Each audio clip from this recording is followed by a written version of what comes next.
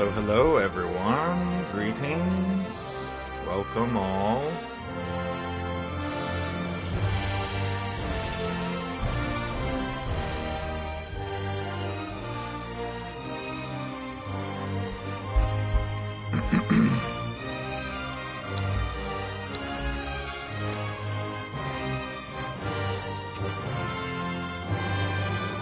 Hello, hello. Good morning. Good morning, everyone. Got my kitschy coffee here. So good. Yummy, yummy in my tummy.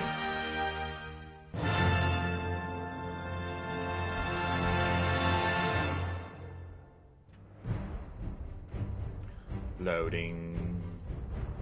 Loading. Bueller. Okay, there we go. Oh, my goodness. So worn out after that last fight. Just got worn out, y'all. That serpent was having me for breakfast. Why is this golden? It's legendary? It's gotta be like legendary or something, right? Um, ba ba ba. Ba ba ba ba ba Baran. Babaran. So loaded down. Can't believe all I got was the hammer. I hate hammers. They're good for taking out rock noses, though. Woo! Okay, well, we gotta get, what do we have? Let's see if we can't get wood. We got some wood. I need some twine. Lots of twine.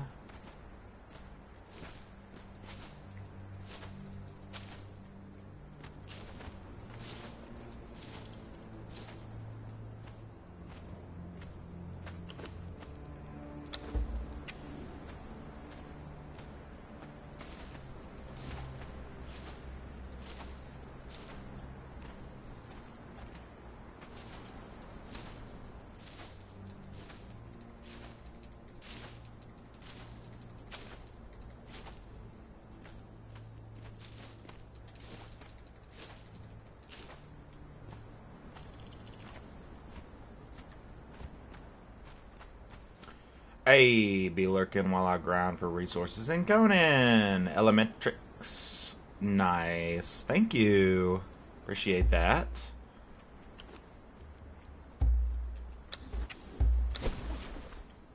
Oh, come on now. What do I need? What am I missing? Wood? Wood. Wood. Where's me axe?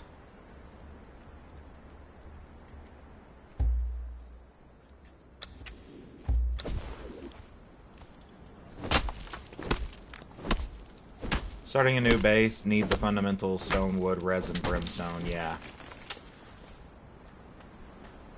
Where are you building it at?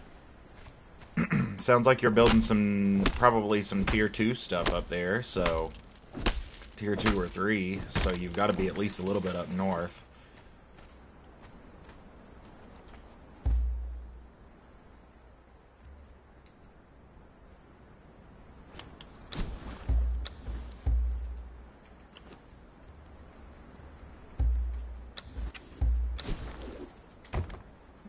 So we got a box. Let's put the hides. All of the hides are weighing me down. Weighing me down.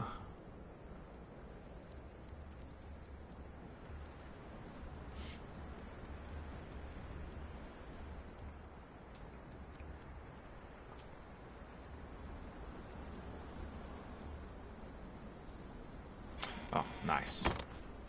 Okay.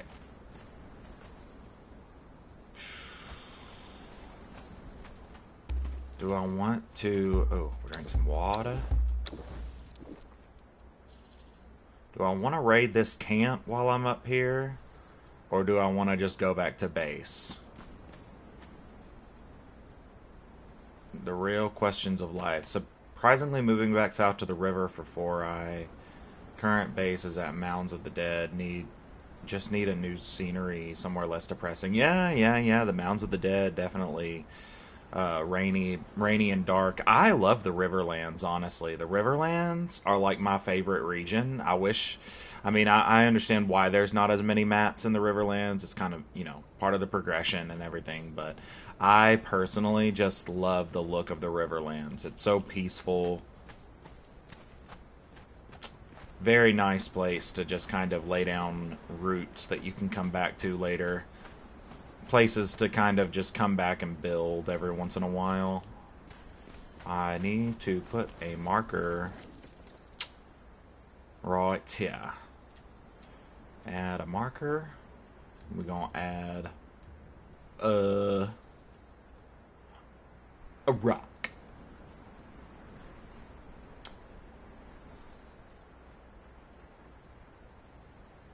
Very high traffic at the moment. So are you playing on a server then? I'm just playing in single player. Not that I'm closed off to playing in servers, just I didn't want to for this playthrough. I wanted to kind of focus on the PvE server. Yeah, I kind of wanted to focus on the PvE. I wanted to focus on the story and just kind of like showing off the game. But I would love to hop on a server sometime.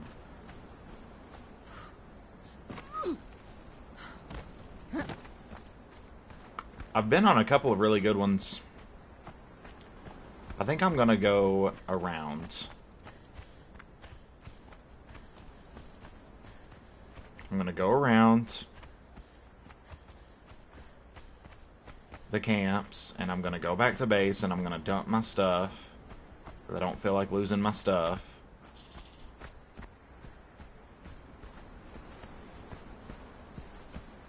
And they'll always be there. Where's the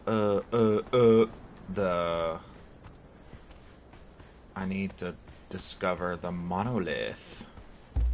Whew, hot. Getting thirsty real quick.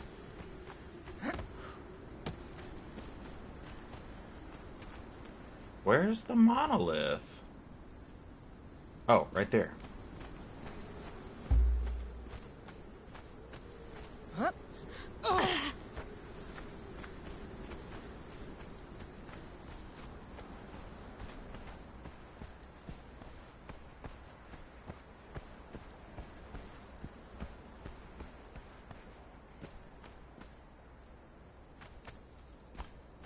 Oceanic. Nice. Yeah, probably never, probably not gonna play on PC anytime soon. Is that the ghost fence? Fuck me, sideways. Probably not gonna be playing on PC anytime soon. I do not own one. I mean, I have a laptop, but it doesn't really run games very well.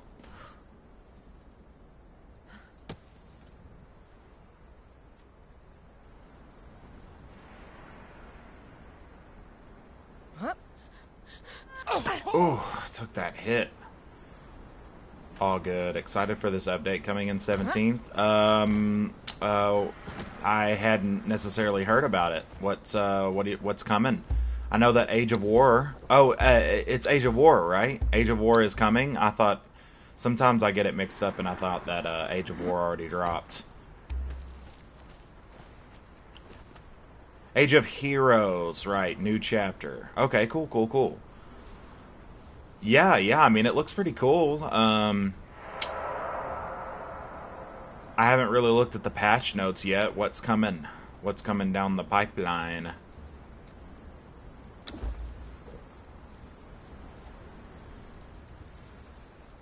Where's all my food, bro? Oh, right there.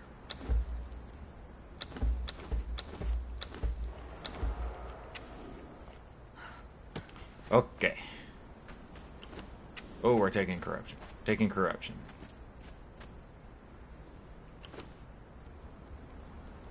Heal faster.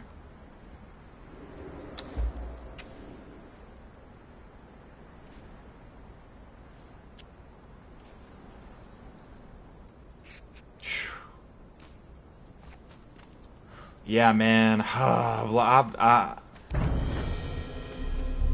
am deeply frustrated with the state to which I have missed so much um, in terms of the battle passes and stuff like that. I've just never really had the money to put towards stuff like battle passes. Um, but man, if I could, you know I would. I'd be dropping. I really want to make affiliate so that I can maybe start making some money um, uh, towards getting battle passes. That way I can kind of use that money to kind of funnel back into the gaming and stuff, because I honestly, I mean, like, this game and the finals, maybe Throne and Liberty, but not honestly, just if I could just get the battle passes for Conan and the finals, I would be good. Affiliate 100, I'm working on affiliate, the first level right now. I am very, very, very close. I'm pretty sure my average is at average viewers is at 2, at least.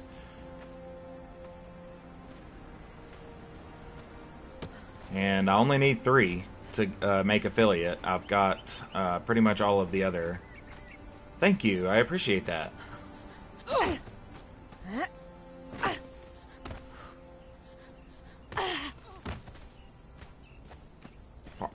Parkour. Parkour. Parkour.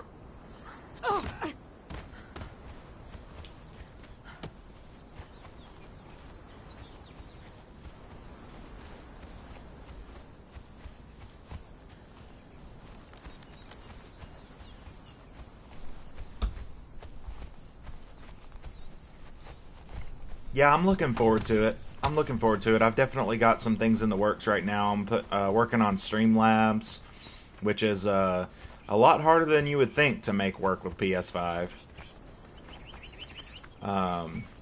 Getting Streamlabs up so that I can use my laptop's webcam to actually have a webcam and have like nice pause screens and alerts and all of that stuff. Really excited about that. I think that's going to be super fun. If I can just figure it out, which I'm so technologically illiterate. I've definitely had some people helping me out, that's for sure. But Streamlabs is coming. I'm almost done with my Discord, getting my Discord ready for community access. Gonna make it a Patreon thing. Yeah, just kind of trying to figure out ways to get some money coming in so that I can kind of like put money towards the games and just kind of be able to stay on top of the cool new stuff coming out for Conan, because it's so good to just see that Conan has got. There was a couple of times I've been playing this game since like way back, like since like 1.0 update, and why am I punching? I've been playing this game since like 1.0. You know what I mean? Like very, very, very early builds of the game, and it has just gotten better with time.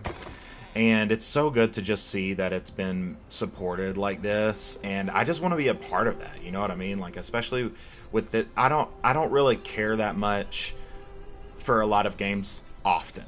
You know what I mean? Like, a lot of times I'm just kind of content to let the game just be the game that it is. I don't necessarily need to buy the battle passes and the microtransactions and stuff like that.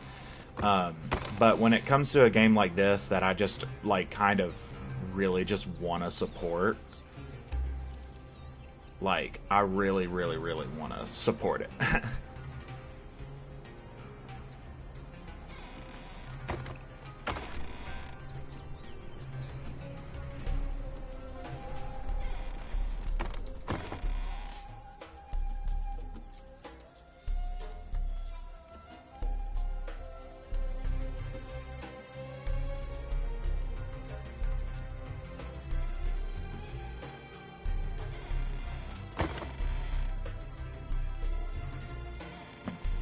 Do I have feathers anywhere? Feathers? I do have fur right here. Fur. The boots with the fur.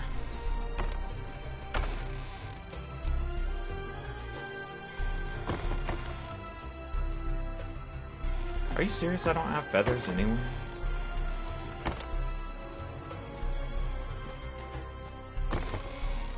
Really?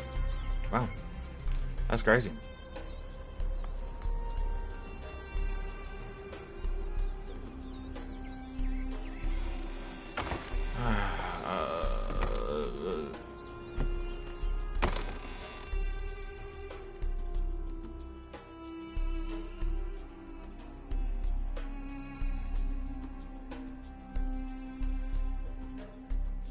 Yeah. Yeah, actually looked the other day and I have 902 hours in this game.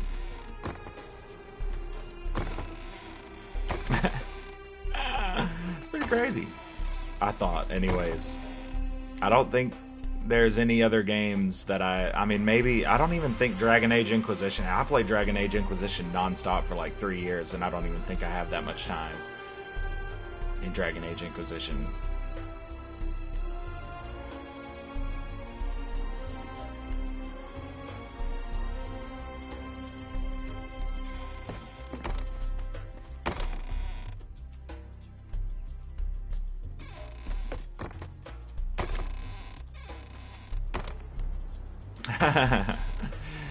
Definitely. Well, I already have. I already have actually, because back before the Age of Sorcery, the game was based on, I don't know if you know this, you probably do, but the game was based on like a DLC model, and it would just release DLCs for different like cultures of the Hyborian Age and stuff like that. So I have all of those DLCs. Like I have all of the DLCs from back in the day. It's really only the stuff since Age of Sorcery that I haven't really been putting money towards.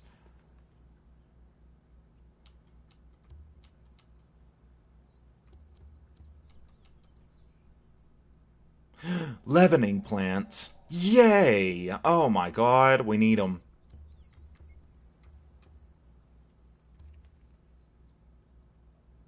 Midway through this current chapter. Yeah. You've hopped in a couple of my streams before, haven't you? I'm pretty sure we've talked.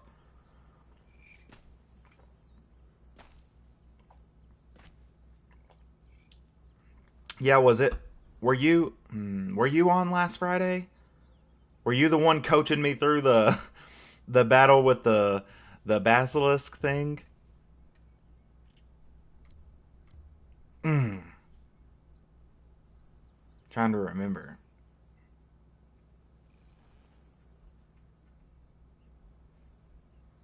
I remember you telling me that you most likely. I remember you telling me that you jumped in midway through the current chapter. I remember talking to you about that. Well, welcome back, anyways. Thanks for tuning in. Yeah, dude. Definitely love this game. Definitely already put money into it. Definitely want to put more money into it. Even if I don't have the money. What do I got? I'm just like hurting for storage space. Need to build some cabinets. Cabinets. Are you serious? I don't have stone consolidant anywhere either, too? Yeesh.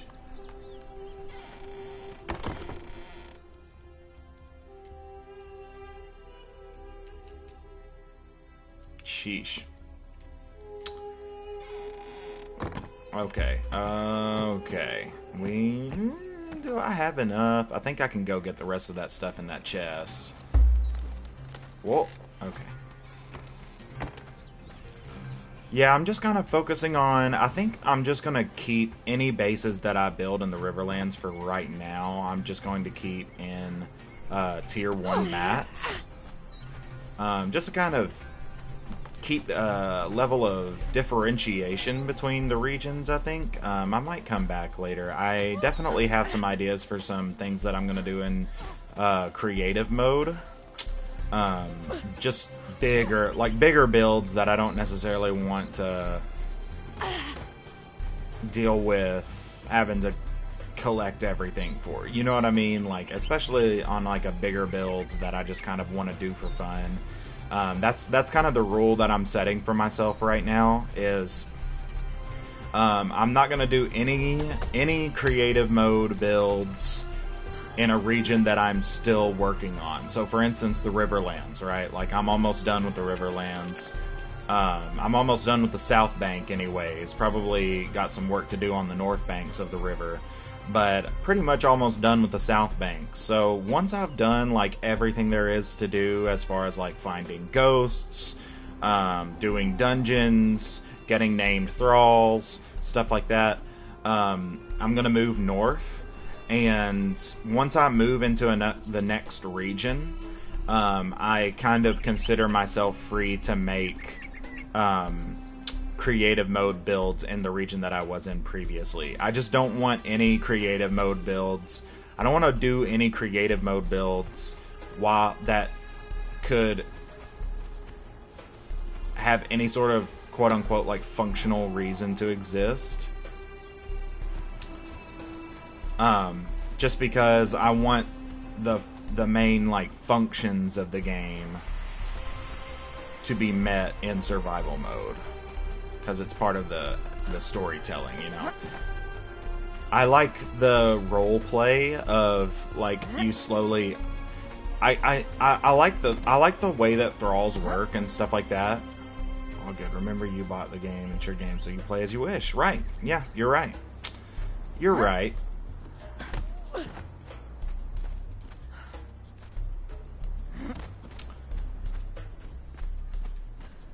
I want to, I like the idea of representing the, you know, one of the reasons why I love this game so much is just the immersive storytelling, the emergent storytelling that you get, just by kind of living in the world.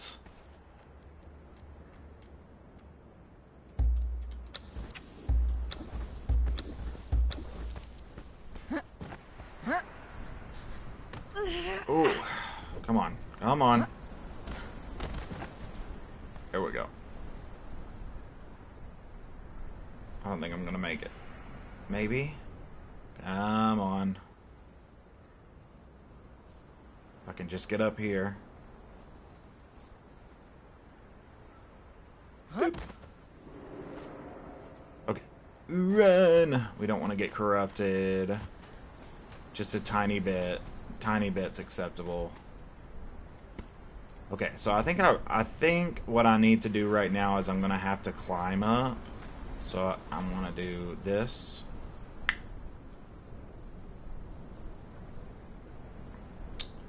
But as I was saying, with regards to like the thralls and stuff, I love the way that thralls work and the Wheel of Pain. It's very Conan and all of that stuff. But I do kind of wish that there was like I think it would be super cool. Oh no, no, no.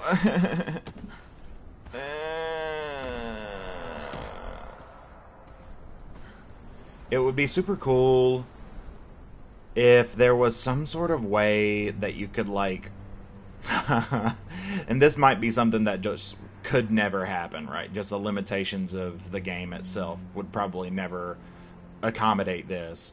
But like some sort of like Fallout 4 style trading system between bases.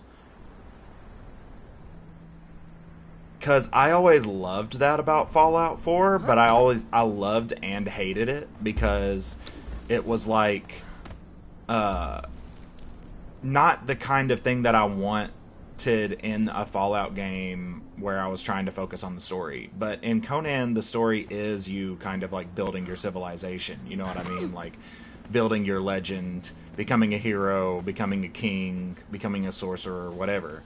And so I just love, like, I'm fascinated by the idea of a Conan, or of like like a trade system. The modding community is quite big for Conan. I'm sure someone has something similar. Yeah, I bet. Yeah, I would be surprised if there's not like a trading system modded in. And it's crazy because they even have like the thralls for it too. Like they've got the backpack thralls. You know what I mean? So it's like you could easily just put in some code so those backpack thralls function essentially as traders. And it would be a cool way to kind of passively get mats. If you like worked the trading system well enough, you might even be able to get like rare mats all the way down to the river. Because like if you have a base up in the north, you can have the base in the north trade down to the base in the south and stuff like that, and you can get like black ice and stuff like that all the way down to the river without having to carry it yourself and stuff like that. I have always wanted something like that. Where's my campfire? Right here, somewhere.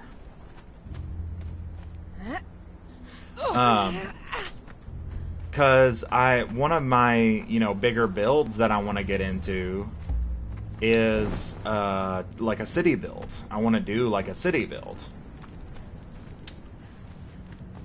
Where did it go? Right there.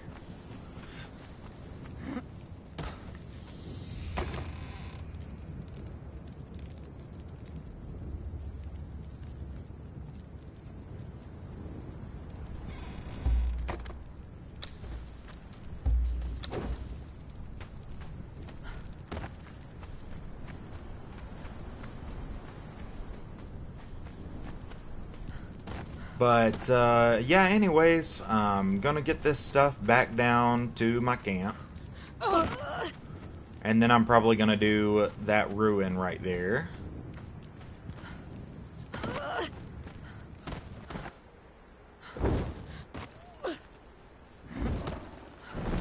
Going down is so much easier than going up.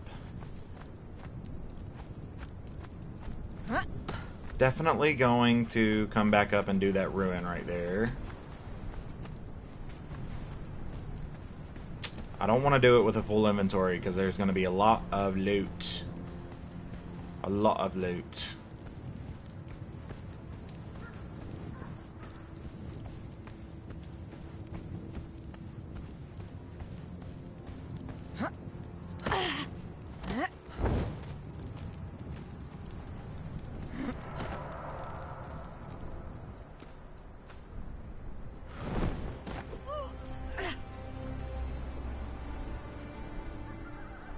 Hardcore parkour. Hardcore parkour. Ooh! Missed it. I was worried I was gonna miss it. And then I missed it. Oh no! Don't get caught in the map, bro.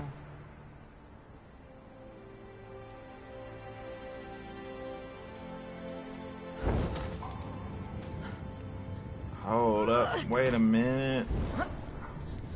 I never liked the way that everything flowed down on the dregs. It makes it so hard to climb around here. Okay, we're just gonna run right through the Dafari camp. Yeah. Save our energy. Ah, that's the cannibal brute. Okay. We're running. Running.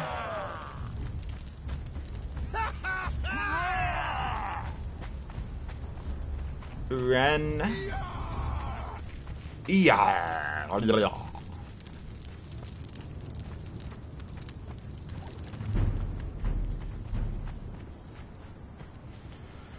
We made it.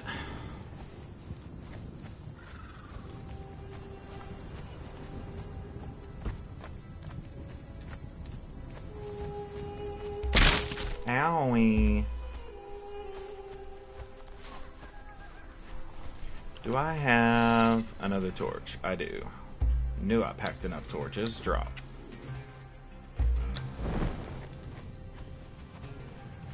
Alright. Good. Well, we got everything. I don't know what to do with this abyssal meat, honestly. I know that there's like special recipes, but I don't have any stove tops. And I probably don't have the rest of the stuff required for the recipes anyways. So I'm probably just going to dry it. I know that's a waste of a rare cooking mat, but...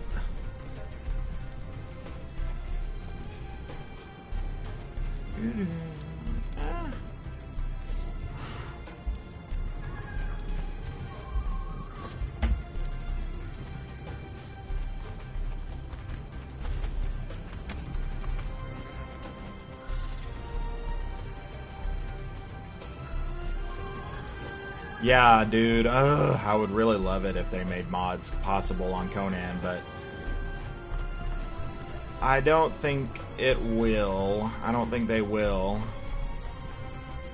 Maybe someday. Mods possible on console, I mean. Console specifically.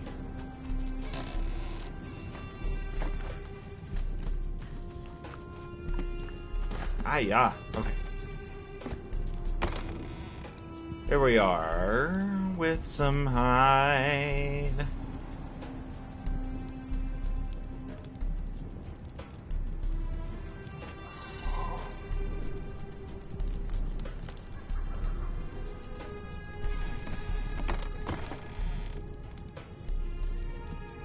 I've got stone in here that don't need to be in there, so we can put that in there. Got some branches.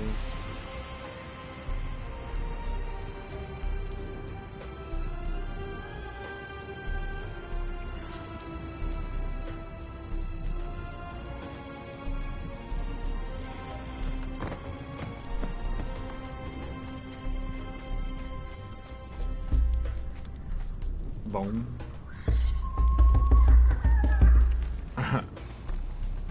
They just make a bong. A bongo. A binga bongo.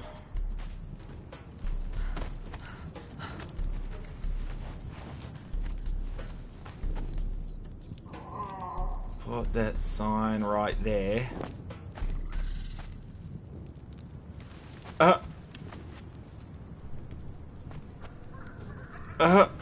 Look at it. It just makes it look like somebody's hands is gripping. That's weird. So for Exiled lands, the Abyssal Flesh is only useful for getting 3% chance for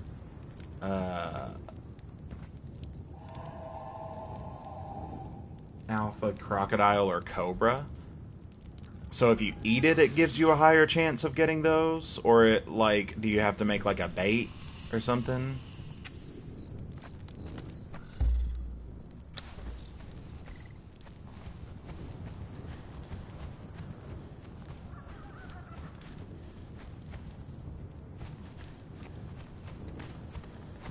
Where is the most flat way? Up this hill right here.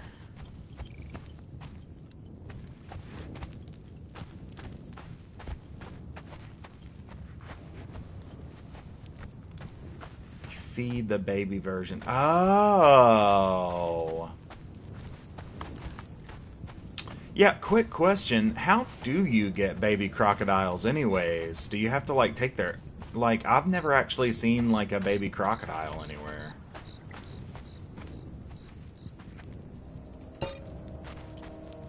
Oh, shit.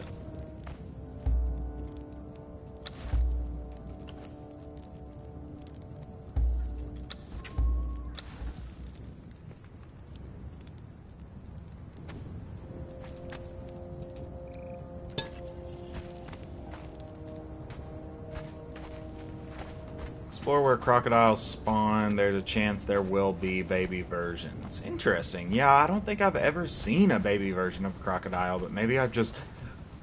Maybe that's just because I've never really looked for them. Radical. Thanks for the heads up on that. Okay. Repair. Can't. Okay.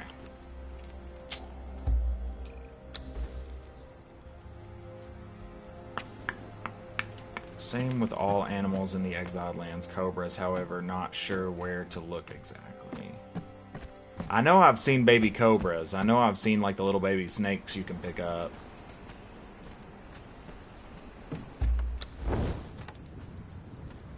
Because they always kill me. I've never actually made it into the dungeon with the first dragon, the arena dungeon. I've always tried to go in the way beside the Mitra shrine, like over here. There's the way, and then it goes underground into the arena dungeon where you fight the first dragon. I have never made it past that, like this point in the entrance, because there's a giant cobra in there, and even whenever I brought thralls, like it just didn't seem like the thralls were it. I need to like get a thrall and level them up a ton is what I need to do. Look at that. Wow, we've got all kinds of points. Must have leveled up a couple of times. Oh, we did it down there in the Dregs. Final hit when harvesting grants twice as many resources. You are twice as likely to gather rare resources when harvesting.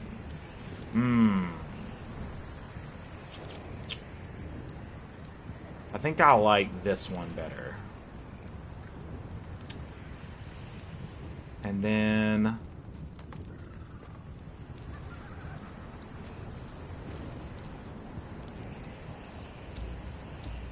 get vitality all the way up. I know I definitely want to get vitality all the way up. So, all the way turned up.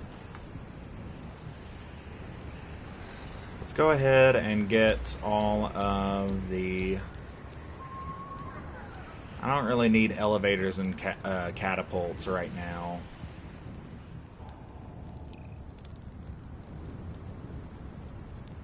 Dafari wind chimes, sure, why not? Not that I don't get enough of those just by looting. Stovetop. Oh, fluid press. That's what we need right there. Fluid press, stovetop.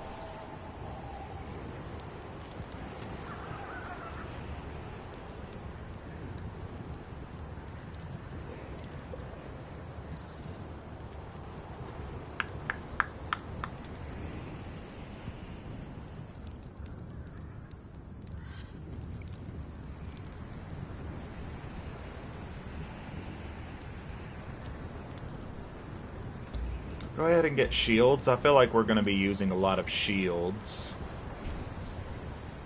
in this playthrough.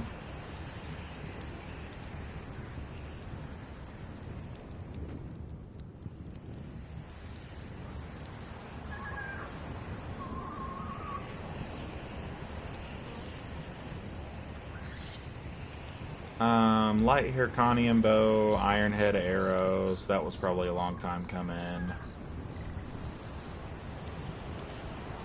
then we've only got 3 left. Probably gonna just put it towards decorations, maybe? Decorations. Decoration. No. No. No. What are we gonna put it towards? Tinkerer. Good sheet.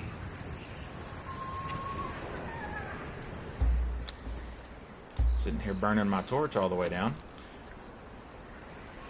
Oh, man. I just love the ambience of the river. I just love the ambience of the river. Just look at it. You can just see the river flowing down. You see all the campfires along the way. And I know, like, you know, it's supposed to be kind of threatening how, like, oh, look at all of them. But if you imagine it, right? Like, that's what I was saying earlier with, like, the trading mechanics and stuff and, like, the civilization building mechanics. Is because if you can imagine it, what you're kind of doing is, like, freaking Daenerys Targaryening the Exiled Lands. You know what I mean? Like, you're kind of, like,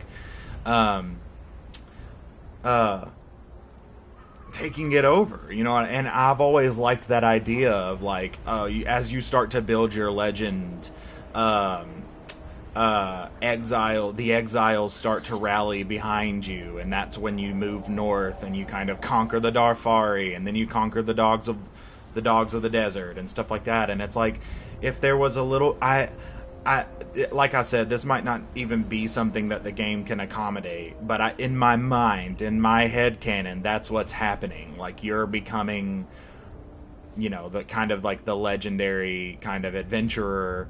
And if you don't and the good thing about this game is that if you don't want it to imagine it that way, then you don't have to. You can just kind of imagine yourself as a sort of, it's almost like, what kind of Conan do you want to be? You know what I mean? Because in the stories, you had Conan, who was just an adventurer, random, like, just, you know, going about doing whatever made him the most money and gave him the most satisfaction in life. But then you also have, like, the King Conan sagas, whenever he becomes, like, King of Aquilonia and stuff like that.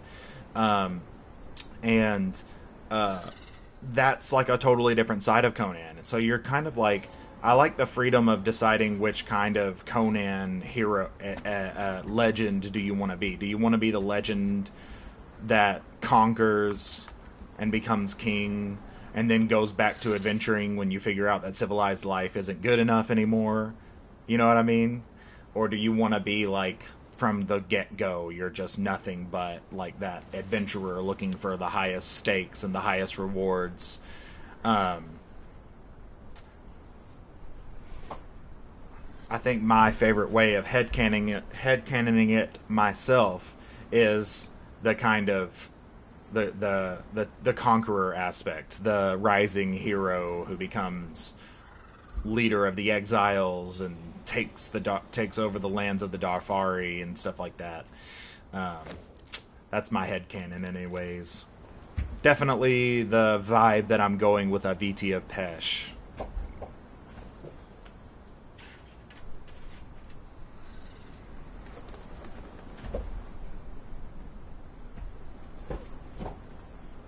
Indeed, right? Yeah, it is a game that really the only limit is your imagination.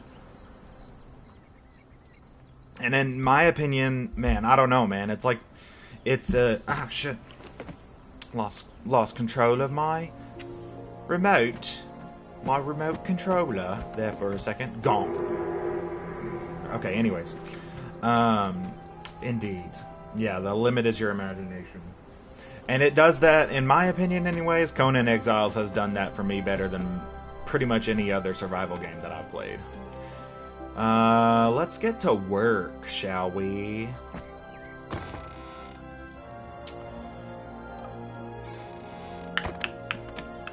Need more storage.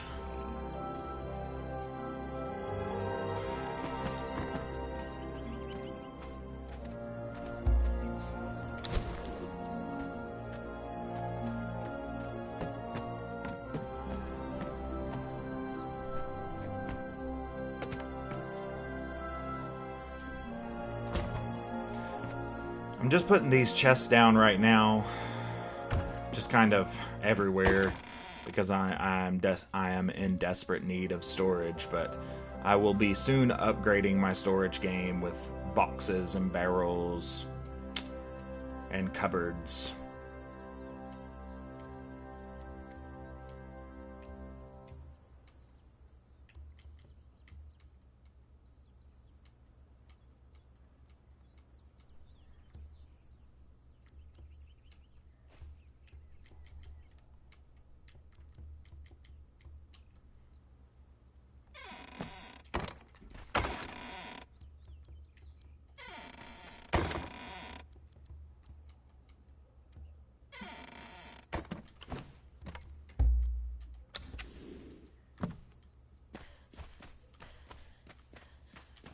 Get these skulls on sticks out of my inventory. Probably put some more over here. We're looking a little light on skulls over on this side of things. Where's the face? There. Right there. So, boop, boop, boop, boop. Skulls on sticks. What does this do? This small piece of stone is inscribed with a symbol that seems to slide away from the eye that holds it. There is something dark and wonderful about the lines and swirls that make up the shape. This could be offered up to the archives in order to obtain ancient wisdom. Okay, cool. So we'll put it in a chest.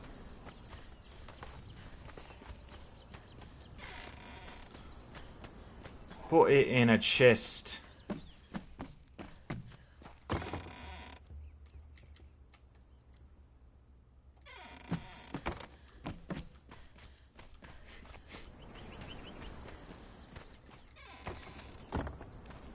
Man, okay, so we're gonna raid the village up above the Dregs.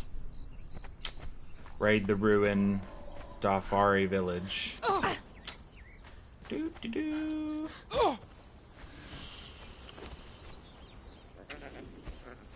I don't want to start using that abyssal sword until my falcata is done.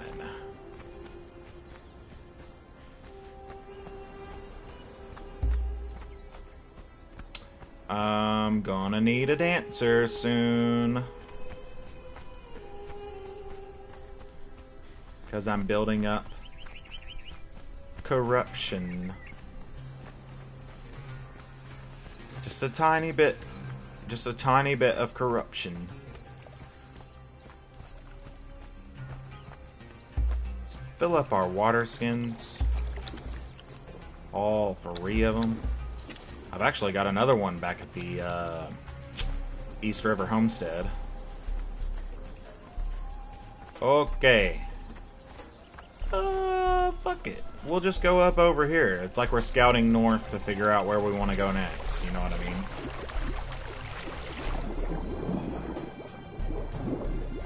Always good to look underwater. Sometimes there's hidden chests and stuff.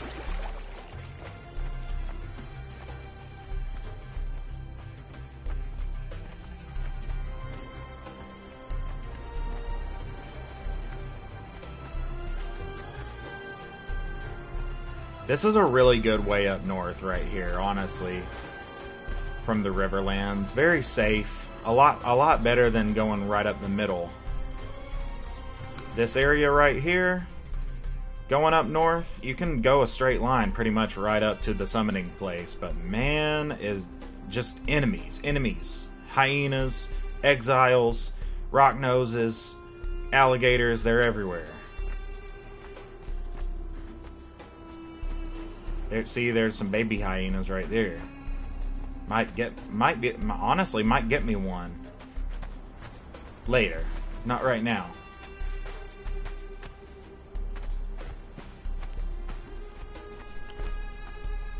Do I have a shield? I was about to say, I better have a shield. I want a full set of medium armor before I go north. Before I truly go north. Ooh, there's a hyena. Striped hyena. Huh? Come at me, you can't get me. I'm the gingerbread man.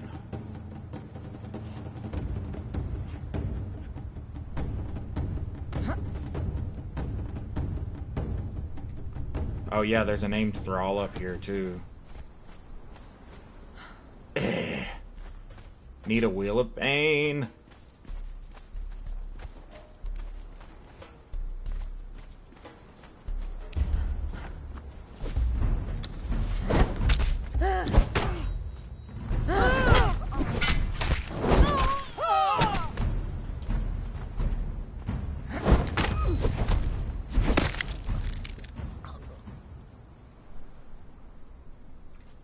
Nothing that I want there.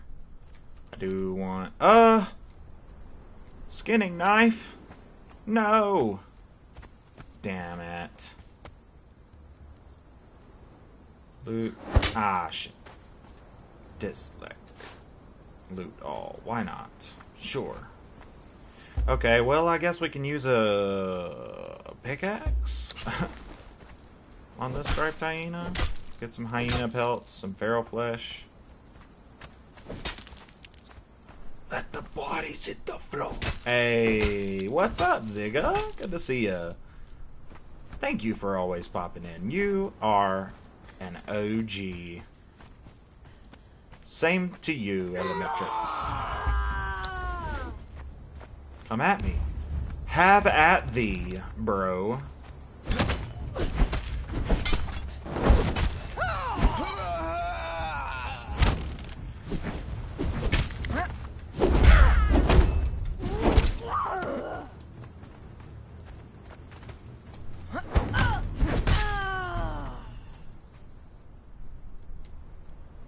Definitely want to take all of the skulls of Yogg that I can get my hands on.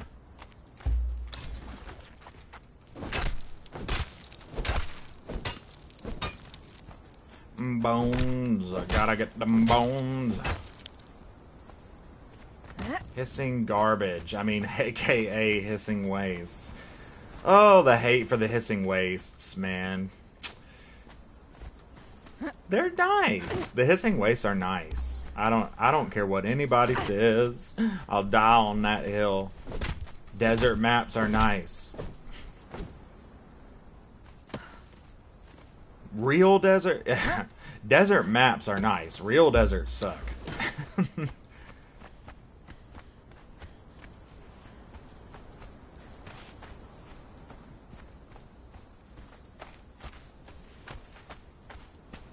Can I get your backpack? See, these guys right here, they could easily, bearers could easily be turned into traders. Well, maybe not easily, but waste actually means garbage. I mean, that's true. Touche, got me there. I need food. Food. I like the hissing wastes. I think they're really fun. The dragon fight's nice, which I presume that you'll be probably getting up to here in a little bit.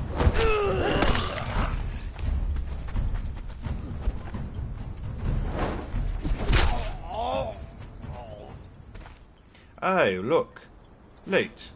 It's a rock nose. A rock nose head. I'll take rock nose heads. Taxidermied rock nose? I think I can do without.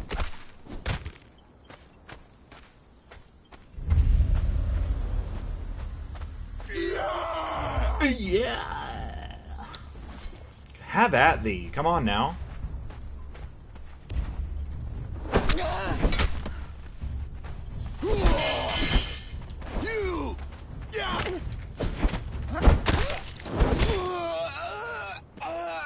Nice. Love it when I get a cool kill. Bunch of kills. Keep harvesting them bones. Them bones. Anything I can tie. No. No.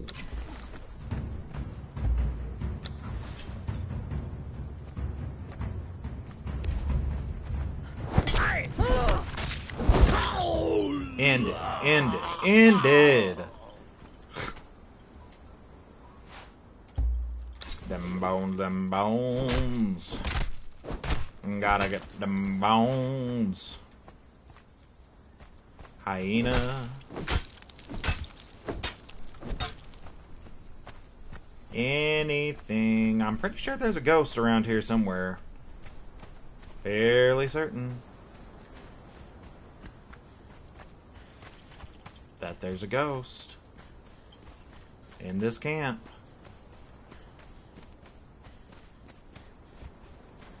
Hello. Can get on top of this thing, looks like.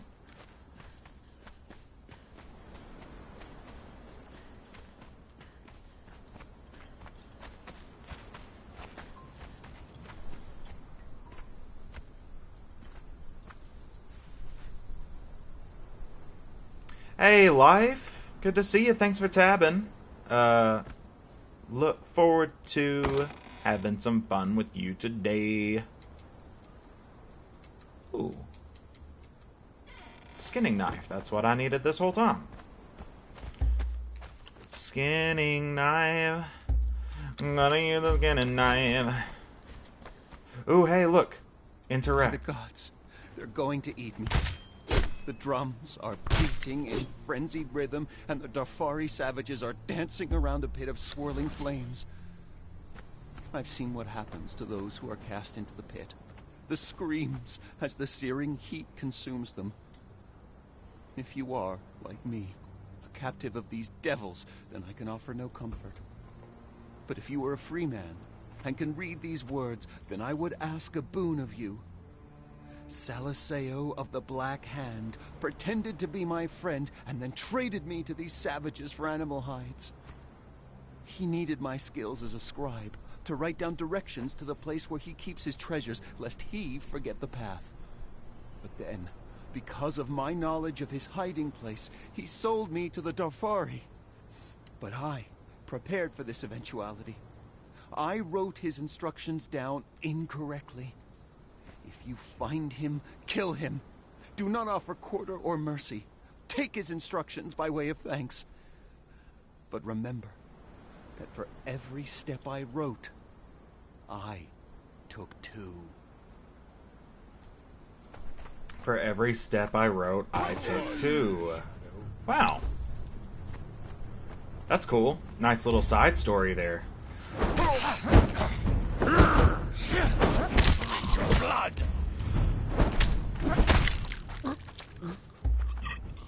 Not today. You won't.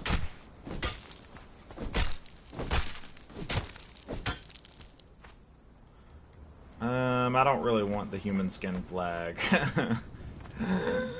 Not really that kind of vibe.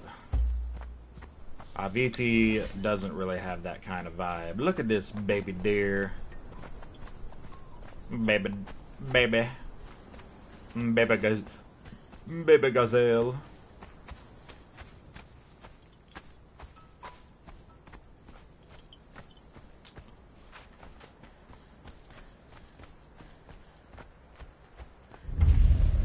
Algar's Overlook.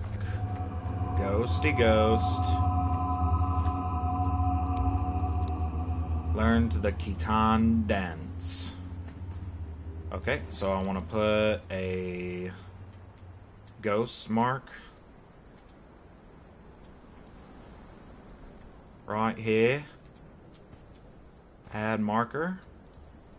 Change name. Ghost. Confirm. Ghost mark right there. I'm pretty sure there's a lore. Is there a lore stone here too? I thought there was a lore stone here too somewhere. Maybe not. Maybe I was just thinking of the ghost. I know that there's another ruin like this that does have a lore stone in it. Anyone else? Anybody else? What we gonna do? We're gonna kill them all. Yeah. Okay. Okay.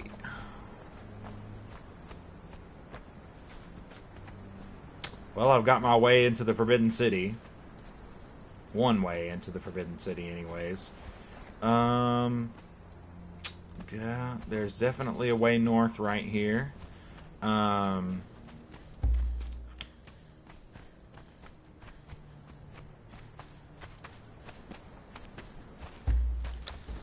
Once we got our full suit of medium armor, then we'll be heading north.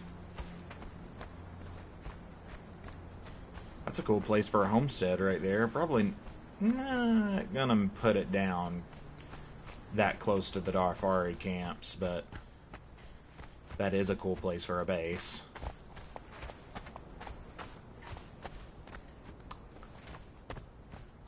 We're scouting.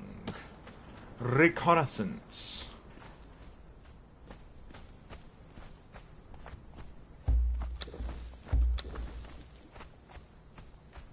to see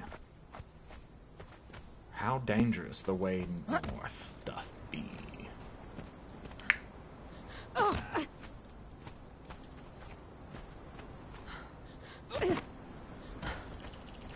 And where are the most fertile lands?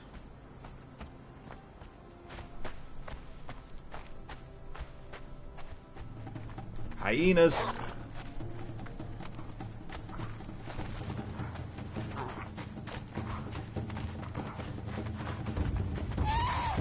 You can't catch me? Oh my god, it's a terror bird. Eat the terror bird!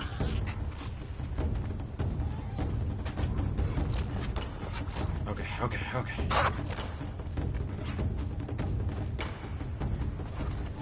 Anything. Whoa!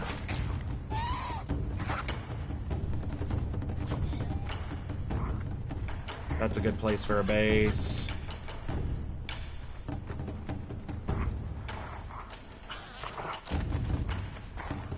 This is a good place for a base right here. I know this place. Okay, I know where I'm at now. I know where I'm at. I know where I'm at.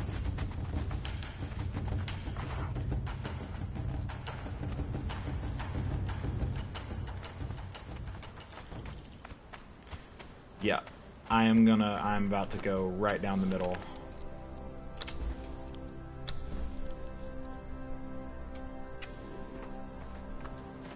On the other side of the Shattered Bridge, actually, which is not far from my place. I think I could just swim across, honestly. Oh, this guy. Let's go talk to this guy. Oh, rotten nose. Oh, okay, he didn't aggro.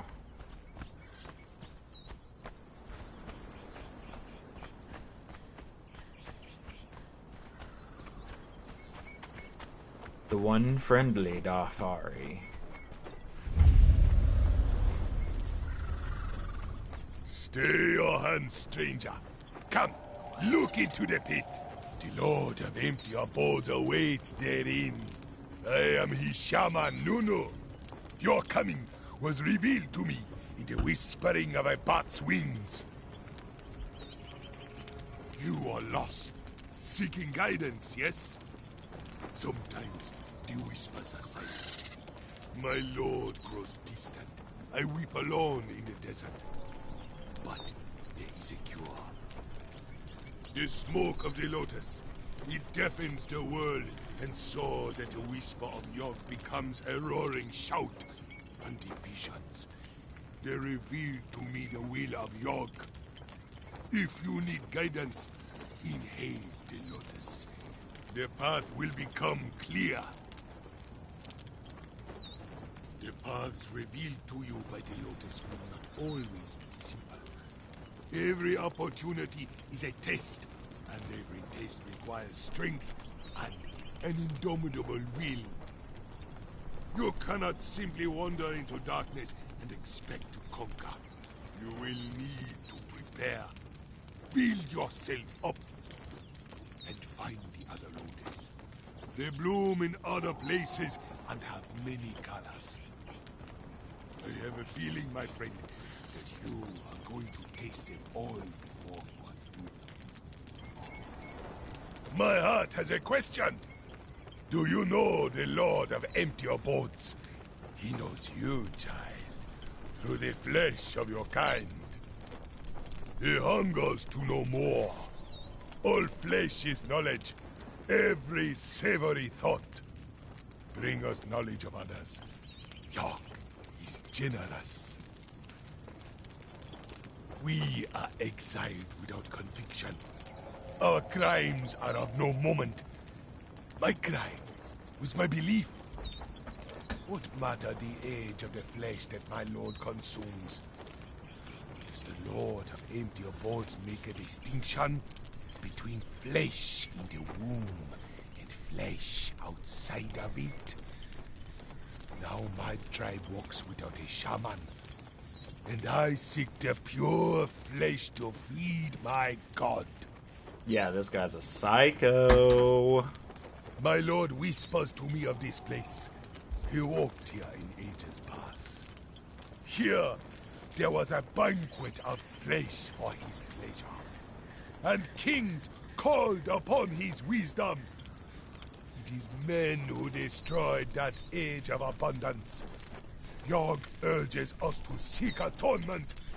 The flesh we bring is an atonement. Association of past sins. You are lost, seeking guidance, yes? Sometimes the whispers are silent. My lord grows distant. I weep alone in the desert. Oh, this guy's... But He's done. the smoke of the lotus, it deafens the world, and so that the whisper of Yogg. Ah, look into the fire and you see Yogg, blah. They reveal to me the will of Yogg. If you need guidance, inhale the lotus. Oh, man, what a yucky person. He be out here eating kids and shit. I'm like, what, dude? I'm about to... Crazy. You done lost your head.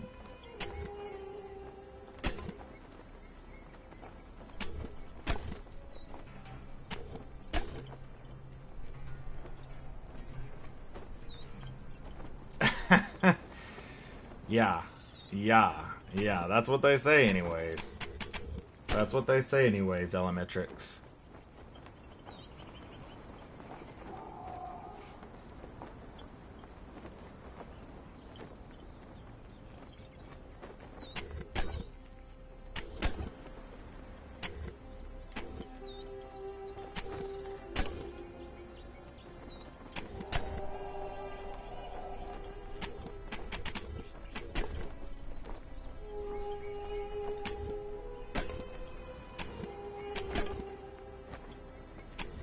Just making sure that my journeys are all caught up.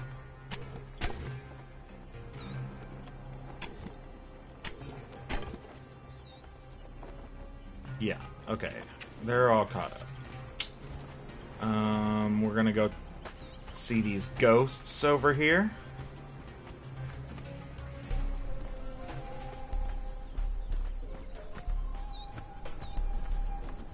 Kind of wondering if I want to kill this rock nose over here. I think the rock noses have a new crafting material, right? It's like Heartstone or something like that. Bloodstone.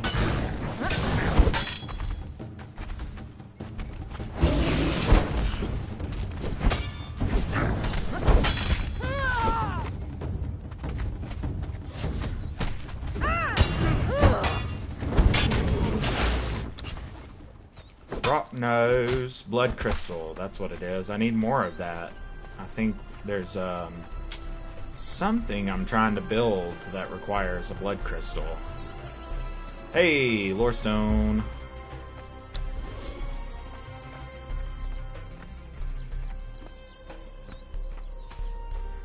Slave, Warmaker Plael has ordered the seal of the borders, including the destruction of the bridge. This is to discourage your treacherous kin from entering our lands. For hundreds of years, we have patiently welcomed your people into our lands, and our kindness was repaid with war. No more, bonded one. You will break the bridge, and as you do, think about the consequences of betrayal. Think about what your people have done to you.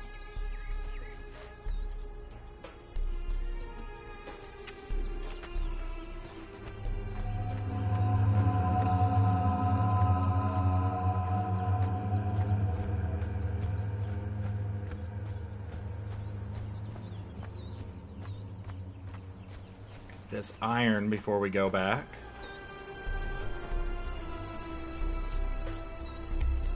Ophirian Journal number 3. It has proven wise to travel together.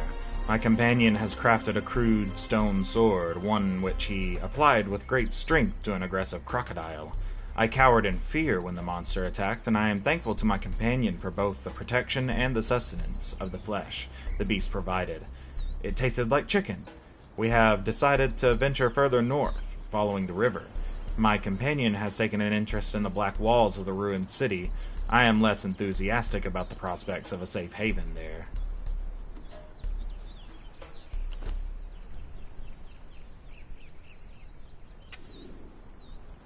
I'm going to... no. I'm going to put... well, I've already got a mark here. Let's go ahead and take it down and readjust the mark so that it's more on the mark. Words do no do.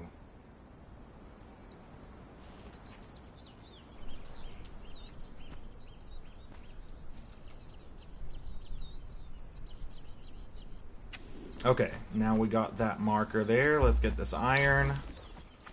Get it all. Get all the iron in the thing. Mm-hmm.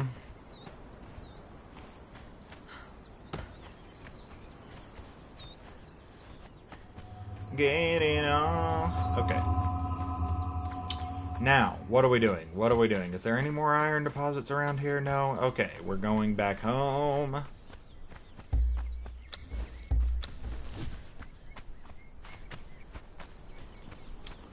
Home is right there. Dead ahead. Well, one of our homes anyways.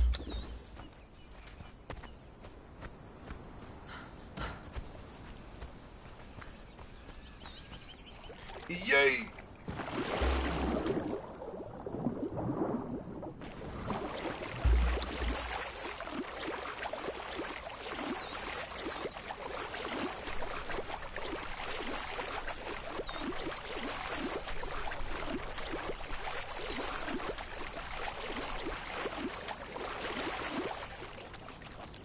There's a named thrall right there. Definitely want to get some thralls.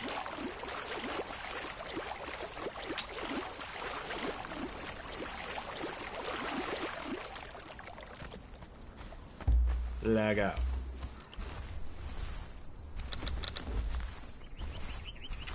Eat a bunch. And then now let's get some building done.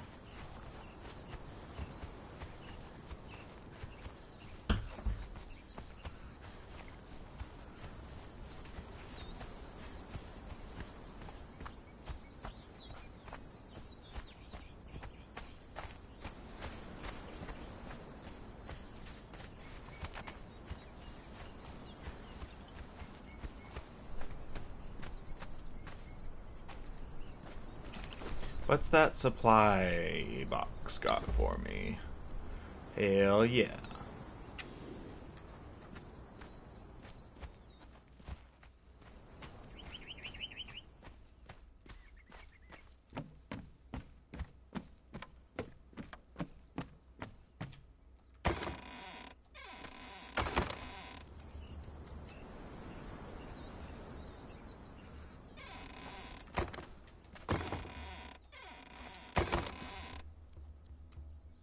Wow, look at all that bear pelt.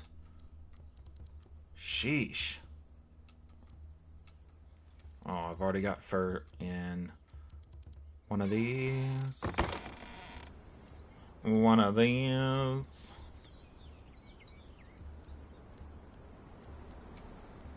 Fur. Bones? Bones? Bones? Any bones? Any hide? Bones? Nope, but we got feathers. And we've got stone. There's ironstone in here, so we can put bones right there. Where's the ivory? I've got ivory in here somewhere too. I think it's in this one. Yeah. Ivory. Ah. Shit.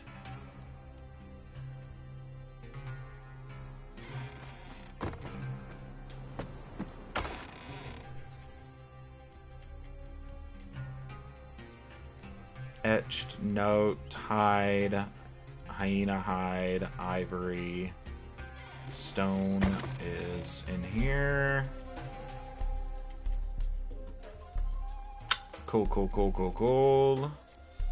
Alright, let's go put some decorations down.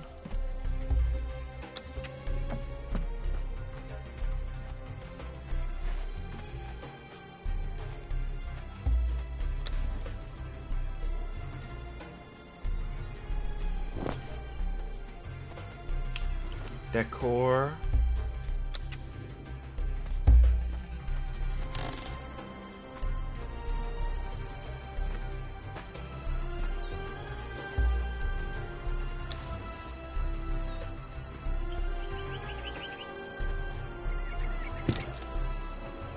Dafari wind chimes. Skull on stick.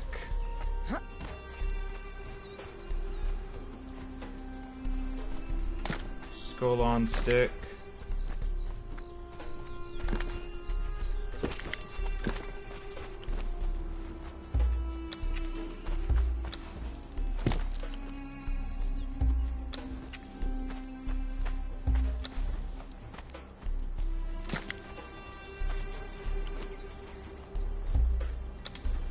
Drum.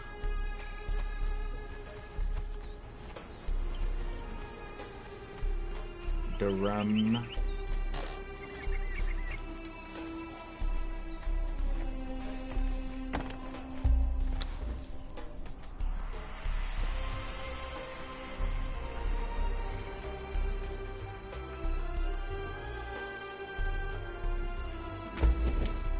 One drum right there. Rock nose.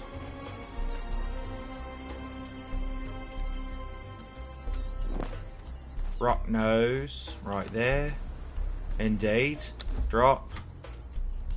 Drop.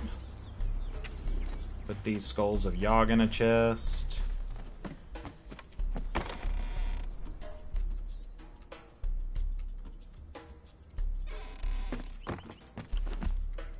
Drop.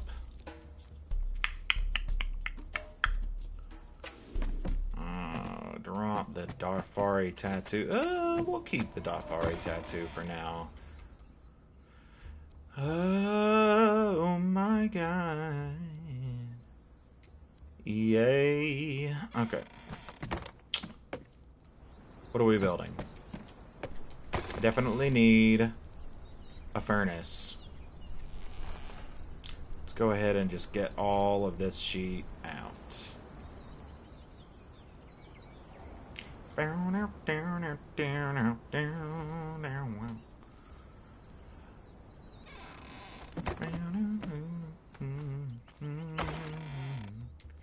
Cause I want you, baby.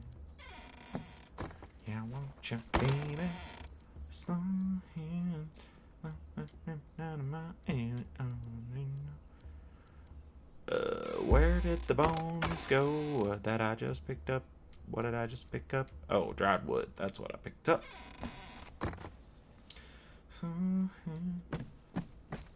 Okay. Okay.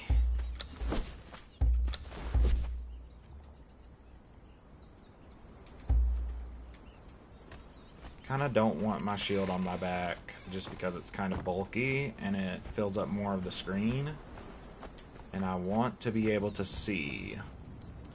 Okay, so the main thing that we need right now is what exactly? We need a crafting area.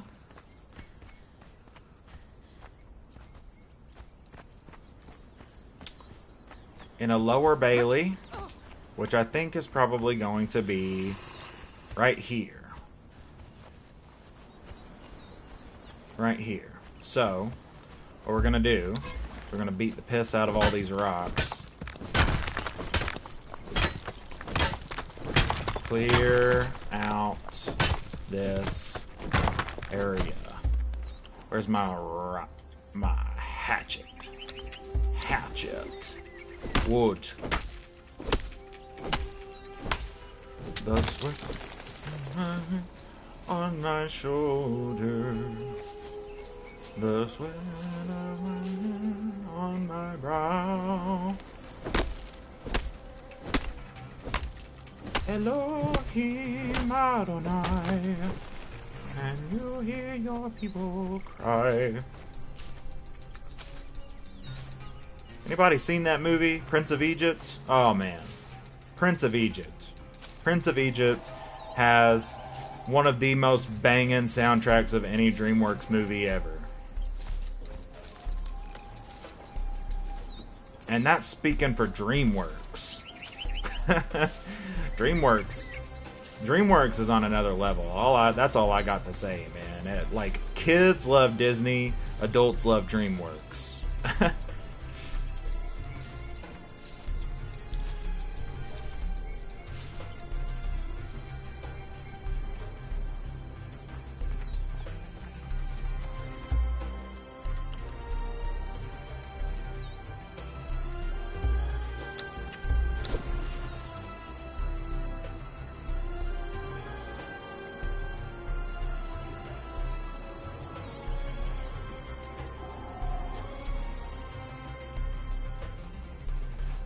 Okay, so we need a carpentry bench. Actually, fuck that. We need foundations. I want foundations right here. Boop.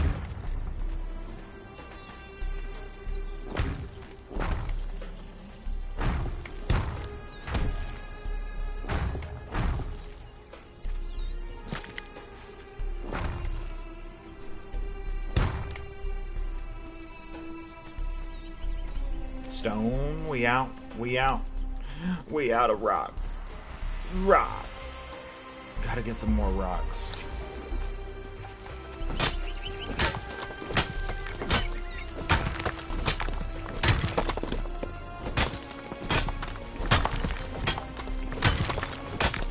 Go ahead and just get this whole patch of stone deposits right here.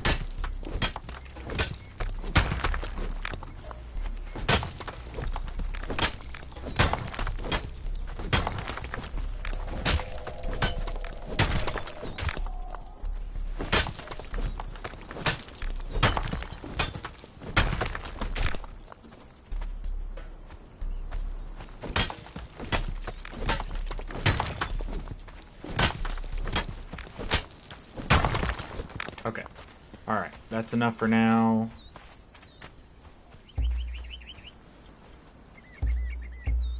Oh, brother. Because I want a wall here. I think that this is a nice area for a wall. Right here.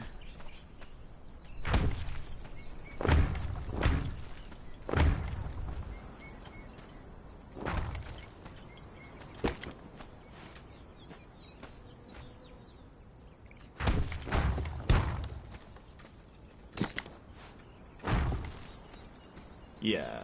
Oh, yeah. Let's get some fence foundations so that we can take these regular foundations down.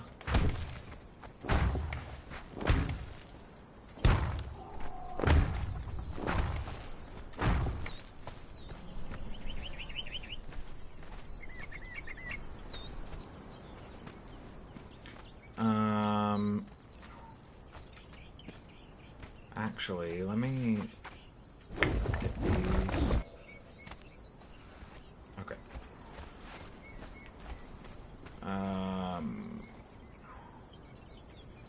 I want to break free.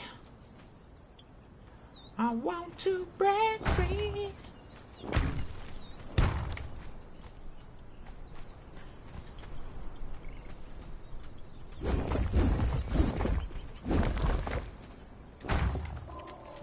Sweet.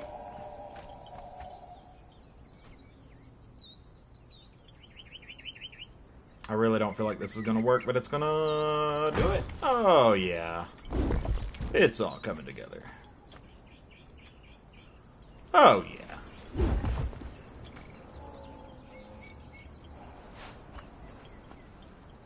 Boop, boop.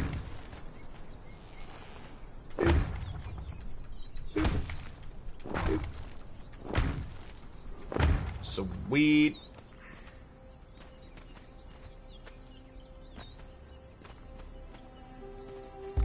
Alright, now let's see if we can't get a carpentry table down. No, we can't because we're out of rocks. More stone. More stone. More. More.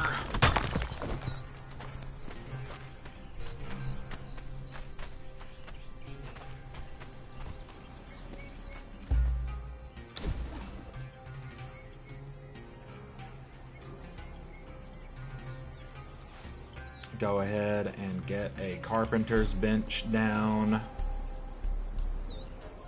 Right, it's about, yeah. Boop, right there.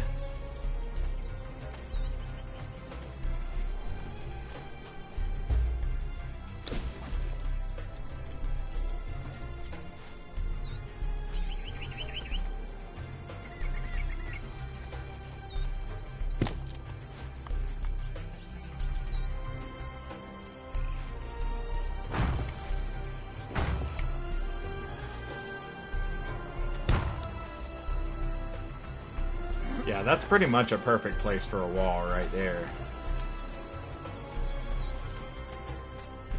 Perfect place for a wall.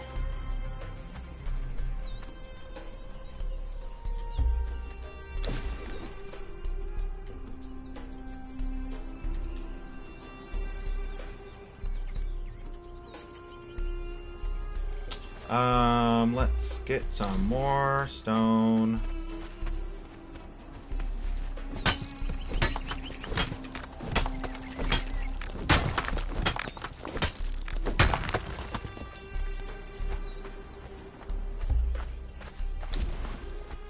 More wood.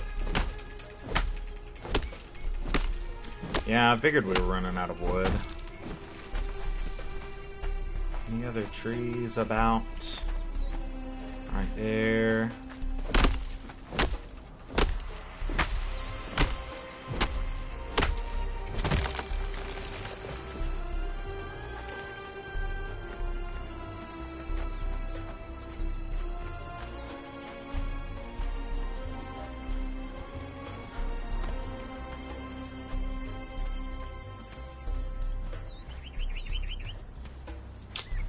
How much do I need for a Wheel of Pain? Wheel of Pain.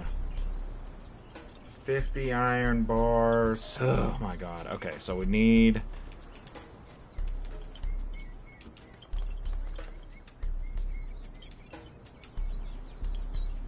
What's this? Tanner's table? Tanner's table. Definitely gonna need that soon. But right now, we just need a furnace.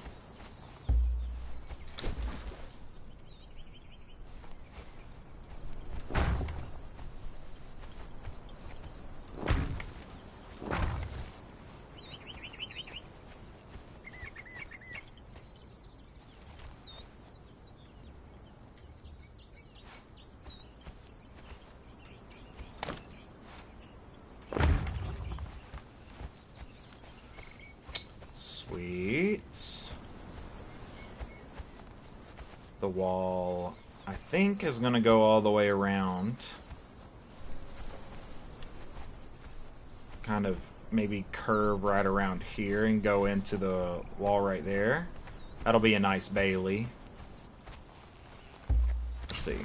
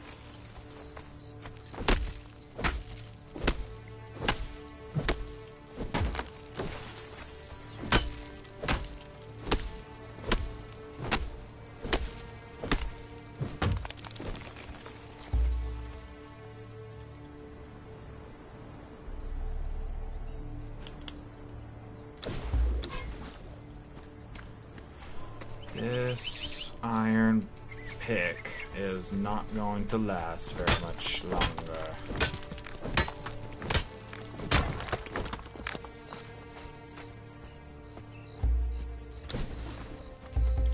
Where are all my sickles? I want sickles.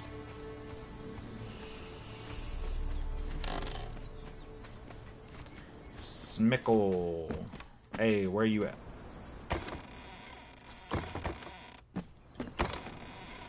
Smickles. Where's my Smickles? There we go. Yay. Schmickle. Get that in there.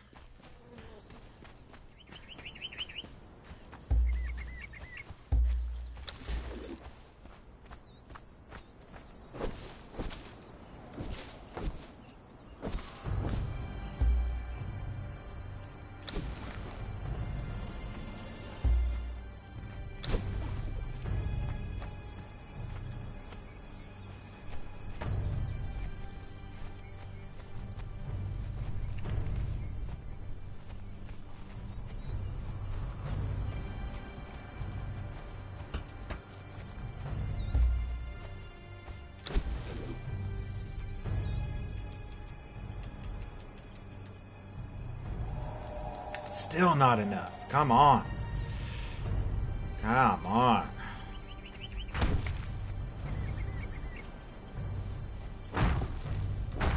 Hey, you. Stop it.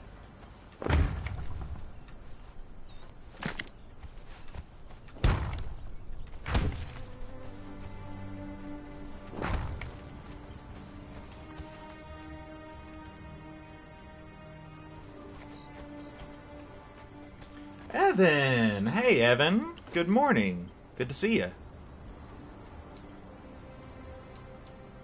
Good morning.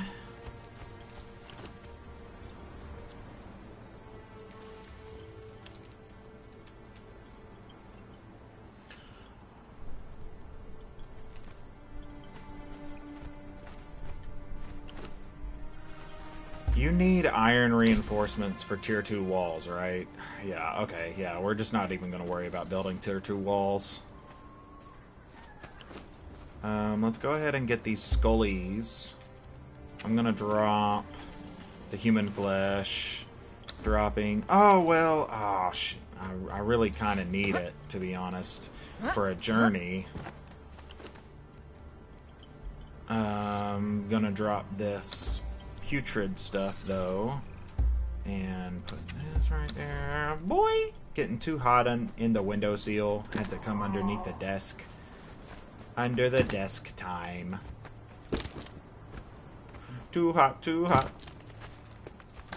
Too hot, too hot.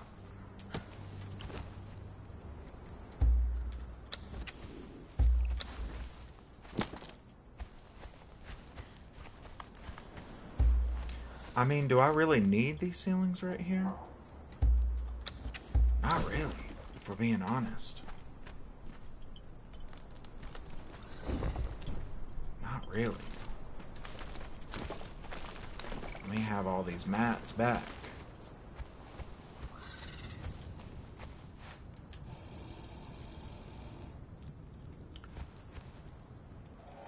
My dudes got too loud outside and had to come back inside. They were doing big dog borks at the back gate. Ooh, big dog borks. Yeah, my cousins, you'll probably end up hearing my cousins' dogs at some point if you watch enough of my streams. Which you do. Thanks a lot, Evan. Yeah, you probably end up hearing my cousins' dogs at some point. Losing it. They have a tendency to lose it. Okay, we do need a fire pit somewhere, right? Somewhere we need dinner to be being cooked. We'll get there. We'll get there.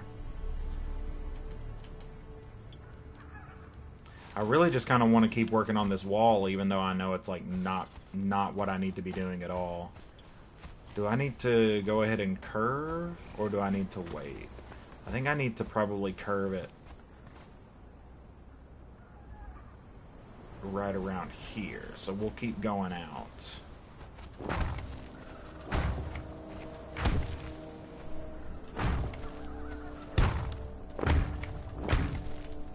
There we go.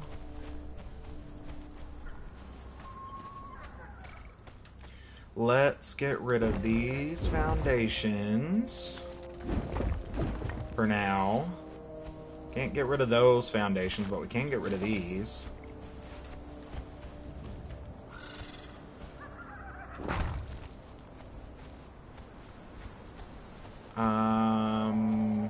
Yeah, I think we need to curve it now. So let's go ahead and put some wedges down. We need a ceiling here. And we need a wedge here.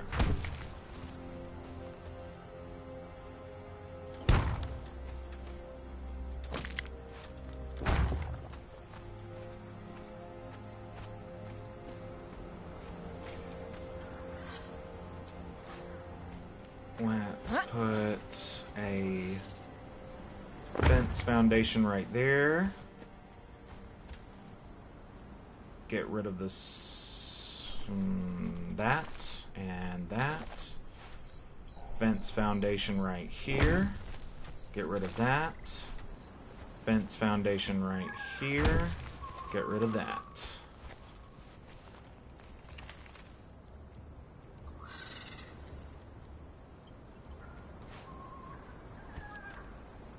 And I think we could probably take the curve forward even more. Yeah, I kind of want it to get out to that. Nah, this will probably be... Yeah, that'll probably be it. Okay, alright. Slowly getting our wall built. The foundations are being set. Need more stone.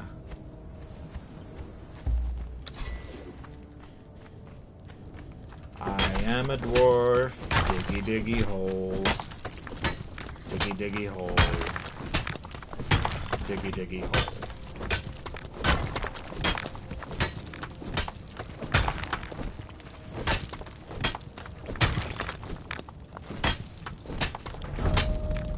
Gained a level, oh yeah.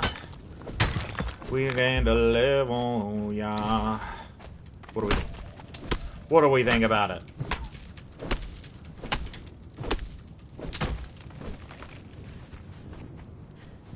Beep. Whoa.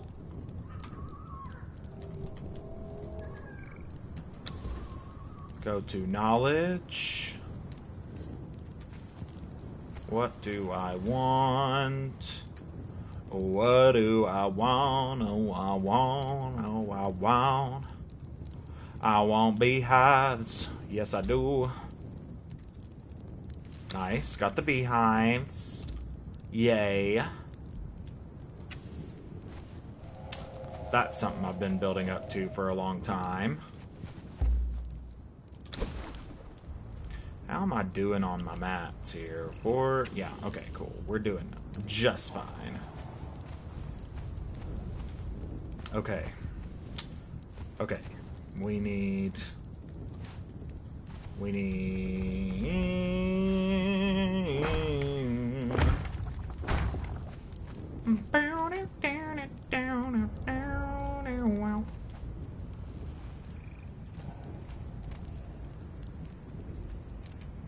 a square foundation.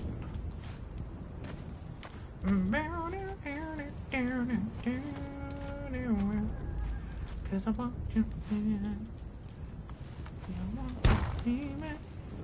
Go ahead.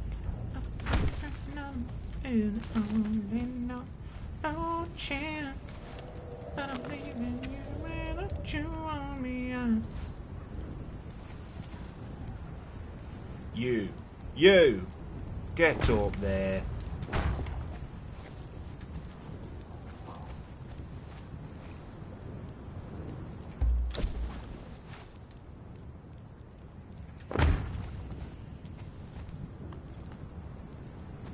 Oh, man. Here we go. Alright. I think, let me see, that's gonna go straight into the wall. Isn't that just amazing? Isn't it just grand?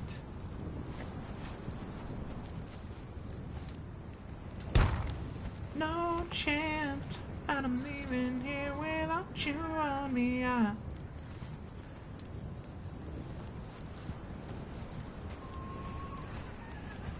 You go away and go away and go away.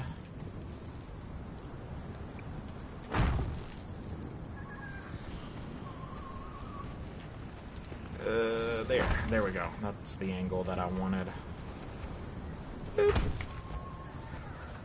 I think we'll do the first 2 layers of the wall as fence foundations, and then we'll go ahead and switch to walls. We'll just switch to regular walls.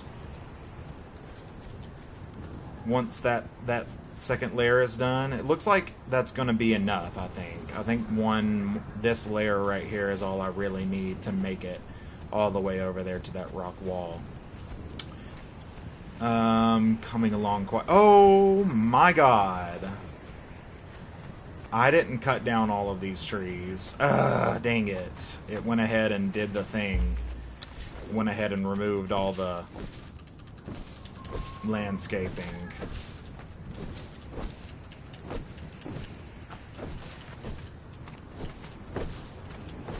Got a sickle, so I don't have to just collect plants one handful at a time anymore. So that's dope. Got that going for me, which is nice.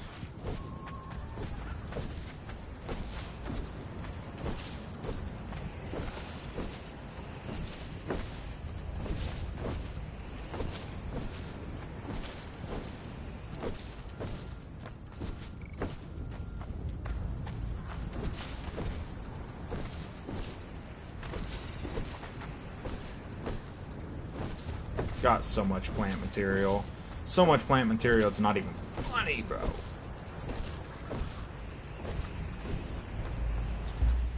Wood. Wood. Gotta get some wood.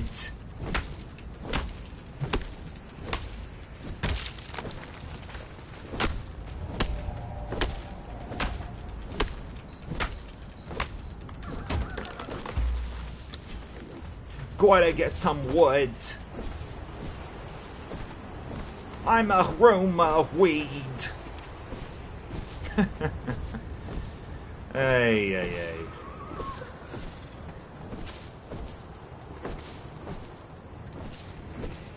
Man, I doubt anybody even knows what I'm talking about.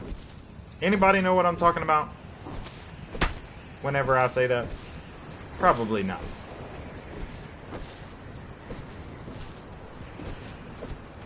Oh no! Over encumbered by plant material? What does the world come to? Probably more like over encumbered by bugs, which we can always get more of. Damn, dude, that was a lot of bugs. That was a lot of bugs. That's a nice boulder. I like that boulder.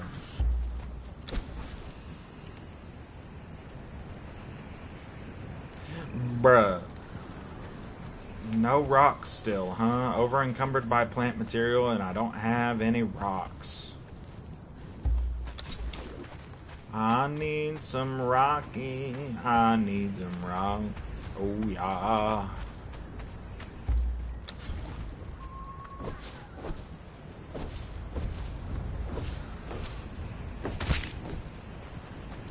Rocky rocks, where are they? Chronic! What's up, Riot? Good to see ya.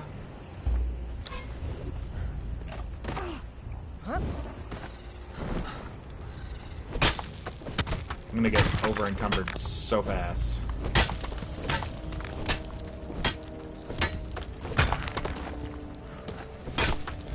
Jazzy Riot in the chat.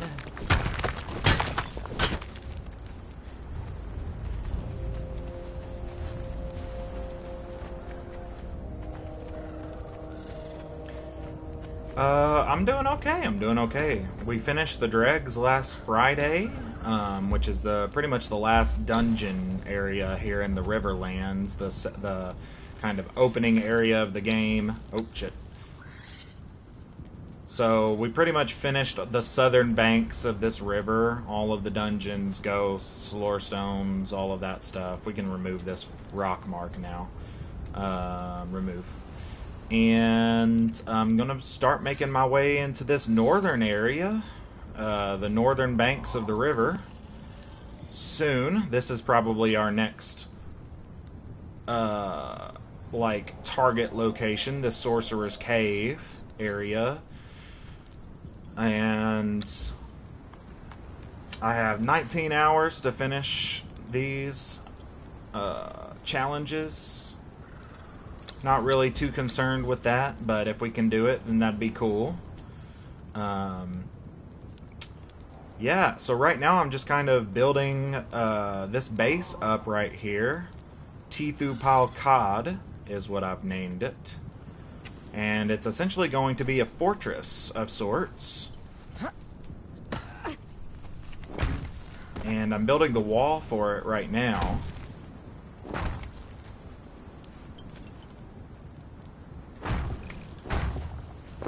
Because I'm going to put some coffers here and see if we can't trigger a purge at this base. Once I've got it nice and built up, got some thralls. Some more thralls anyways. I've got Heafy here, but...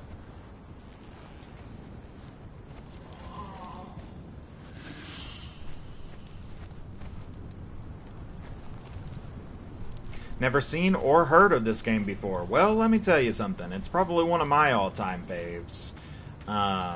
Conan Exiles. It's essentially a sword and sorcery take on the survival game genre. Very, very much a blend of everything that I love. Like it's the survival mechanics are there. They are just intrusive enough to kind of lend yourself to the immersive storytelling that comes with a survival game. But it also has its own story. Like the idea is that you're trapped in the map, which is called the Exiled lands. And there's a fence, a magical fence around the map that you can't escape. And so the idea is that you are collecting the items you need to take the bracelet off that keeps you from passing the ghost fence so that you can escape. And it's a very long journey. It requires you to pretty much go to all the major locations in the game, including this area over here, the volcano. Yeah, pretty much the story is great in facilitating the gameplay, so it's pretty great in that. It's I don't know why I even bothered with having that torch out. It's morning anyways. But it's just an interesting world, dude. Like, it's brutal. It's a little dark. There's a lot that, like, it gets pretty dark if you pay attention to the dialogues and stuff that you do get, which are not very often, few and far between. There are a few friendly NPCs, but not a lot. But it is really good. The graphics are great on console. They're even better on PC. And you also have a pretty lively modding community on PC as well. Very cool. The content is continually coming out for the game. They've got a nice little mill going with regards to the battle passes and stuff like that. So never really feels boring. And if you don't like the desert vibe of the Exiled lands, which it's not all desert, you've got like swamps down here. kind of more swampy river delta region. Yeah, dude, it's pretty great. This one's kind of like a more like a highland region. This is like a um, misty fens. This is snowy mountains, so it's pretty diverse. But if you want something different than this, there is also the Isle of Sipta, which is its own map with its own biomes and everything like that. It's I think it's pretty much maybe like 2/3 the size of the base game map. And the Isle of Sipta is really cool. It's got its own mysteries, it's got its own story and everything. So you can play it single player. You can play it co-op, like local co-op. So you can. How many maps are there? Just two. Just two. It's the Exiled Lands and the Isle of Sipta. They might release another one, maybe. Not anytime soon. I don't think that they've really announced anytime soon. Elementrix, you're a little bit more in the loop with regards to what's coming out in their patches, so you might know if there's talks of new maps coming out soon. But right now it's just the Exiled Lands and the Isle of Sipta. But honestly, like, especially with the diversity of servers that you can get, because there's multiplayer servers, yeah, right, there are mod maps. I'm pretty sure there's like whole mod maps, but the base game, right, the base game, like yeah, the gameplay, the combat is really fun. It's kind of like, it's almost like a take on Dark Souls combat, with regards to like dodging, managing stamina, managing carry weight and armor weight and stuff like that. What types of weapons you use, like it's very, very, very like, I would say if it's not inspired by Dark Souls, I would be surprised if to hear that the devs weren't directly inspired by Dark Souls for the combat. Specifically, which is also another thing that the game kind of blends in with itself. It's just like such a great realization of so many different things. Easier than Dark Souls, yes, easy, and you can make it harder. It's the difficulty is, they have difficulty modes, but honestly, I would just recommend using the custom difficulty. You can use the custom difficulty to really kind of tweak your gaming experience. So if you want it to be a little bit more brutal, it can be. I like mine to be kind of like middle of the road. You know what I mean? Like, I want to feel challenged, but I don't necessarily want it to intrude on the story, which is what I coincidentally how I feel about playing Dark Souls games as well. But that's neither here nor there. That's a whole different topic. But it can be tweaked, so you can really kind of tailor your gaming experience to what you're looking for out of Conan Exiles, which is another thing that it does well. And surprisingly, Dark Souls combat really kind of blends well with the survival mechanics and the slow material-based gear progression. Like, your gear progression comes from leveling up so slowly.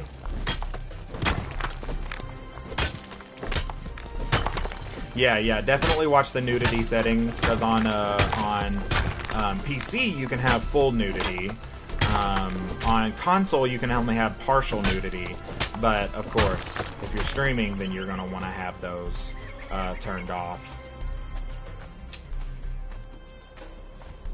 It's unfortunate too, because look, you know what I mean? I am as horny as the next person out there. You know what I mean? I don't know, maybe even slightly above average in terms of horniness, but I'm not even interested in the horniness aspect of having nudity in a game like Conan.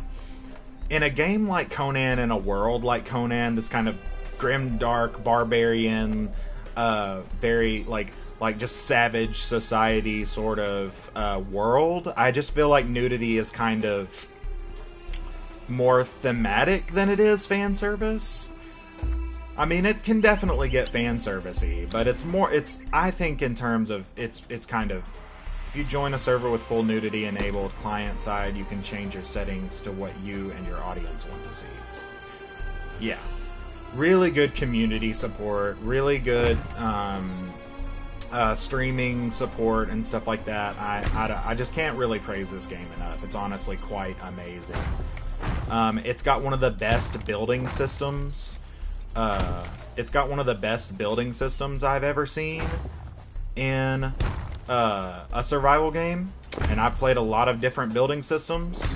And I just love the wedge square combination because you can get such realistic shapes. I mean, just like look at this wall, you know what I mean?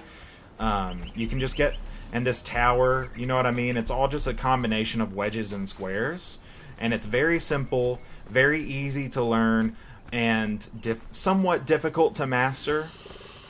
But once you've got it, you've kind of got it, and you can really build some very, very, very cool bases that are just very nicely kind of blending in with realistic environments and stuff like that.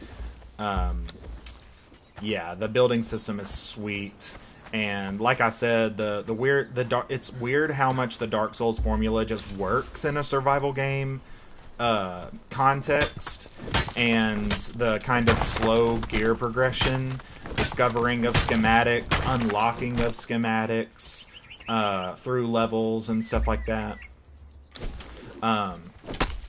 You really just get this feeling of like starting off you have nothing and you slowly become this like legend, and that's kind of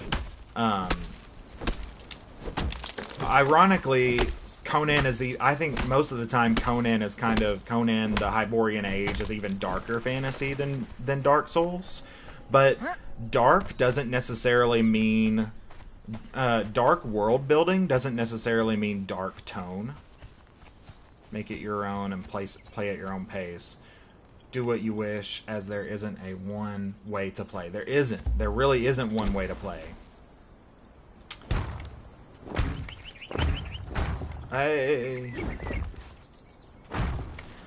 I am way more of a builder than I am a builder and an adventurer than I am interested in things like multiplayer raiding, stuff like that. But there is that. So if you like, if you've played in a survival game like, Escape from Tarkov or Rust or anything like that, Ark, and you want to really get into the raiding and you want to have like tons of thralls and you want to like min-max your thralls and min-max your stats so that you can like raid other players and steal their stuff and get involved in that kind of loot, it's there for you, but you don't have to. Like right now I'm playing on a single player server with co-op activated in case anybody ever wants to kind of do any sort of collabing and stuff like that.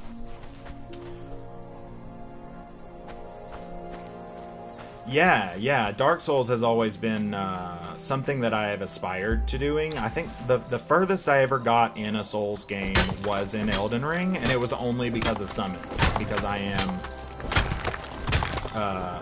generally shit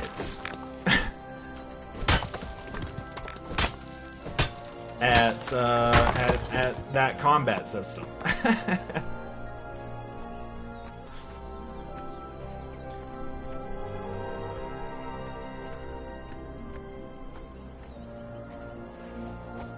And I just need... I've seen how my brother is when playing Dark Souls.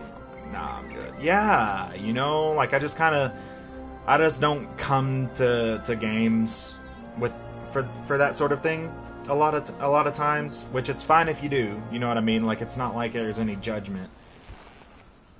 My games in rotation are Dinkum, Sims 4, Minecraft, Civilizations, and Builder games. I joined a group who loves...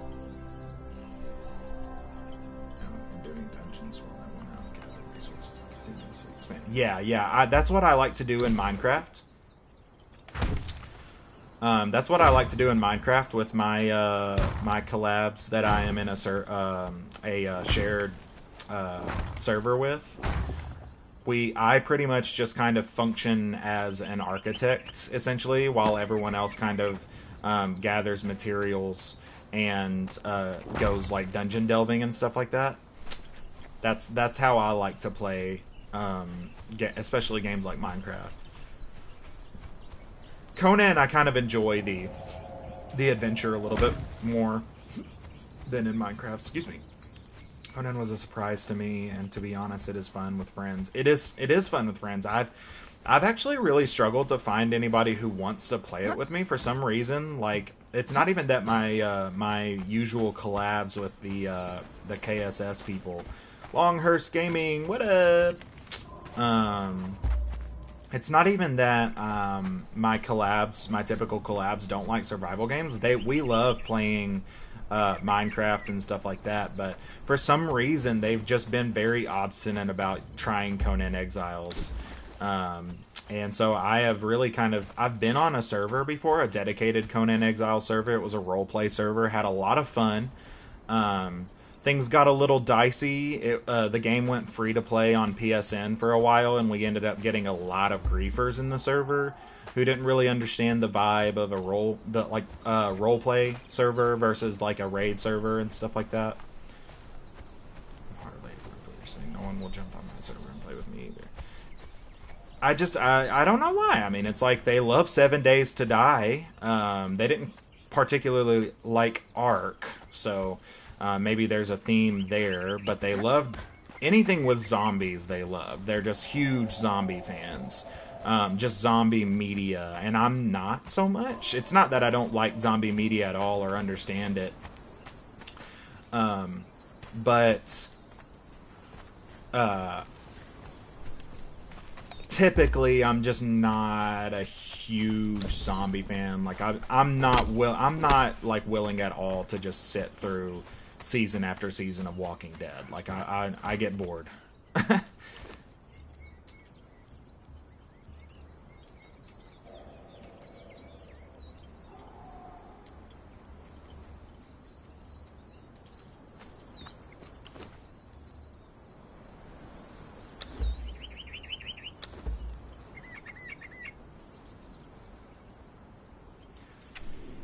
Yeah, I mean, I don't know if I would go so far as to say that it's trash, but it's definitely not my thing.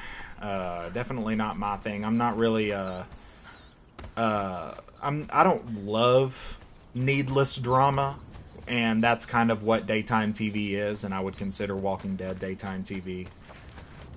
Even in the streaming era, it's kind of a remnant of what daytime TV used to be. Gaming, are you on PC or console?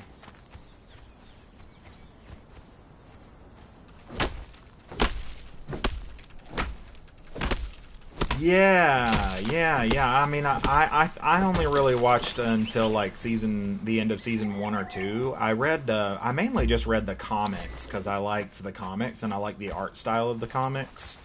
Thought it was very visually interesting, but beyond that, it's so cool all the way that they've done it all. Conan is, yes, 10 out of 10. 10 out of 10. I mean, and it's only gotten better with time. I was telling Elementrix that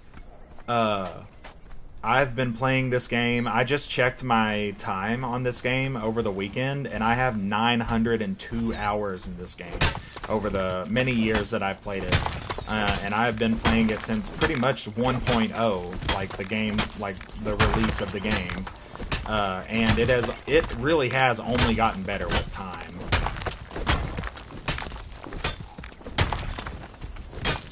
They have...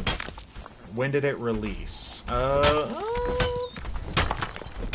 know I was playing it in like 2018, 2019. I'm not really sure when it released specifically, but I know I was playing it. There's an update for Conan coming on the 17th. Popularity will pick up usually when an update drops. Yeah, that's true.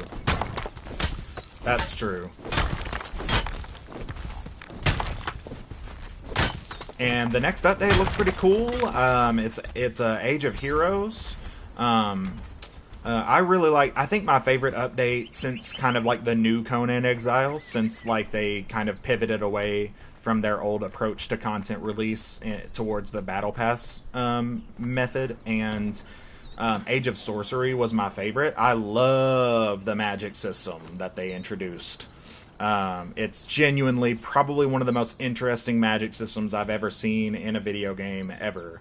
And it fits so perfectly in the sword and sorcery world of Conan, as well as in the medium of video game gameplay. Like, it's just amazing, very interesting magic system. Age of War, I didn't really play so much in Age of War. I didn't kind of understand what they were going for with Age of War, besides adding the traders around the map. That you can buy, like, Battle Pass stuff with getting Crom coins using the Sorcerer Skulls, which I appreciate, by the way. If anybody from Funcom is listening to this, probably not, but I definitely appreciate the fact that we can get Crom coins without having to spend real money. And I appreciate the drop rate of Crom coins. Drop rate, you know, it's not really a drop rate. It's like a reward rate for how many you get per sorcerer's skull. But I feel like it's very, very nice, very, very natural. If you want to pay for more Crom coins, you can, but you don't necessarily have to in order to kind of get access to the new content. I appreciate that so much. I appreciate the willingness to understand that we're not all whales.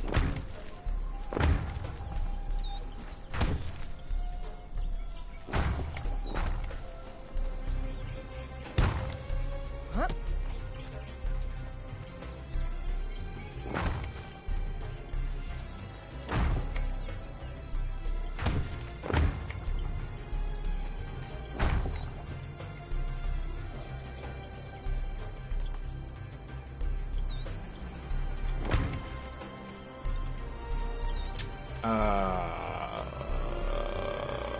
Do I really need a wall up here? I mean, it's kind of a defensive structure in and of itself. I could just put a fence right here, or maybe another tower.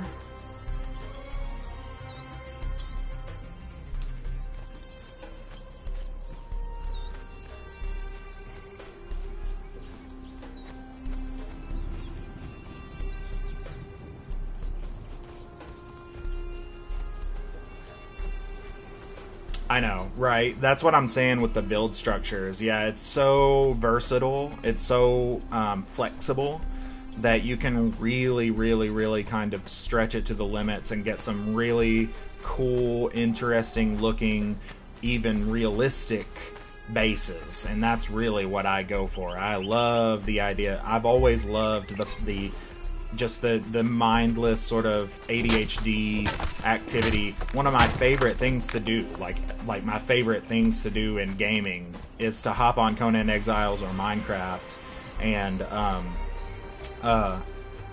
pop on a podcast or a YouTube video and just build. And that's probably what I'm going to end up doing here soon. Once we kind of leave the river regions, I might end up doing some night streams where I just go no mic and I just turn on a podcast for myself. You know, I'll maybe post the video that I'm watching in the chat so that you guys can kind of share in the fun, and I'll just listen to that podcast. I love to listen to like OSP, really long video, really long like essays, video essays, game reviews, franchise retrospectives, stuff like that, and I'll just build for hours and hours and hours. It's just so fun. Like, it's like fucking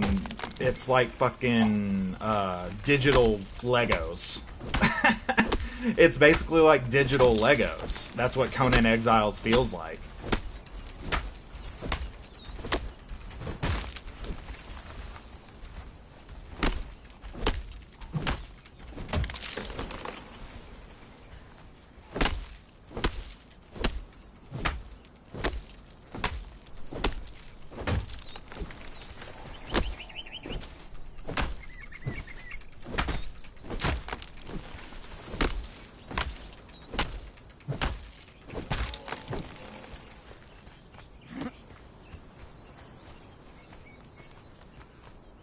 I have heard that before too. I've actually had like friends over who were like not gamers at all, and I've just been kind of playing on this game like while we were waiting for people to show up for like a party or something like that. I've just kind of been piddling around, and they have said to me like, man, it's so relaxing to just like, it's so satisfying to just like watch you like play and like build on this game. And I'm like, hey, that's what it is. That's what it is. That's the experience. It's cozy. Like, it's... I would literally call Conan Exiles probably the most testosterone-filled cozy game ever. This is the cozy game for people with a need for violence in their games. You know what I mean? Like... And you don't even have to come for that. Like, you can literally, it's just, I don't know. Look at, in the landscapes. I love the landscapes. I know a lot of people kind of got bored with the desert landscape. Some of the people that I've played with this who weren't like regular players of the game, they were like, oh, I don't really like how boring the desert map is. And I'm like, I don't know, man. Speak for yourself. I'm like, I'm here for it.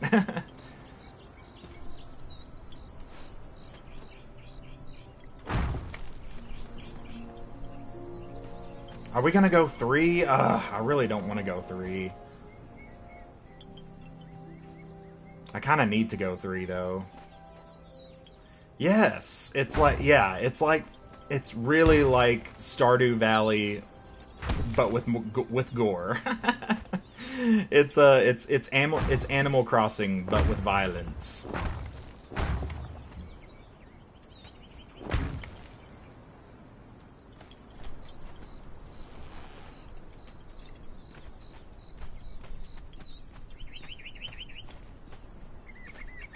I think I'm gonna go 3. I think the max that I'm gonna do is 3 high. Oh my goodness, so much stone. So much stone.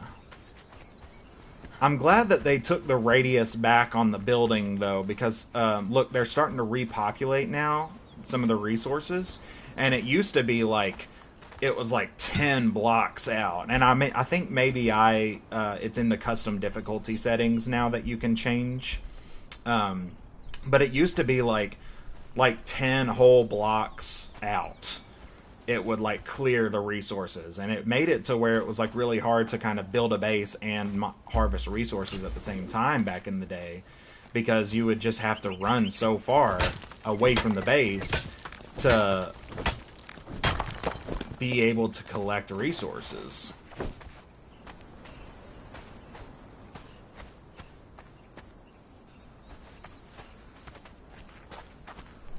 Oh, you're over at Seppermeru right now? That is over. It's like right here, right? Seppermeru. It's like in this area right here, I think.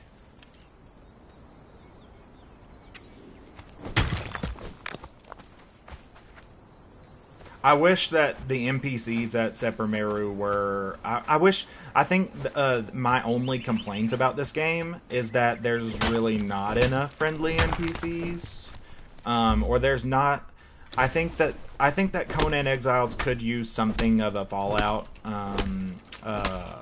Something of a Fallout. We were talking about this earlier with regards to trading, like having a trader system like Fallout 4 had, where you can have traders running resources between different bases. That's cool. I would like that. And also on the note of things that could be from Fallout, and would really elevate Conan Exiles gameplay a little bit. I think that Conan Exiles could really use kind of a Fallout 76 rework in the way that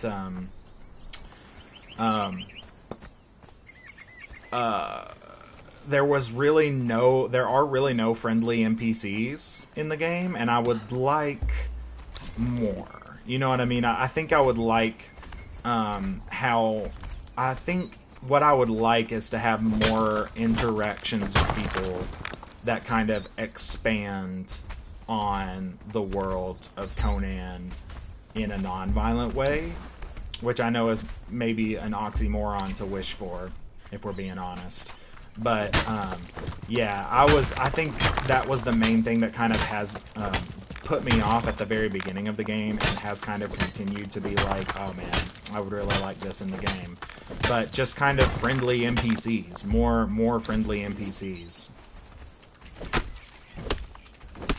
Or the ability to, like, have a... I think even the idea of, like, having factions, where you can, like, join a faction, you know, somehow. Not really sure how they would do it, but they already have like a half dozen factions in the game. Like, you've got the Black Pirates, you've got the Dogs of the Desert, the Dafari, the Exiles, and it would be cool if you could, like, somehow join those factions, and if you're in areas where those factions are dominant, you aren't attacked so much and stuff like that. I don't know. Just spitballing ideas, but I think that is definitely something that I personally would like. Faction-specific rewards, doing side quests where you hunt thralls and animal, but yes, right. A little bit more Red Dead Online wouldn't hurt. You know what I mean? Like, just a tad bit more inspiration from, like, Fallout 76. New Fallout 76. Not launch Fallout 76, but new Fallout 76.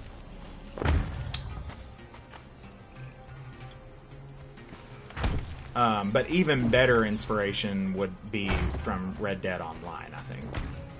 Damn it!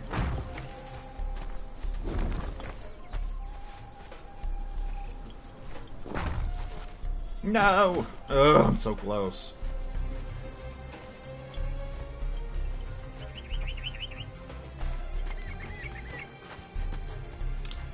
It's amazing how fast time flies when you're just building in this game, too. Like, it's just like, whoa. It's already 1 o'clock almost. Or not really, it's like almost 12:30. My brain says that anything past, like, 20 minutes into an hour, it's like it's almost the next hour. You know what I mean? That's how like my time blindness works a lot of the time.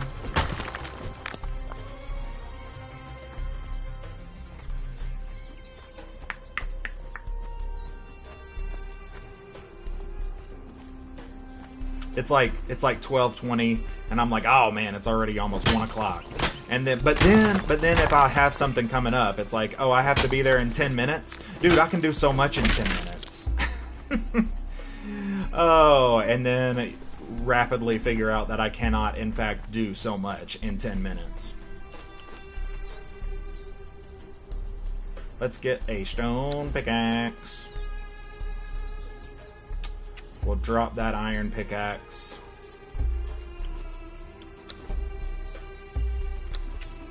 Just kind of roll with it. Roll with the punches. We got that. We didn't even spend any resources on that iron pickaxe anyway, so I'm not overly concerned with... I'm gonna head off to mod, have a lovely stream, have fun, see you again. Thanks so much, Elementrix. It's always a pleasure having you in the streams. Look forward to the next time we see you again. Have a good day. Am I on console? I am on PS5, yes. And this game, by the way, runs like butter on PS5. Very, very, very much an upgrade to the PS4. The PS4 really struggled to manage running this game, but the PS5 it's on point.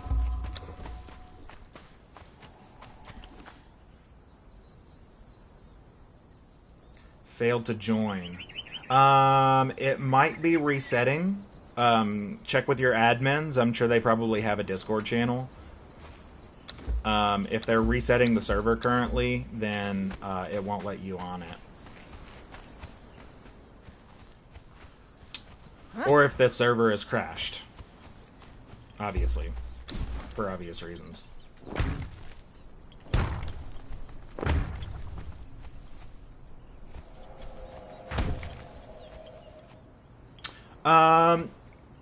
No, it shouldn't. It'll depend on what sort of reset. If your admins are resetting, it'll depend on what sort of reset they're doing for their server, but it should not remove any of your your constructs. Updates are really just to kind of reset when you do a server reset, it's really just to kind of because the server builds up essentially junk code. The more people are playing on it, the longer people are playing on it, that sort of thing. The server just kind of builds up junk code, viruses and trackers and stuff like that. And so resetting the server is a good thing for server health because it makes sure that you don't really suffer the effects of having all of that junk code running in the background on the server.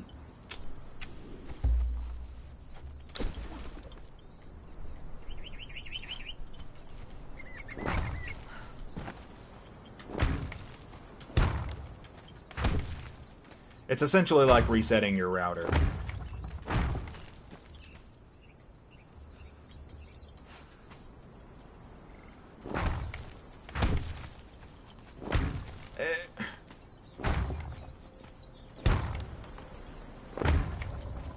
Okay. You know what? Until the wall's done, we're just gonna hold off on ceilings.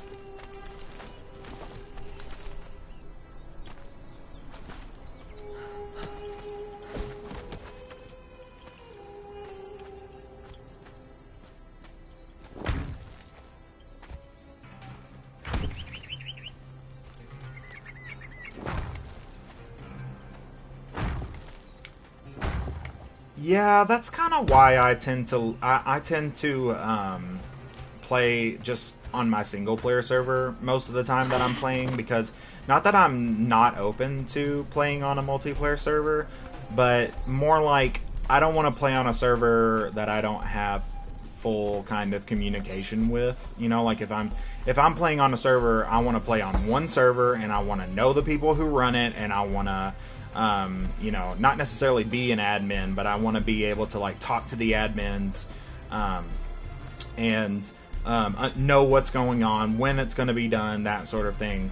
And it just takes a long time to find a server that you're that comfortable on. And I had one. I'm actually fairly certain that it's still active, but I don't really pop on it anymore that much. I've been thinking about maybe popping on.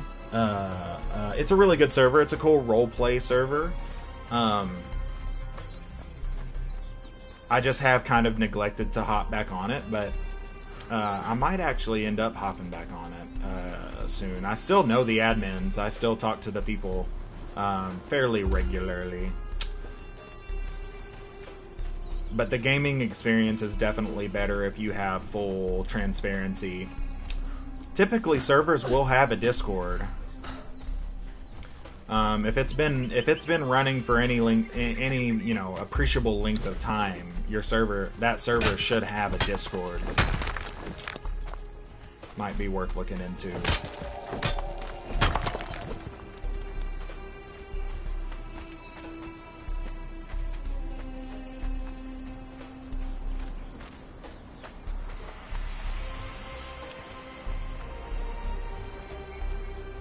Running out of places to mine stone. I probably need to just give this base a break and maybe go check out another base building location that I want to do.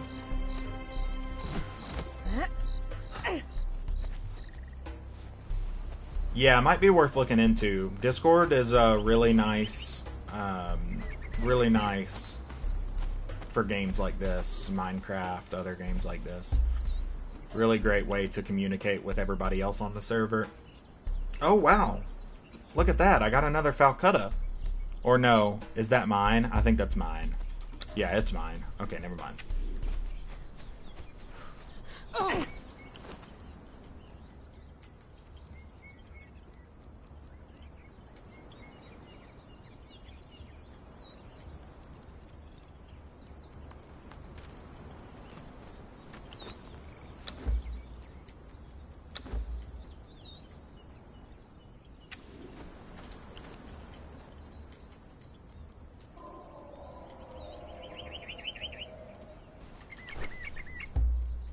put these skulls on sticks out here.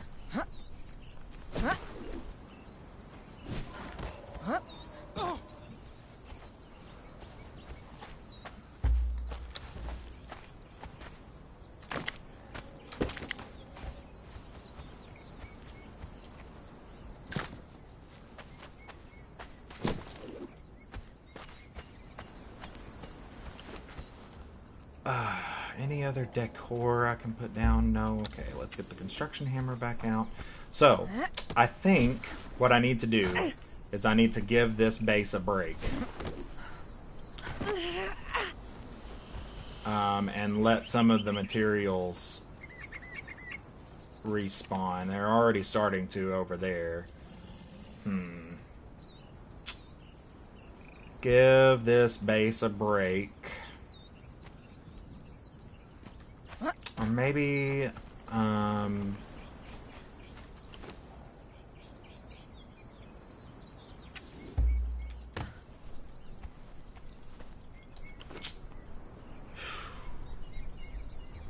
what to do?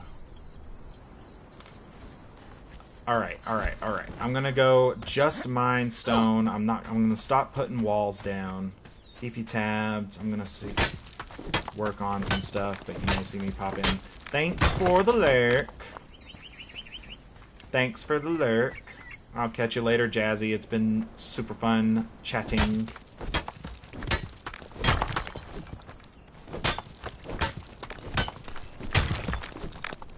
Always a pleasure.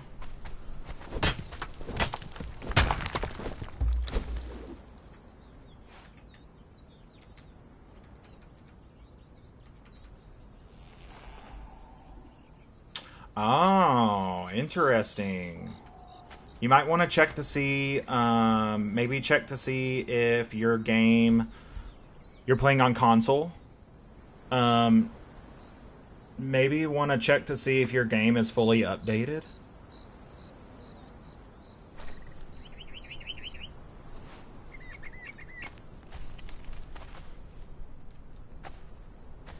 Sometimes it won't let you log into, yeah, sometimes it won't let you log in to your Funcom account, essentially, unless your game is fully updated, so...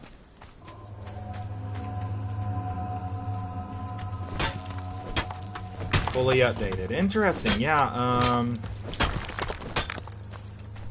the only thing I could say is probably just try the old turn it off, turn it back on trick. Might fix it.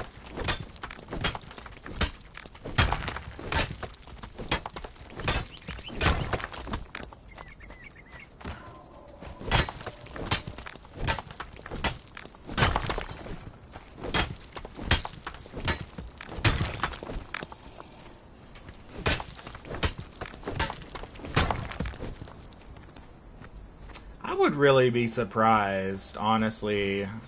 I would really be surprised if that was the case. I feel like you would have, if you got like banned or like suspended or something like that, you would probably have at least gotten some sort of message about it, some sort of email about it.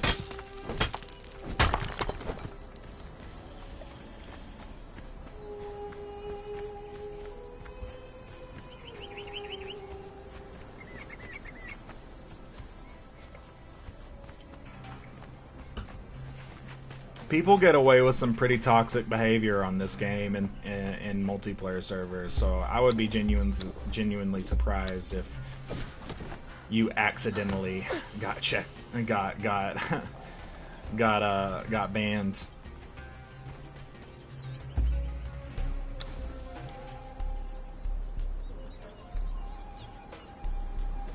I'm gonna move this a little bit that way so that I can get this wall up.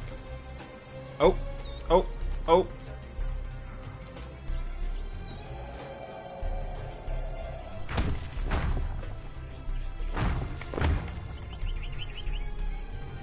Come on. Yes. Nice.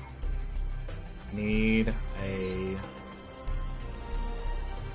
furnace. Sweet. Where's my dried wood? Gonna go get my dried wood. Make some iron.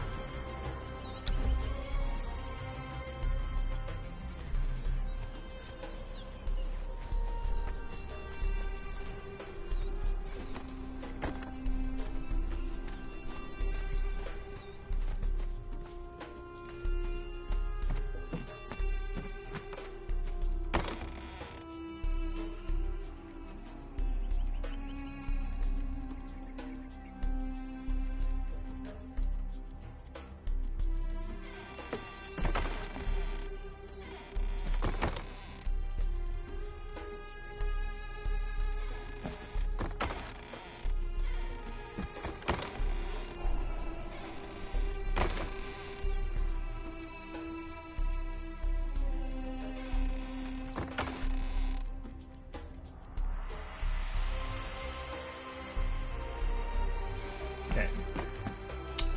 Leg up. Keep hitting those drums every time I try to open that door.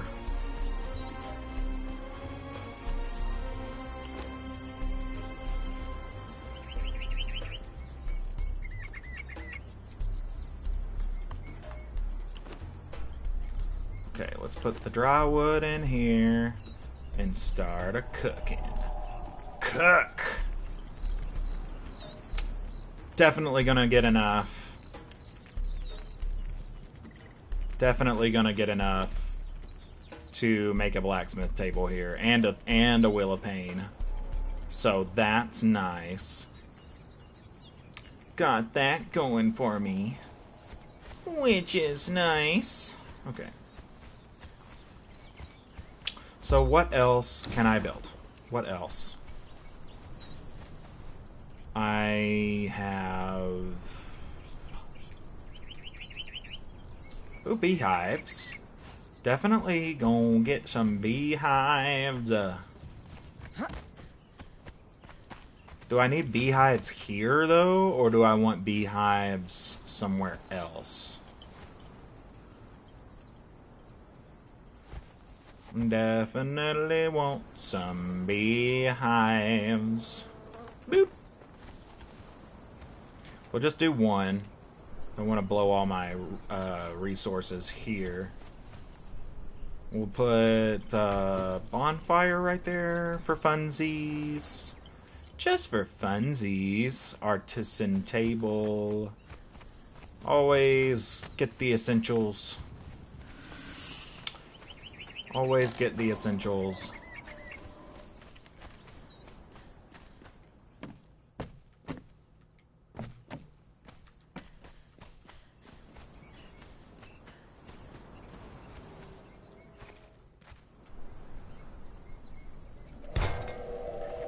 Artisan table. And a tanning table. Tanner's table. Can go outside. Tanner's table's gonna go outside, so we need stone. Stone. Never have enough stone.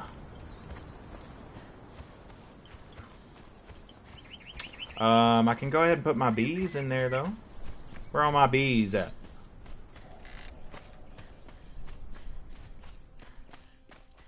Where are all my bees at? Put the bees in the trap. Bees in the trap. Okay. No bees. No bees. Wow, I've gotten not a lot of bees.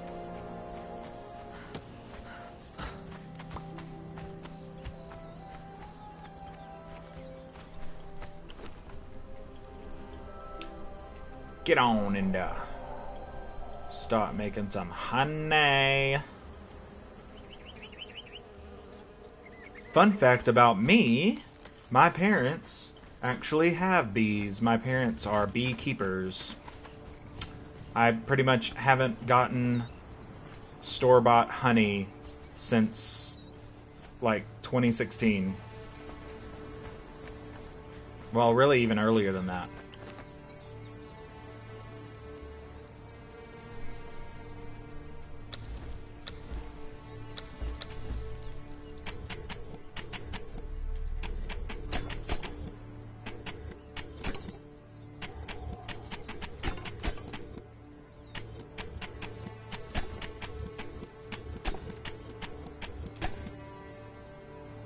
Oh man, I just did that, didn't I?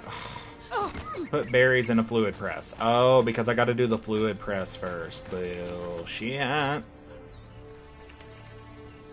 Ugh. Gotta have a fluid press first.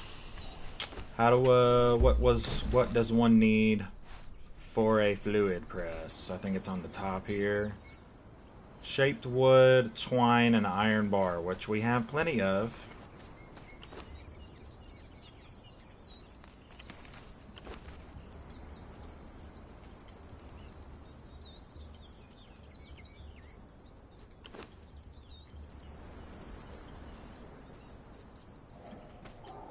Okay, let's see what we can actually do with what we have here. We've got a tinkerer's bench. Don't want that. Don't want a casting table. What I want is a blacksmith's bench.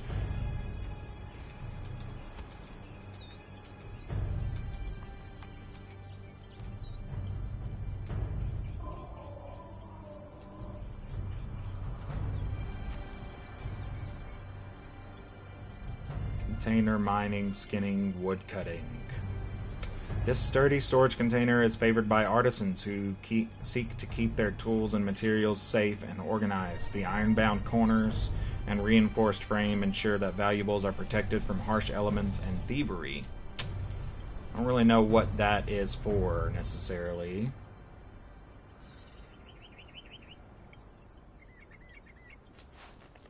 Can I don't know, man. Maybe we just go ahead and put it down.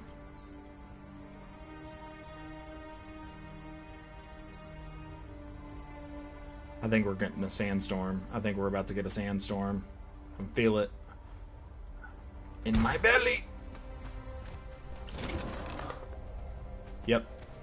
Here it comes. Here it comes.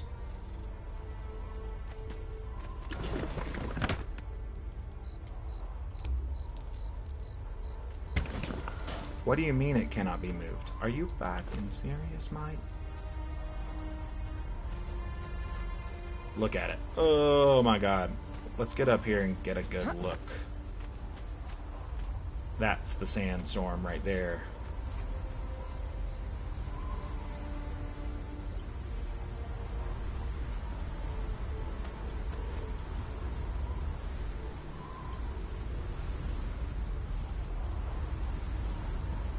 Alright, let's go ahead and move Heafy.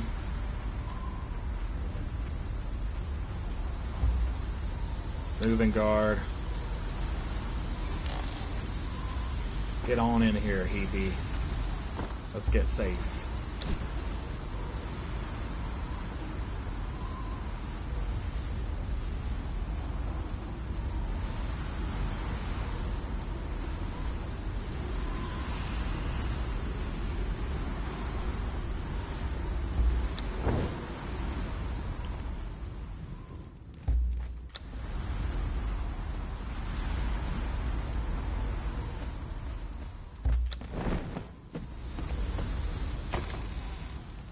Let's go ahead and take our seeds, feathers, ichor. I suppose we could take leather.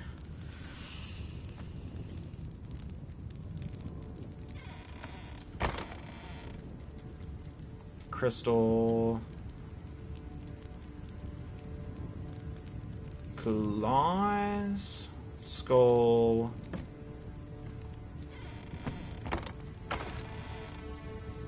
Bones.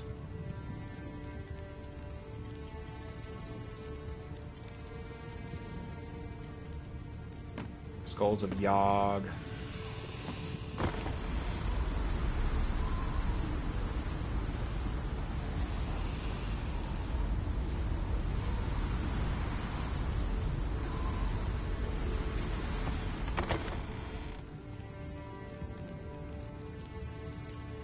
this 30 ivory. Go ahead and take that down there. More skulls of Yogg. Silk for sure. Skulls. Okay. Alright. I think let's go ahead and take this stuff down here to the artisan table.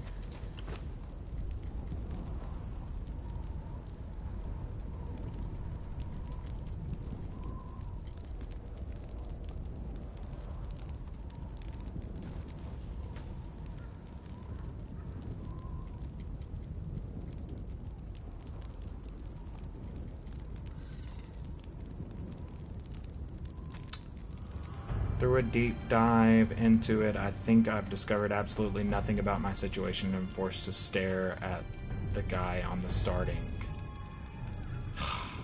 That's really sad to hear, Longhurst. I'm sorry that you're going through that.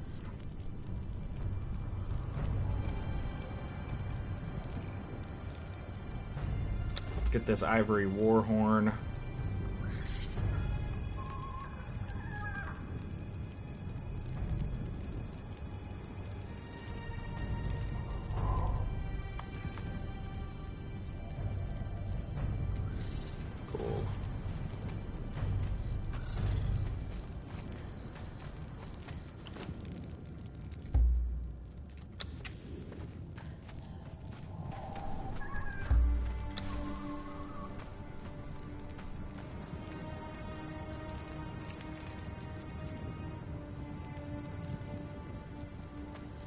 Put this ivory warhorn right here. What? What? What?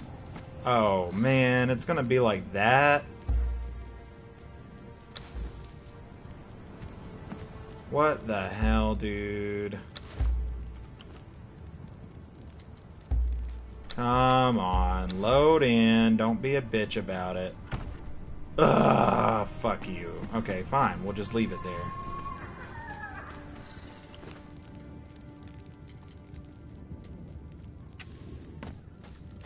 Seeds.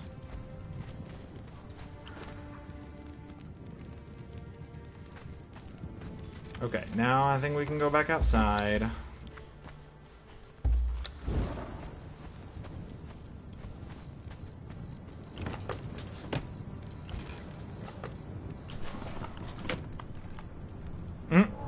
It opens up.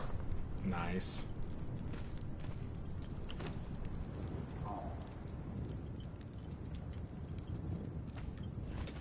Let's take this stuff up here and put it in the artisan table for now.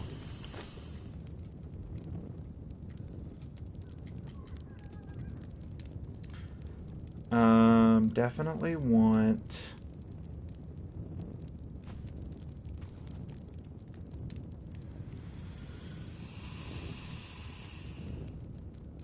a large rug.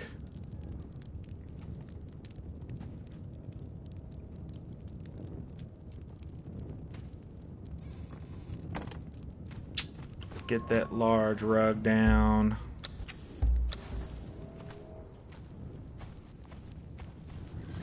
You can go outside, actually. Let's take you back outside. Moving guard. You. Right there. Get on back out there, Heafy.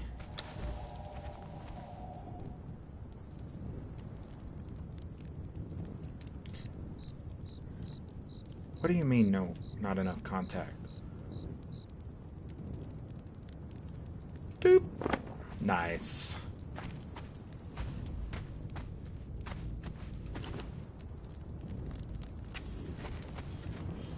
Okay.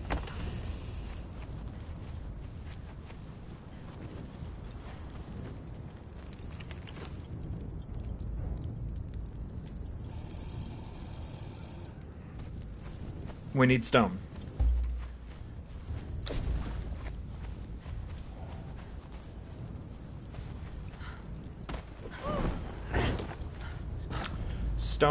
Stone, gotta get some stone.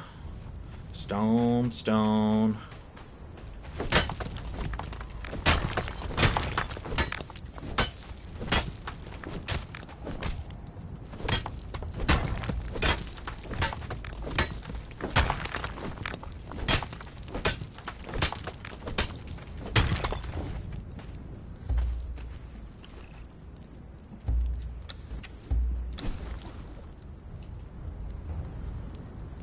Ooh, an alchemist bench. Don't really want one right now, but it's cool that we can build one.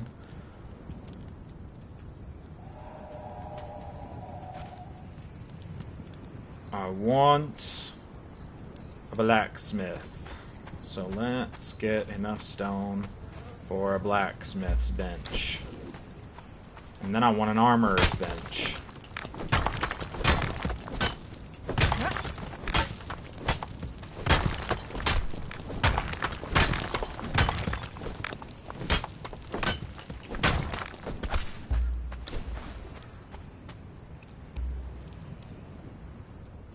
Okay. Okay, cool. We can build one now. We can build one now. Oh, yeah.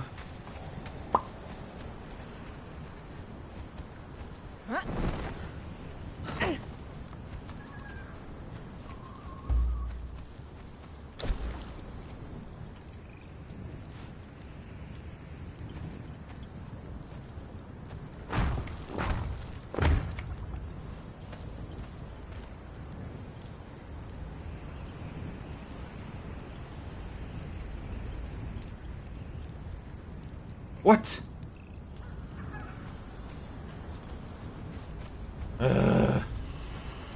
Never enough stone.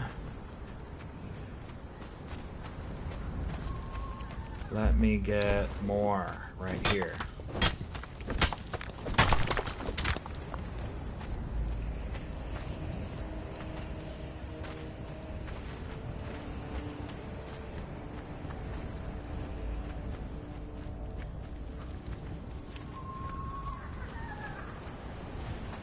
I need 250.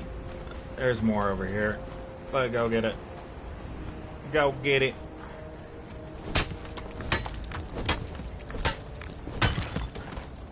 Just get all of these. Nice.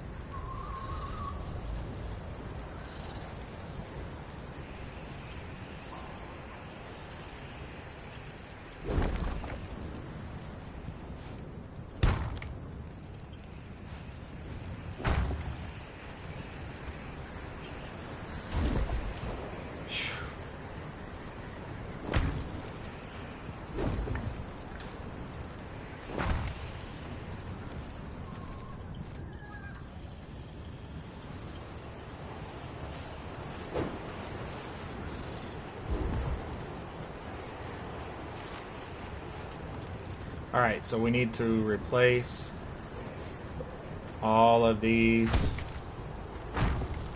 foundations with fence foundations in order to maximize our stone usage.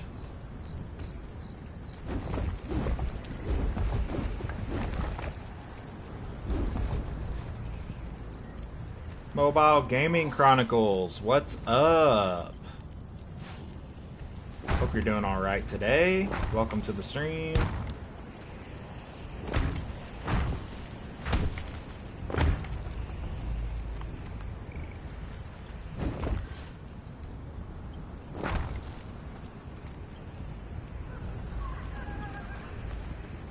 I am. Thank you. Thank you for asking. Or hoping. I guess, as the case may be.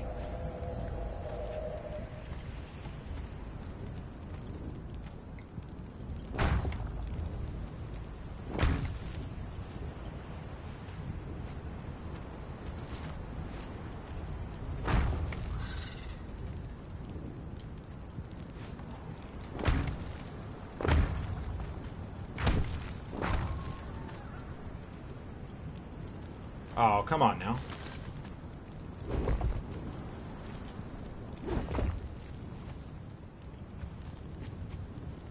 There we go. There we go. Sweet. And let's get our crafting stations back up. BRB, do something real quick. Keep my stream. Thank you. Appreciate the alert.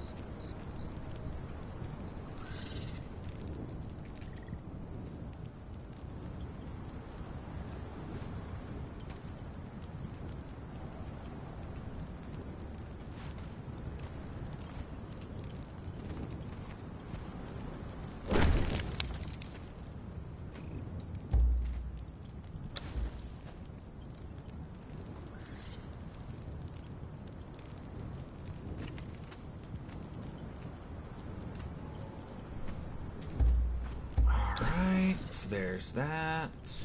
And then what? Come on. All right.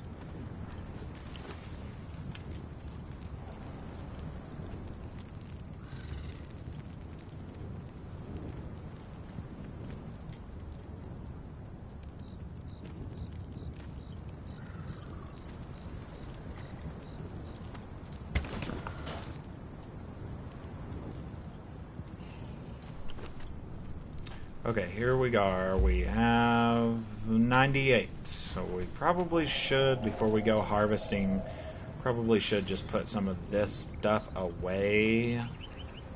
Yeah, that'll be fine. That'll be enough. Let's go harvest some wood.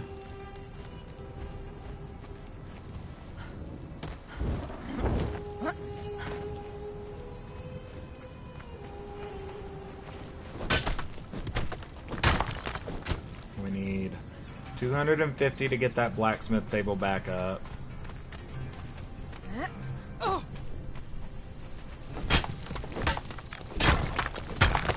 Okay, cool. Just go get the blacksmith table back up.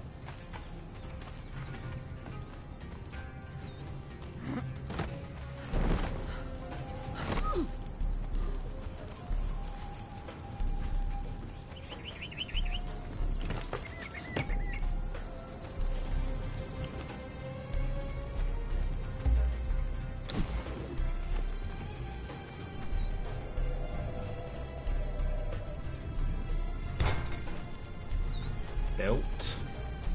Nice. Got ourselves a nice forging area. Very cool. Very demure.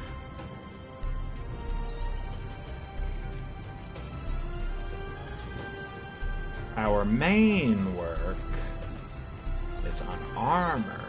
So maybe we need an armorer table. Where is armorer table? Okay, so we need twine, bone. No, that's a bit of yog. Nope, that's what we need.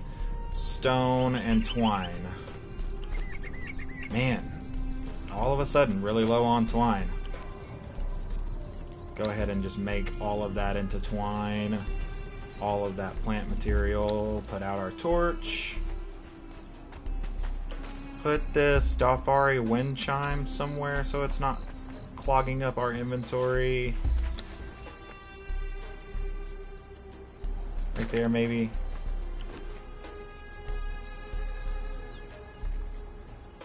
Drop.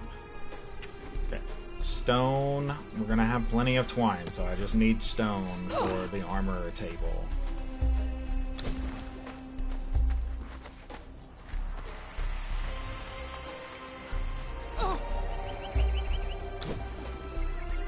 Back! Yay!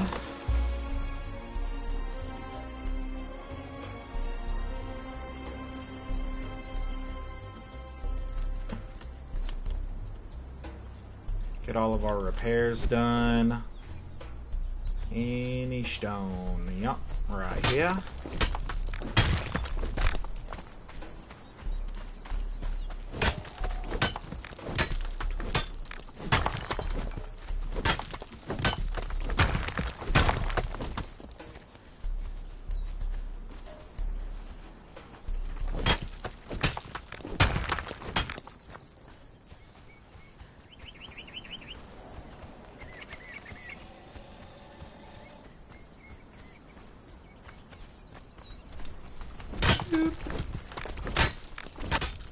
I want to break free.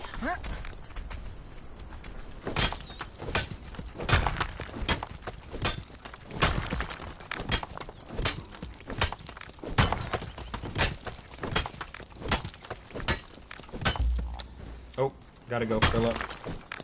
Fill up. Water bottle. There we go. Water ball, isn't it?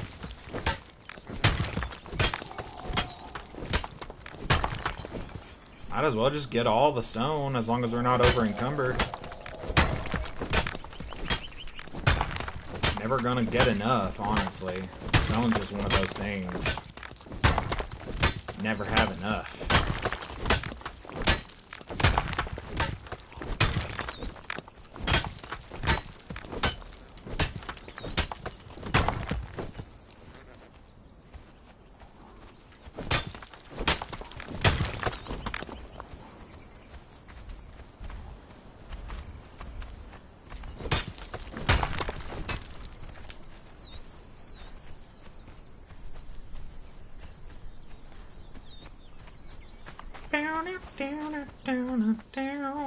Wow, wow.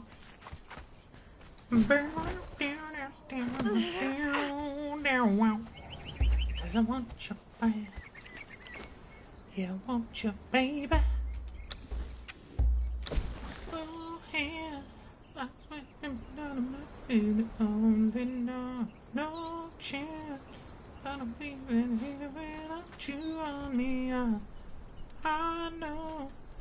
There we go. We got an armor table. Boop. An armor. That's what I'm talking about.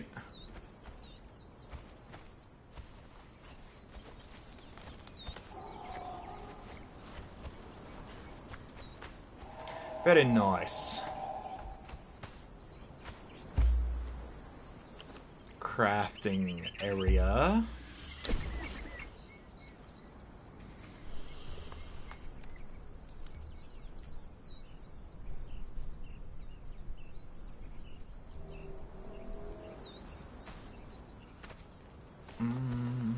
I know, yeah, I know that there ain't no stopping your plans and no slow hand.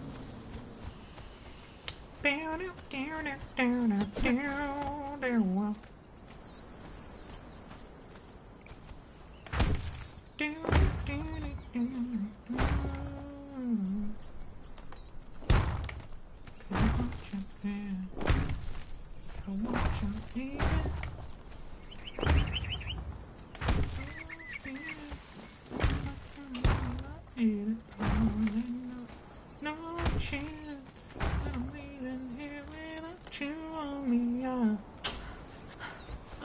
no, I already know that there ain't no stopping your plans and no slow hands. Let's put another roof right there instead of that fence. Oh, right. Very demure.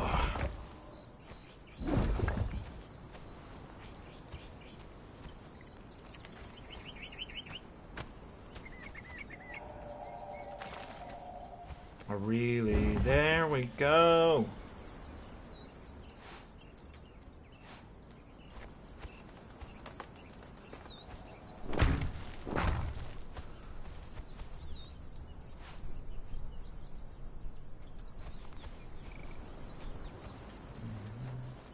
Are you serious? Come on now. Come on now. Come on, Pat. Here we go. Right, yeah. Sweet. Oh, yeah. It's all coming together. Let's just go up to the top of the tower and see what it looks like. Pretty cool stuff.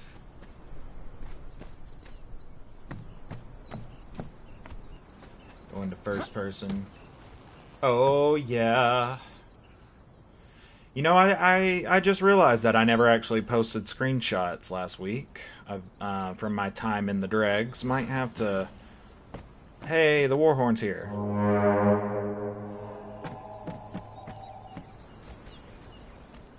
Huh?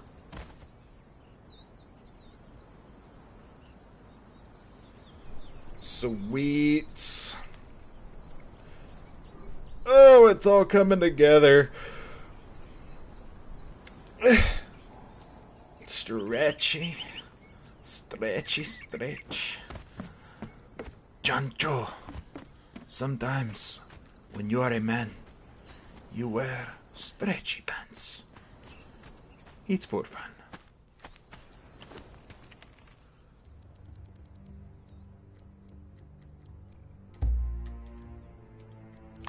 Take that, sort by name.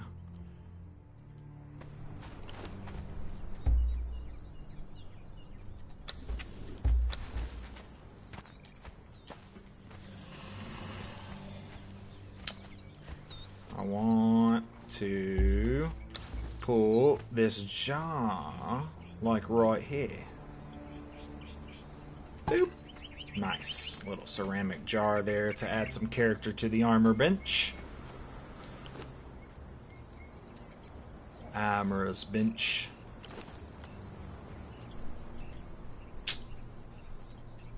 I can go get leather. I can get all my leather.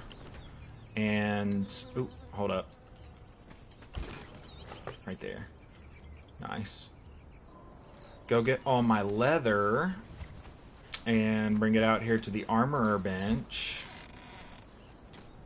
How much leather is in here? 114. Is it all of my leather?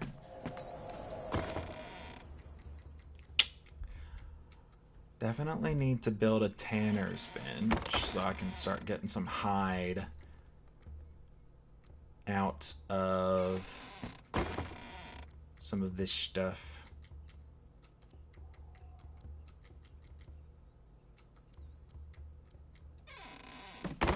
Slowly but surely whittling down our...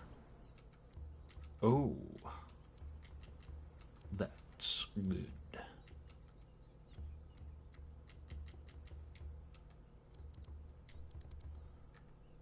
Storage so that it's not so full. Armor repair kit, definitely taking that down. Definitely taking that armor repair kit down. Name, that. Steel might be nice to have down there too.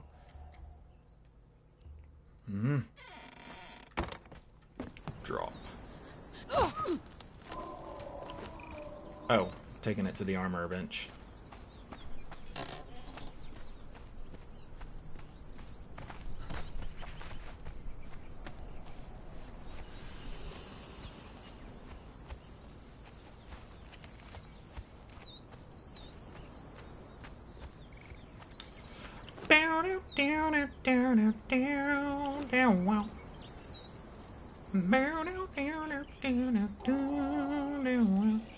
Cause I want you, baby. Yeah, I want you, baby. Slow hand, that's like dripping out of my head. No chance that I'm leaving here without you on the eye. Okay.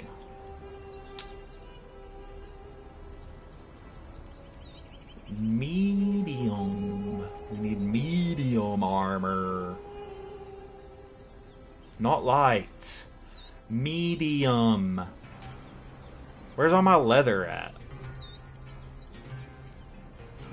I know I've got some. Oh, it's all in the artificer's place.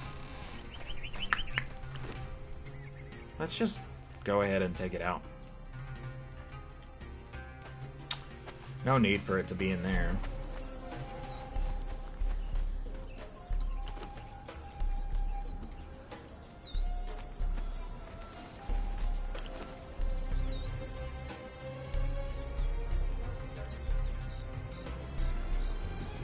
Sweet. Okay, so I think... What do I have? I think I've got gloves. Where is my medium armor? I think it's actually back at the East River Homestead, so I think I'm gonna hold off on going back. What's some medium armor that I would want to wear, like, to adventure in? I want to keep with the kind of assassin theme.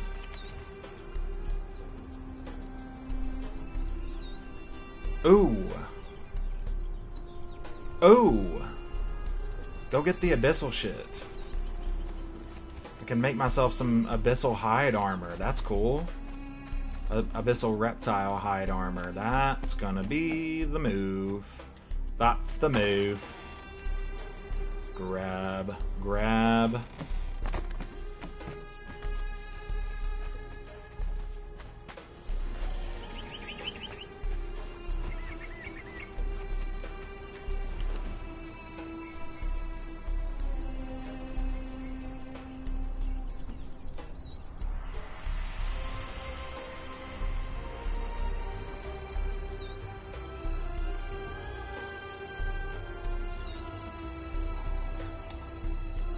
I only have 8 and I need 10 abysmal fang. Oh, I'm gonna have to farm the dregs again.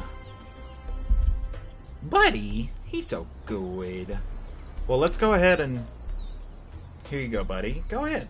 Go.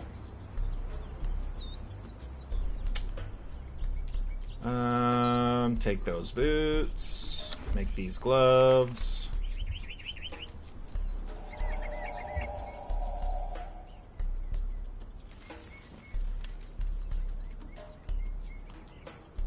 So that's going to be my full medium armor suit, which means I am going to need to farm the dregs again, which I might do in a bonus stream, maybe. This right here is one of my favorite casual armor sets to just run around in, but I don't really want to craft that yet. Right now. What? There's something... What is the Abysmal Eye good for? It's good for something. The fangs are good for the armor. The Abysmal Eye. I think it's good for weapons. Abysmal weapons.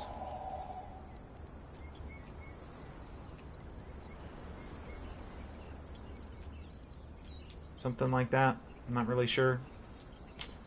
I'm gonna put these boots up here in storage, though.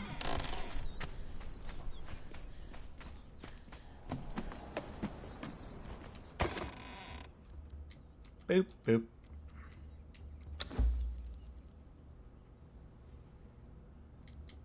Put the boots in storage, put the Abysmal Sword in storage, too. And keep working, I guess, you know? We'll go ahead and see if we can't consolidate some of this stuff.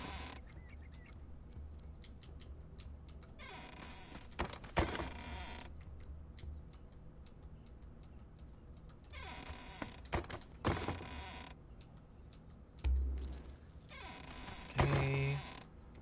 Consolidation. Consolidation.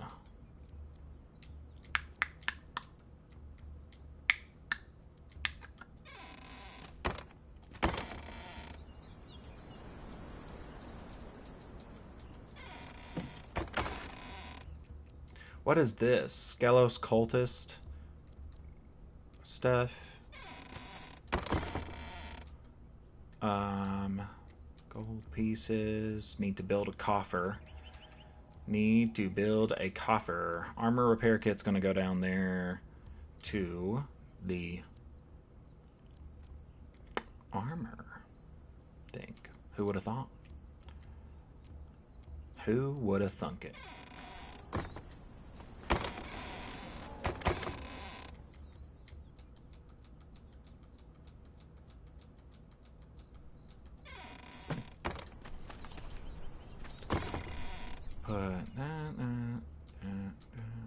No, not the gruel.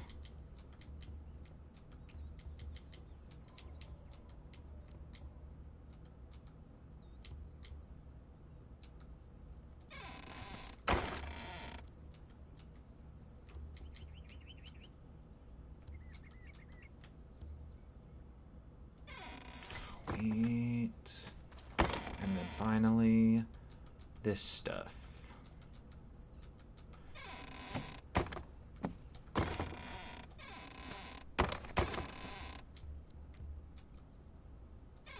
Don't I have demon blood somewhere else? Yeah, I was about to say.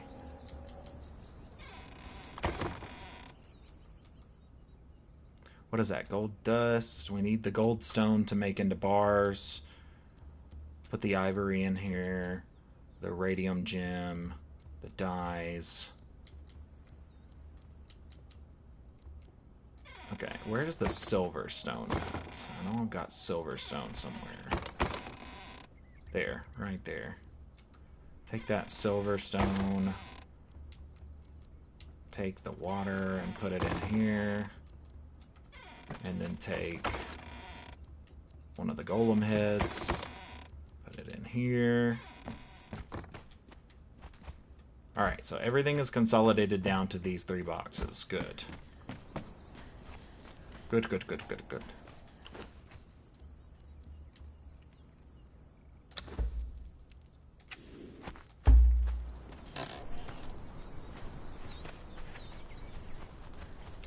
Weapon repair kits are going... Oh my god. What? Oh my god. I just ate one of those. Ayah. Not what I wanted to do.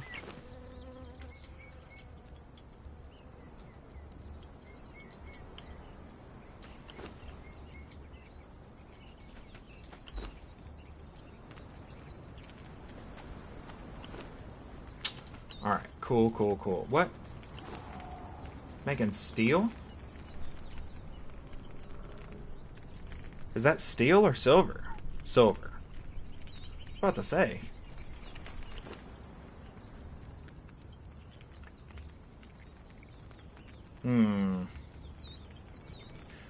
Silver bars can go back up. We need to sort this. Yeah, silver bars can go back up, honestly. Don't need those laying around. I'm gonna use them to fill the coffers once I build one.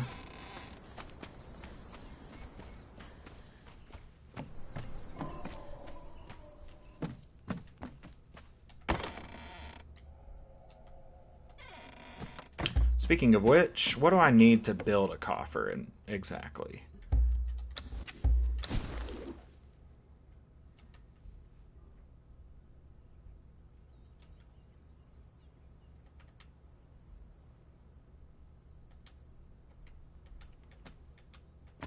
There.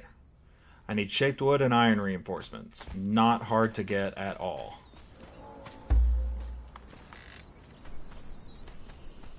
But my base is not really ready for a purge yet. I don't really know how quickly a purge will start to build.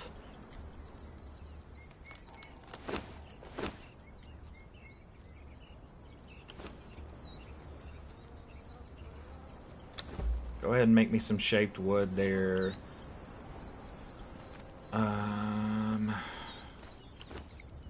Take the gold and silver bars, sort that. Take that. Put it in here. We need some iron bars. Where's the iron bars at?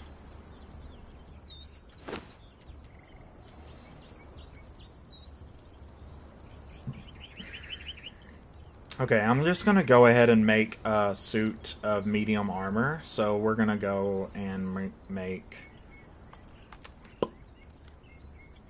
boots first.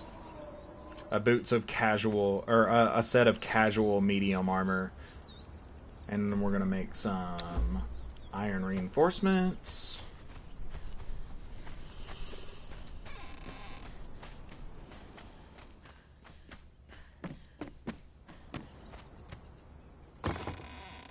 Silver bars. Do I have any gold bars already? No. Gold bars. And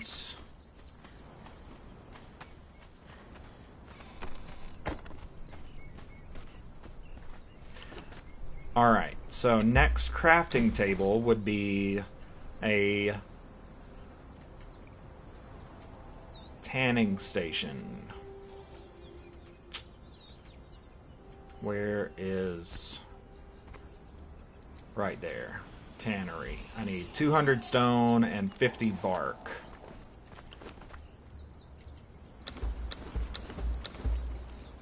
Might have to make a trip to the East River Homestead in order to do some hunting and food production.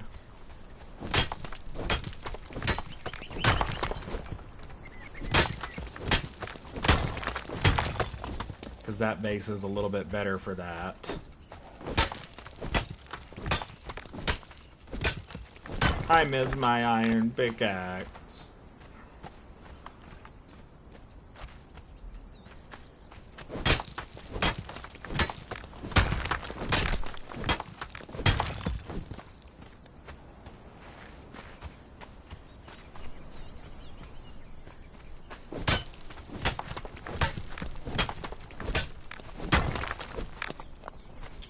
How much did that give me? I didn't even see.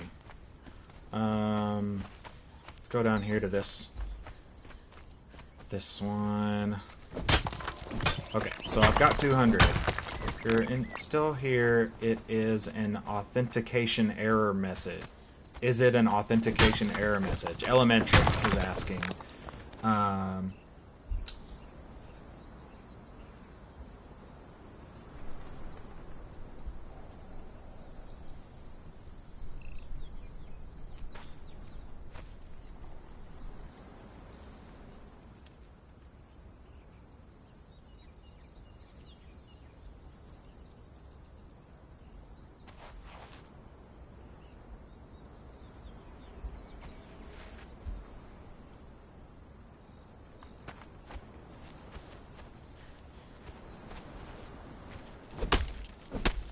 Get some bark. We need bark.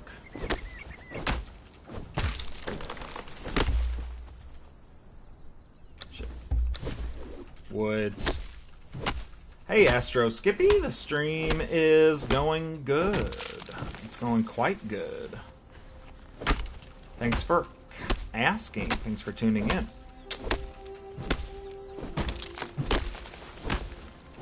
Get some more wood.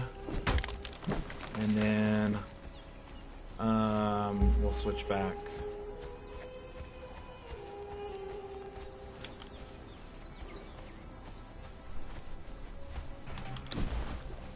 To getting bark. Barking it. Barking it. Getting the bark. Ooh, let the dogs out.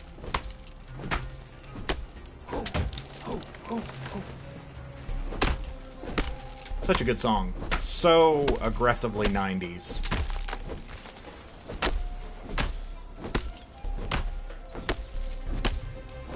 That and spooky season. We're in spooky season right now, and I've been trying to do my spooky things. I'm not doing as much spooky things as I want to, but I'm definitely working on it. And one of my favorite things that I've done this year in terms of spooky season is rewatch some episodes of Goosebumps that they have on Netflix.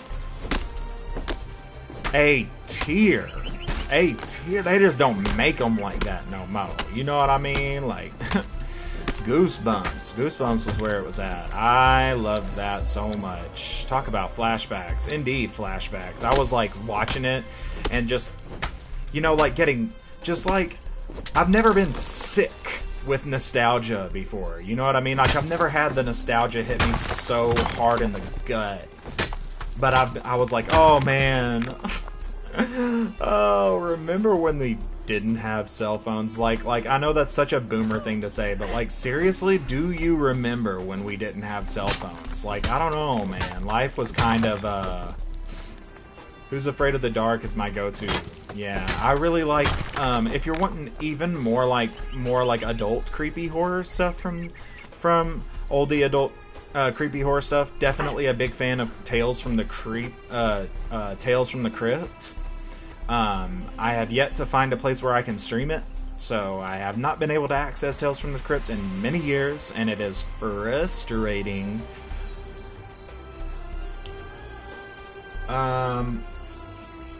Longhurst. Elementrix says all authentication failed messages are directly related to Funcom's live services, which authenticates your login and verifies who you are. Simple solution is to keep trying. It will let you log on eventually.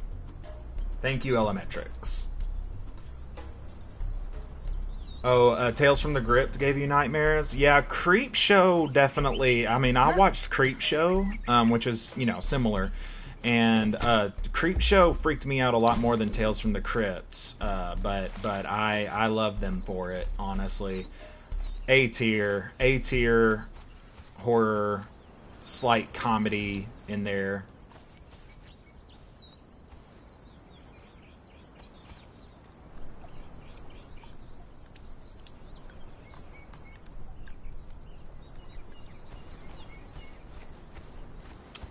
Where to put my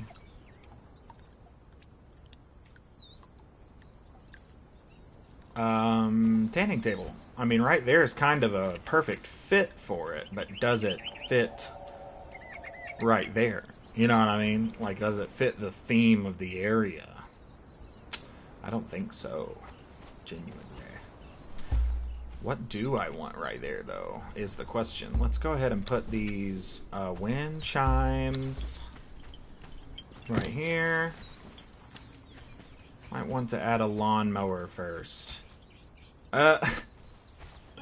Lawnmower. Yeah, that's kind of the unfortunate thing with Conan Exiles. You know, like, it's pretty perfect, except for the fact that the grass mesh always goes through everything.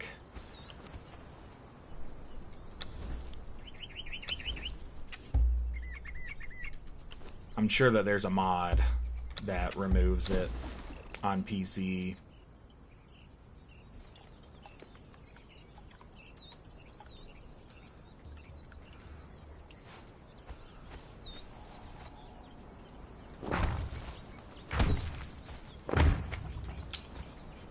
So let's do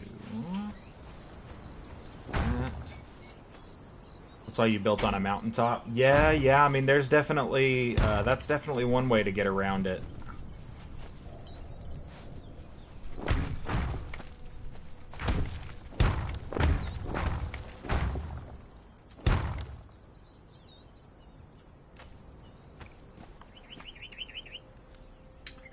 Longhurst, if it's a private server you're hosting, make sure your payment is up to date, as it may just be suspended until payment is made full.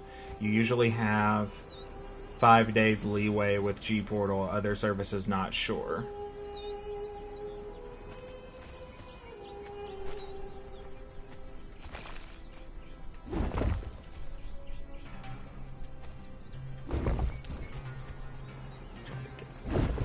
Those mats back.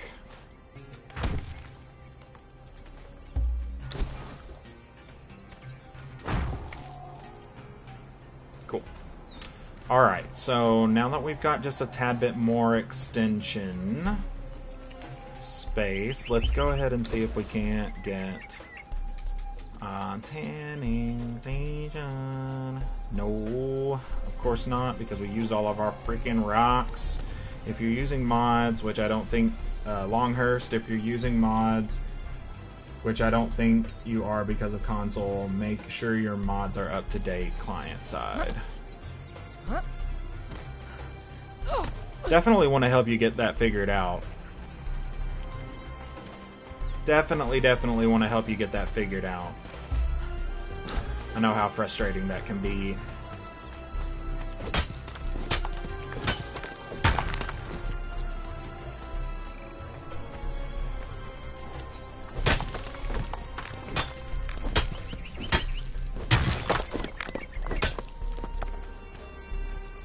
Anything else? No? Okay, I think we can get a tanning rack down.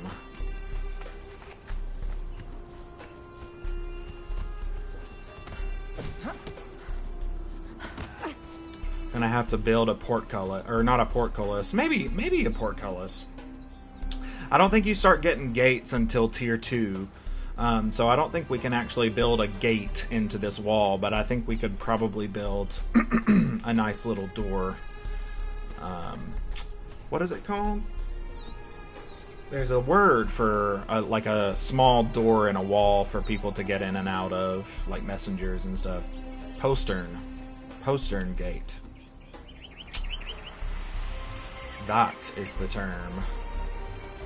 Gimme.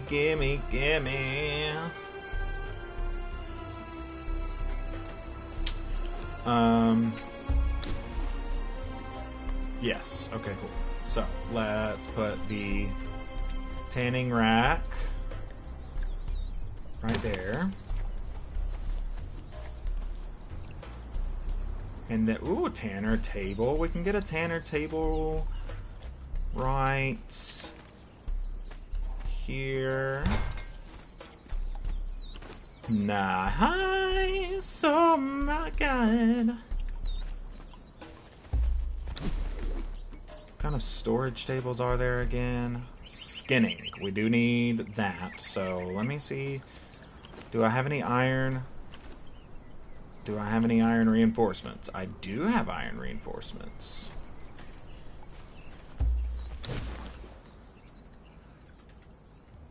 Yes. Oh my god. We got a skinning chest right here. Yes. Okay, so that's where all of our hides can go.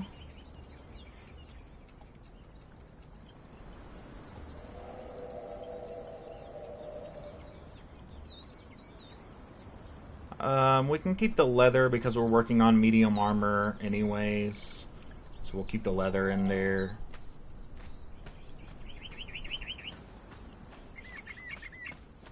What's in the bazaar at the moment? We got a Yamatai onsen, which I'm assuming is the hot tub. I hate looking at this. I legitimately hate looking at the bazaar because everything is so fucking cool. Oh, I don't know. I think it's cool. I think I am obsessed. I would love to just sit in a hot tub in my Conan Exiles life. Arcane Builder Revisited.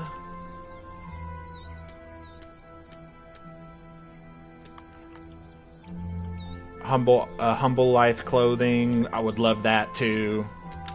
That would be so cozy.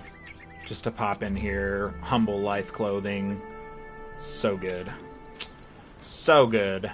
Okay, let's go ahead and put all of these things. Oh, all of these things.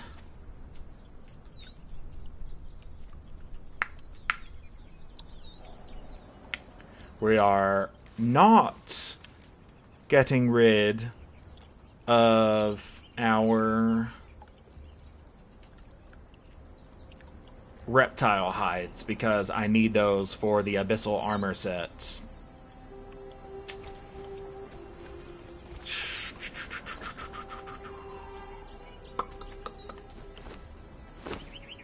$71 in there. We can go ahead and make some leather out of these regular hides.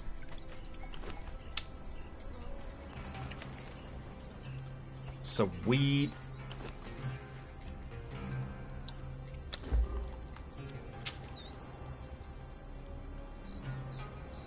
Oh, nice. Oh, nice. Look at all the thick hides we can get with those bear pelts, dude. Solid. FYI, if nudity is set to full, the blacksmith outfit in the bazaar has your cakes exposed on your character. It might be a design mistake. Your cakes? Like your like whole ass all the way out? Damn, that's funny. I've worn the blacksmith apron armor set and I didn't have that issue, but it might have been because I was wearing pants, so maybe it was like the buns, the cakes, the peaches. Yes, I get what you're saying. Let's go ahead and get like all of these thick hides right here, baby. Give me some thick hides from the elephant. Give me some hyenas. Give me some feline. Give me all of it, baby. Sort it. Sort it. Sort it. We'll just keep the fur in the armor, I think, because there's a couple of armors that use furs. Okay, cool. Everything's coming together. This is turning out quite awesome. What can I get? I want to break free.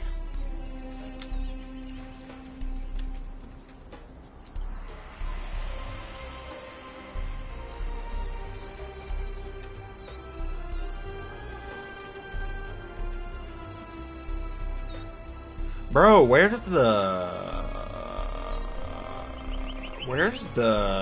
drying racks? There, right there. Okay, so we need shaped wood. More shaped wood. We need drying racks.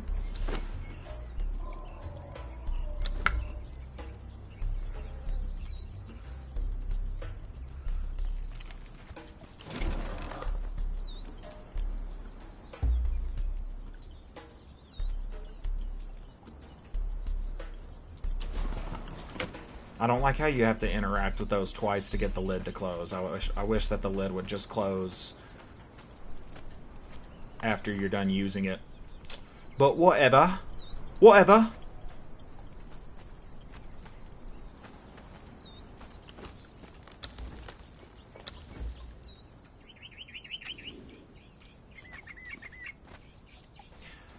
Does anyone else seem to notice the increase in chest size recently, or am I just exploring more of the map and seeing different races? Chest size, you mean like the boobies? Like the boobs? The breastises?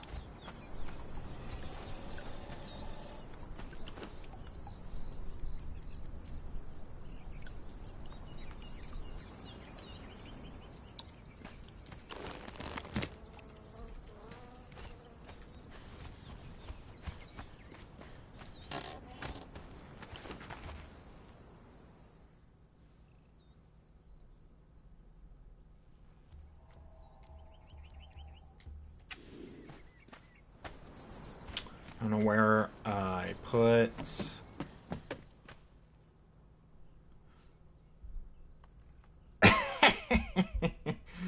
One second. I got it. Allow. Right. Shit. What? What? Go back. There we go. Milkers. Titties. Melons. Oh, I don't know, man. I've been playing this game for a long time, and I just gotta say, I don't know, man. They tend to be sizable on the NPCs. Not gonna lie.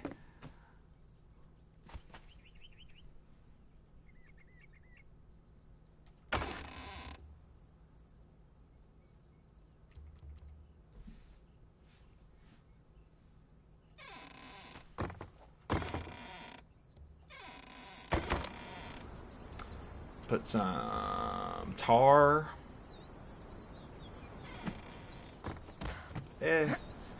Whatever.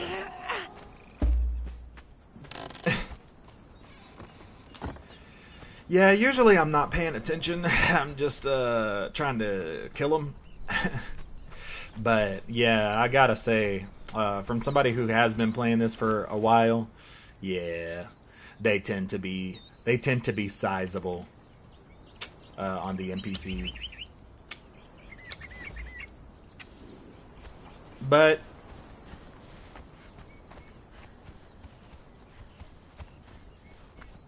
also, the men in the game are just as sexualized. I mean, that's that's one of the interesting things about Robert E. Howard, right?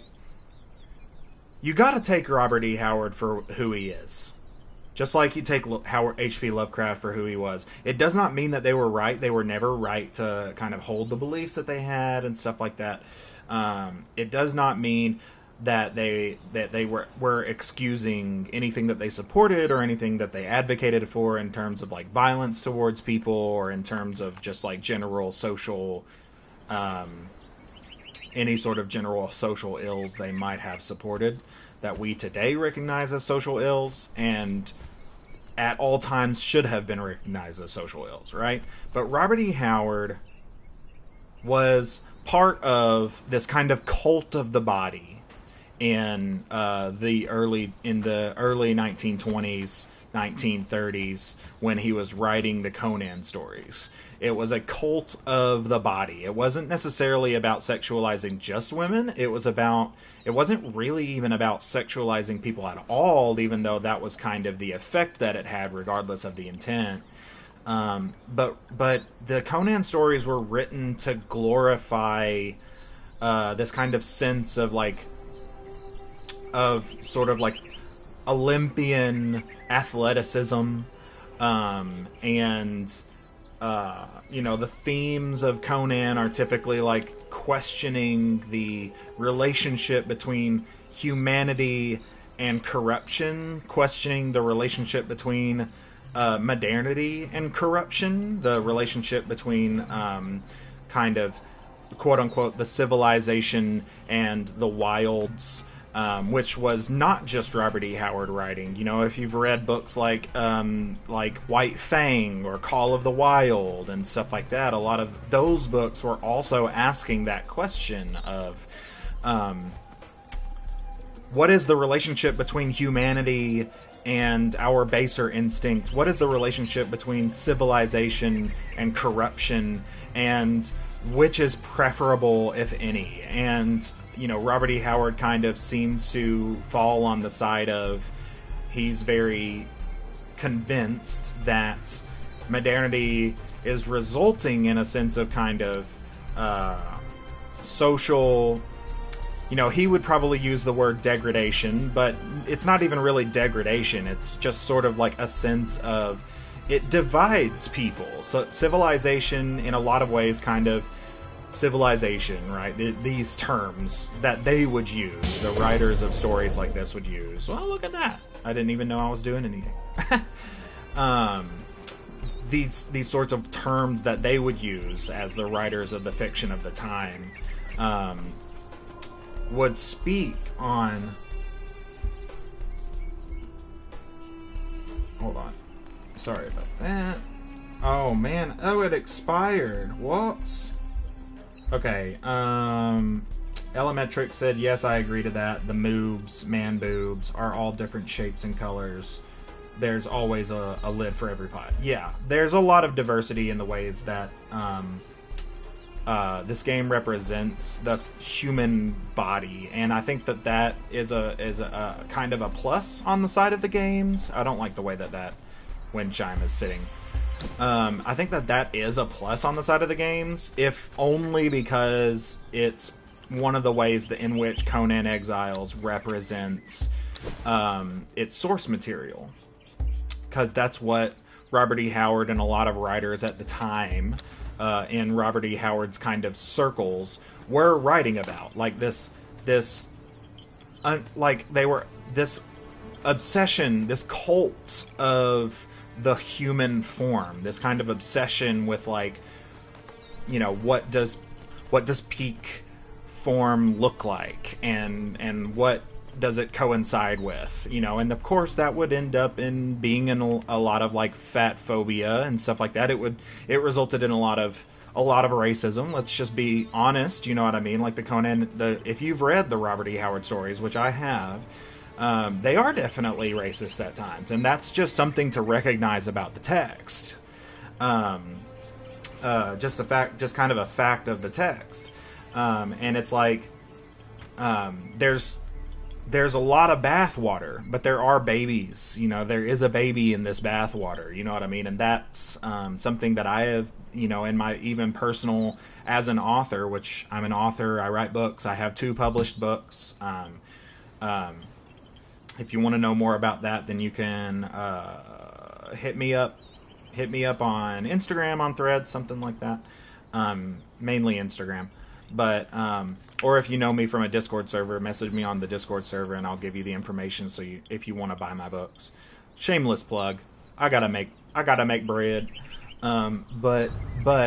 Anyways, in my writing, I have kind of written stories, none of them published, but I have written stories that have kind of endeavored to kind of like look at this kind of world from a more postmodern critical lens, right? And I feel like I've done a pretty good job of representing the genre for a postmodern audience, you know what I mean?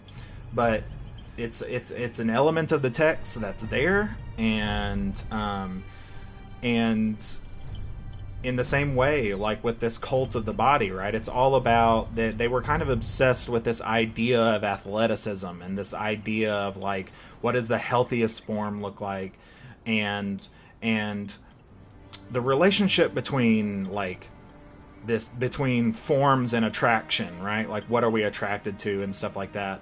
Robert E. Howard was actually one of the earliest writers to include elements of like kink and sadomasochism and stuff like that in his work, and no matter what you think of those things, it was pretty revolutionary in the 1920s and 1930s to kind of represent these kind of experiences, these very human experiences of like attraction and the diversities that attraction can entail. Robert E. Howard was one of the earliest writers to represent lesbians in art, and of course they are all bad guys, right?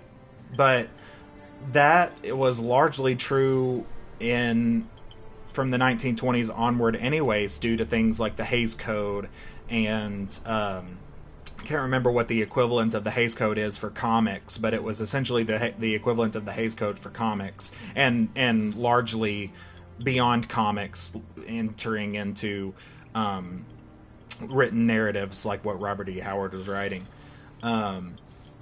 Anything seen as like socially ill or deviant had to be represented as bad, but the fact that writers endeavored to put the representation in there and make it fun, you know, like you think of like, you know, Ursula from the Little Mermaid. Ursula is a result of the Hays Code. They gave Ursula very purposefully gave Ursula these elements of drag, and they had to make her the bad guy because the Hays Code demanded that anybody who represented drag, anybody who represented something like that could be seen as queer, had to be relegated to the realms of bad guys. And so you get Jafar, like very queer coded and stuff like that. So Robert E. Howard is not uniquely evil in the fact that he placed all of his queer representation in the realms of bad guys, but the fact that he wrote such compelling enemies for Conan in the Robert E. Howard stories speaks to the way that Robert E. Howard, or maybe not even Robert E. Howard as the writer, but us as the audience, can see the value in Robert E. Howard's stories.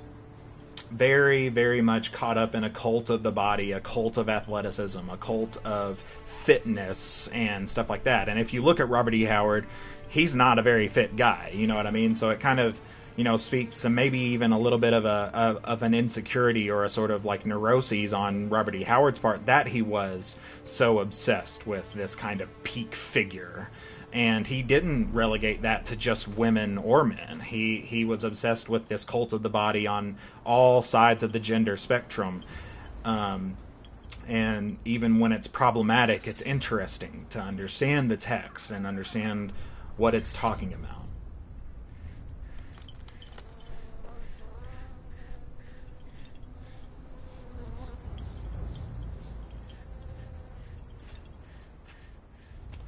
What are we doing right now?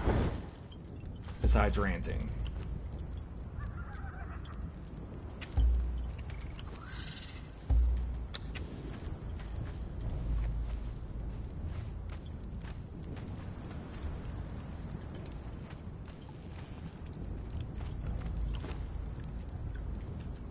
Okay, so I think we have enough shaped wood for some...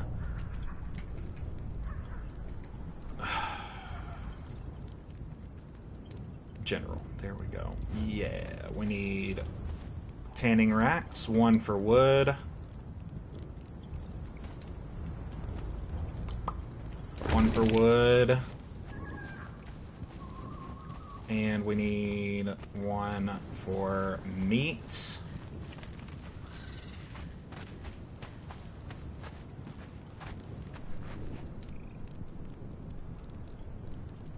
Oh, we don't have enough materials, that's why.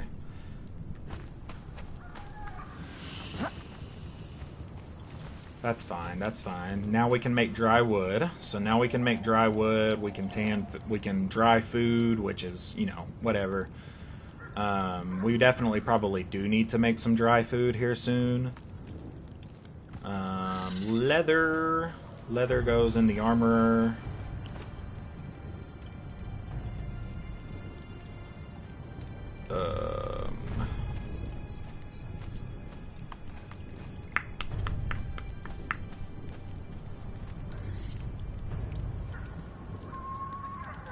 Look at all that heavy hide we got. Nice. That's gonna be so useful. That was such a good drop from that spider. I'm glad that I kept all that. Honestly, I know it was over encumbering me and making all sorts of problems, but that's gonna make making heavy armor so much easier later. Because the heavy hides are actually pretty difficult to come by, especially down here in the south.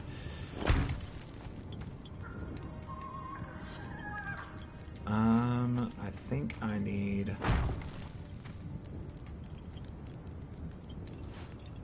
that in order to get the fence foundation right.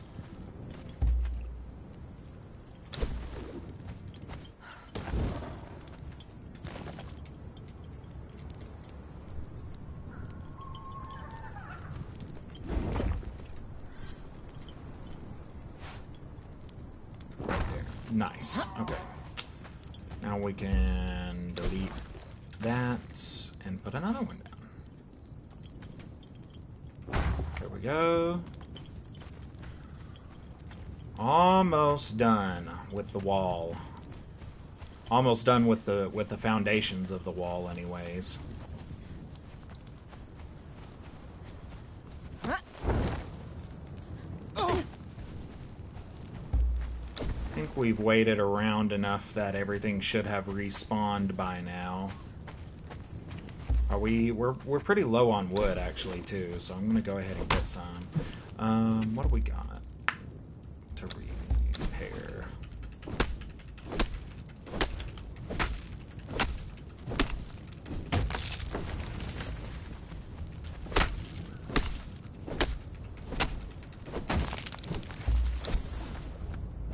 Thank you, game, for respawning this rock.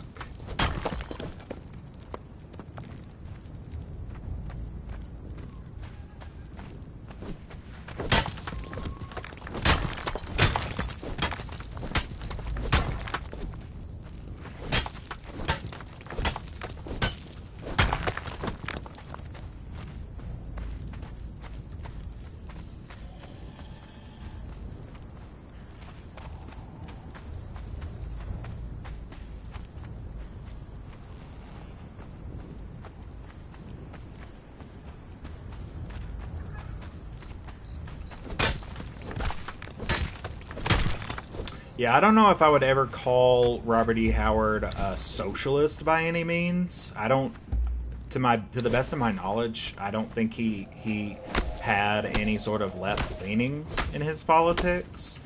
But there is definitely like a more left wing reading of Robert E. Howard's world and stories if you look for it. I mean, everybody can kind of find what they want in stories, you know, death of the author and all of that stuff. But you know, the ways that Robert E. Howard's stories kind of critique systems of power, the way that Robert E. Howard's stories critique the relationship between wealth and the stratification of wealth, resulting in evil, resulting in acts of evil, the proliferation of evil in the world. He definitely has... There's definitely something there in the ways that Robert E. Howard kind of critiques. I think Robert E. Howard was not necessarily thinking of it in those terms, but that doesn't mean that we can.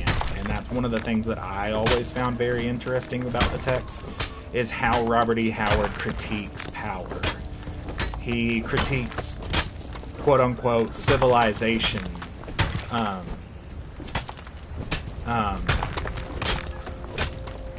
In these terms of like wealth and wealth distribution and the ways in which quote unquote civilization or modernity, whatever words you want to use, is deeply kind of tied in with systems of oppression, systems of power that cause divisions between people. And he makes Conan this hero, like this hero of the wilds sort of character, both a philosopher, because Conan, like, you might not know it if you only know Conan from like the Schwarzenegger movies or the comics, but in the books, Conan is actually kind of a philosopher warrior. He's kind of a poet warrior. He's very interested in the words of scholars, and he's very interested in, but he's never so interested that he's willing to kind of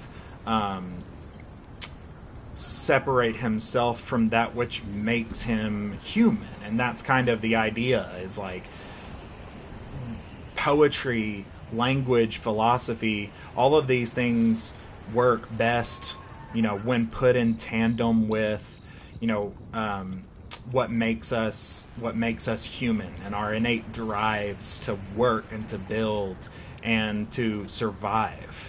And that's what Conan represents, this kind of blend of all of the best aspects of civilization and all of the best aspects of savagery. And that's often what you see Conan in conflict with, is like the worst aspects of savagery and the worst aspects of civilization, as Robert E. Howard saw those things. Sorry if you come here just for the gameplay. We nerd out a little bit here. We gonna nerd out a little bit here. I don't know if you find what I'm talking about interesting, but I certainly do. We're gonna take these hides and we're gonna put them in here. I'm a big nerd when it comes to stuff like this. Writing and philosophy, socio-economic relationships and art critique.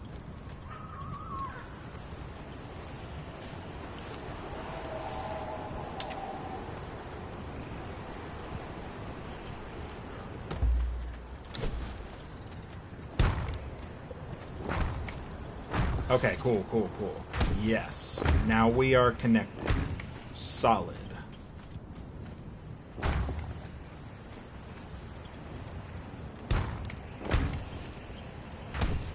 Let me go ahead and just get up on here. Whoop.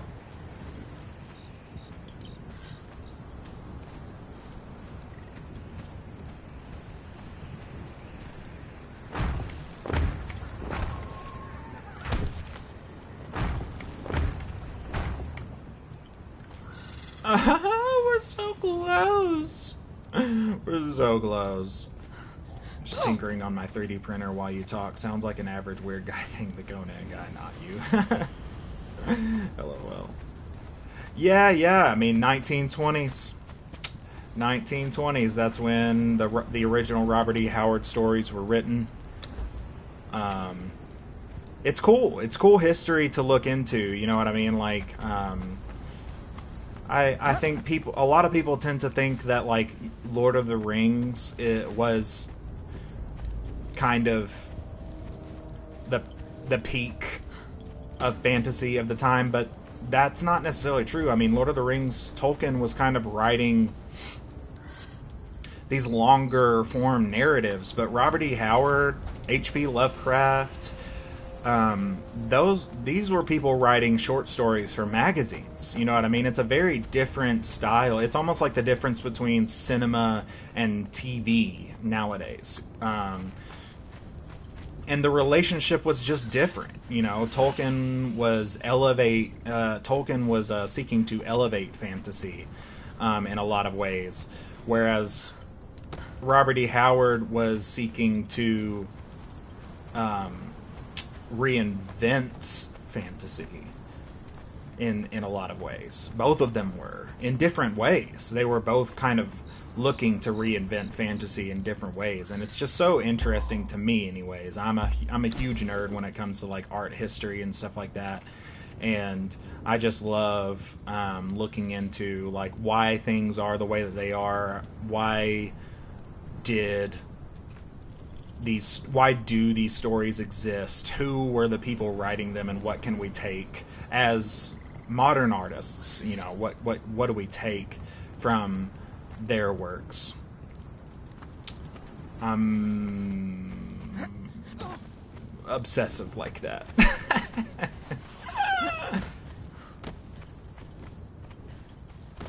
Alright, torch away, going to see if I can't find more stone. Actually, it's 2 o'clock. Man, I want to finish this wall. I'm gonna go ahead and finish this wall, or the wall foundations, and then I'll be done for today.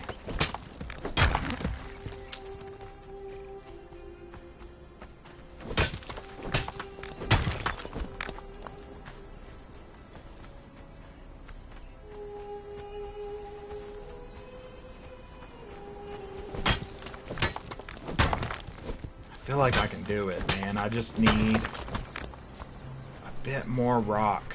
That's it.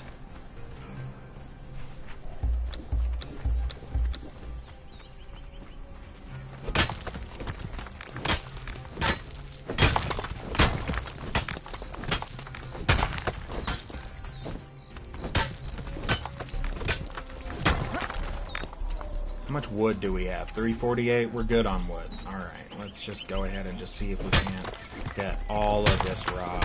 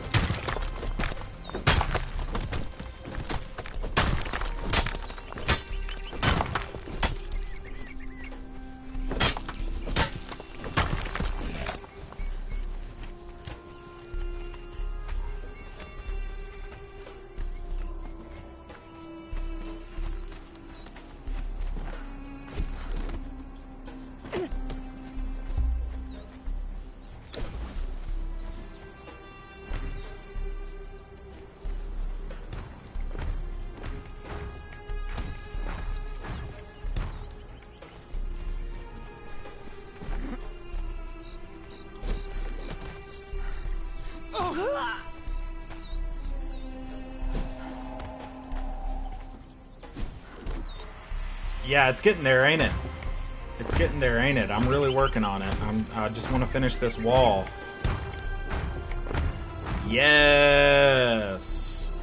Fantastic!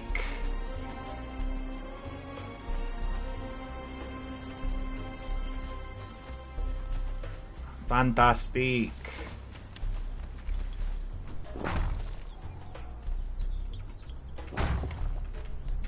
Now we can put the ceilings down.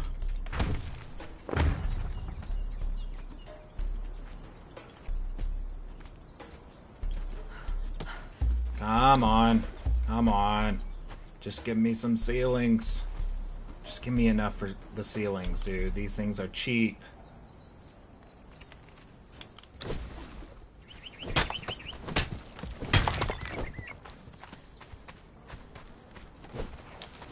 Get some ceilings, get some fences, and then we'll be right as rain. Ready to take on a purge. And I'm not super far from iron deposits either, where I'm at right now. I could pretty much just cross that river and get tons of iron. I think I even see an iron rock right there, where my cursor is. Tiny little iron rock.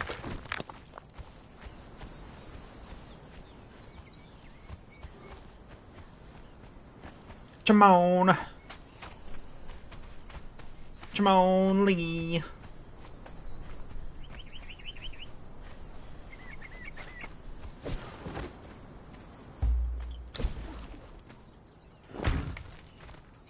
I'm gonna use this one for a purge, or at least that's the goal. I don't know if the purge might spawn at my old base, but as far as I understand, the way that the purges work now,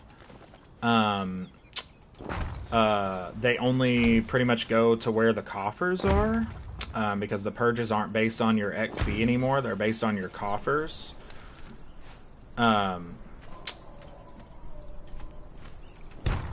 So this is pretty much going to be one of my purge bases, and it's by no means going to be the only purge base that I have, but it is going to be one of my purge bases. Just want to get the walls built. Definitely going to have to go to the East River Homestead or build a new homestead.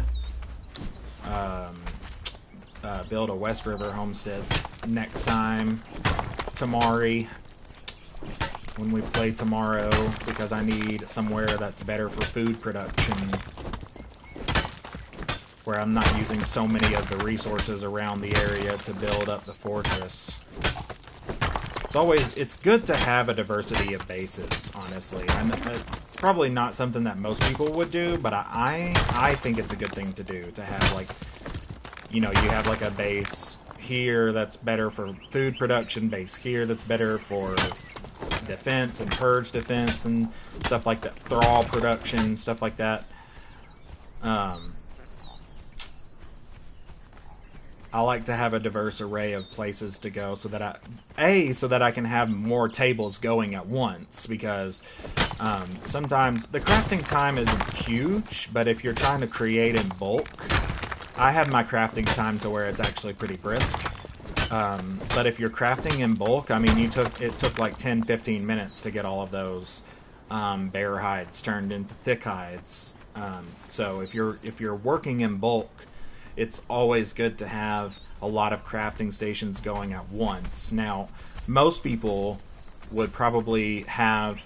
Oh no, look, we made a mistake. Most people probably just have multiple crafting stations at their main base, and that's probably the more, like, quick, easy route to take. But not me. I gotta make everything hard on myself.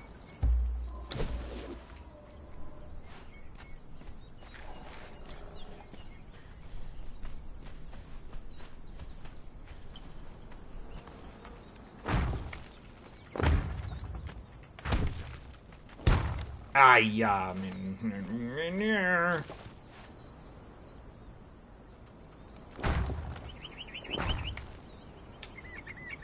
And then we do wedges. wedges.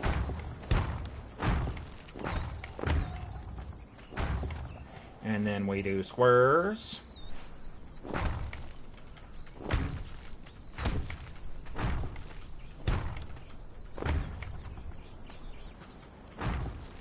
Ugh! So close. So close. Yeah.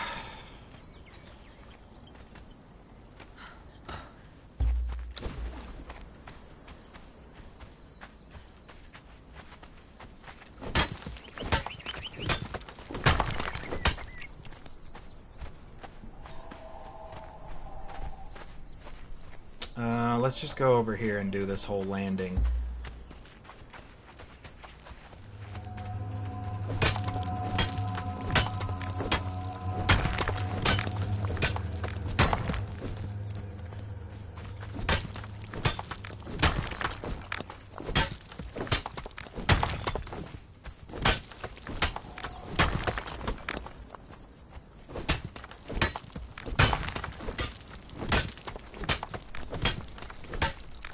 Oh yeah, we've already been up there, already done all that.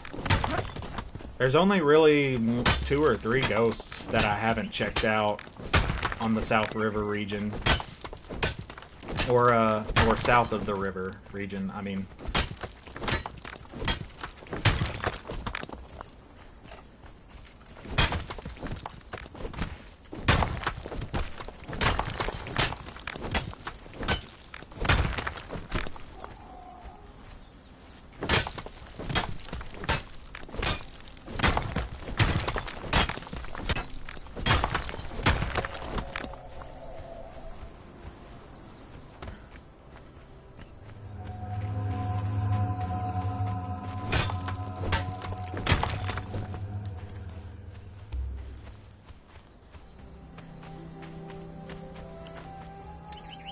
Food.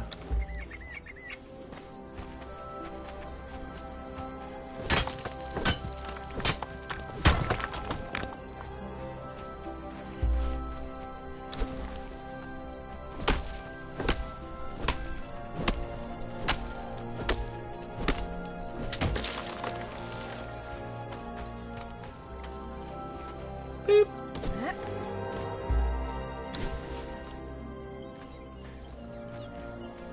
Almost done.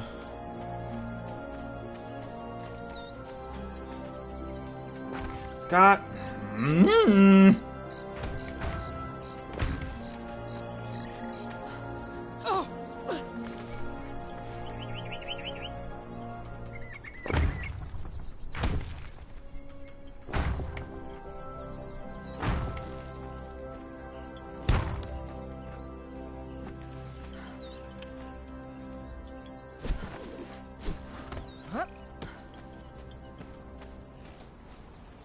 I think these right here. I don't know. We might surprise me. Boop. Boop. Wedges. Wedges.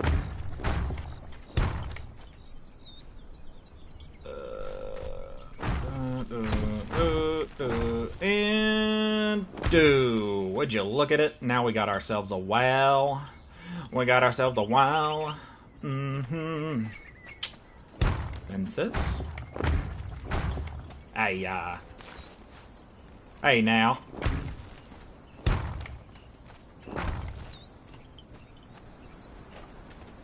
Ooh, I have an idea. I have an idea. I have an idea. It's gonna take a lot of work, but I have an idea. I'm gonna put a tower right here. A small one. But we're gonna go ahead and put these fences down right. Let's get this party started right.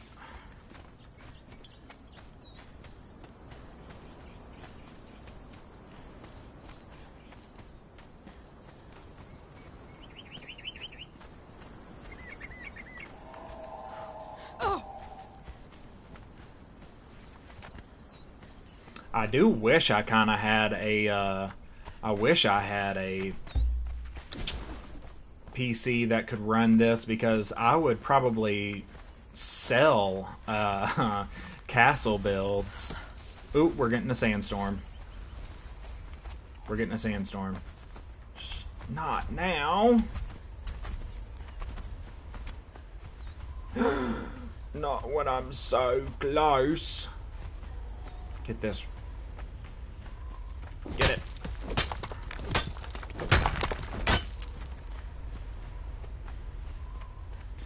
Alright, gonna go get my guy. My homie. Heapy.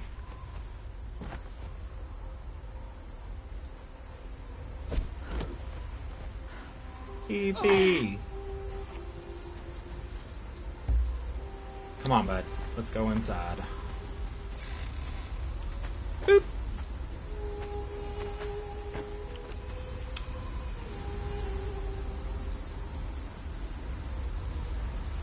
Righteous.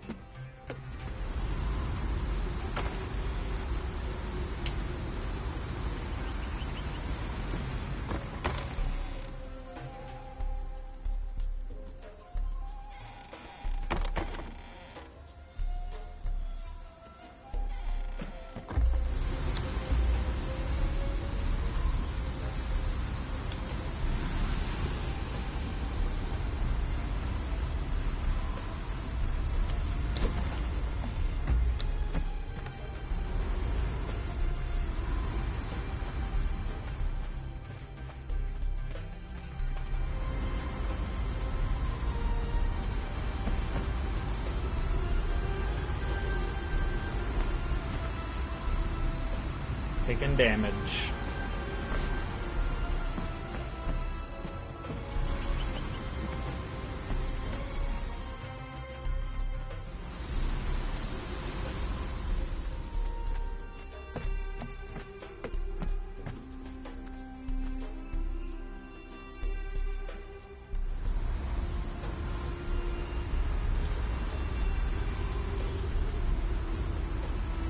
Alright, I think it's passed.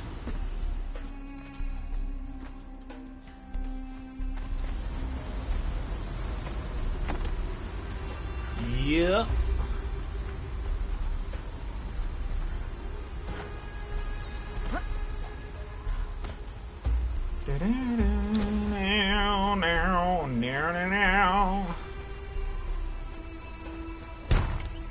Whoa.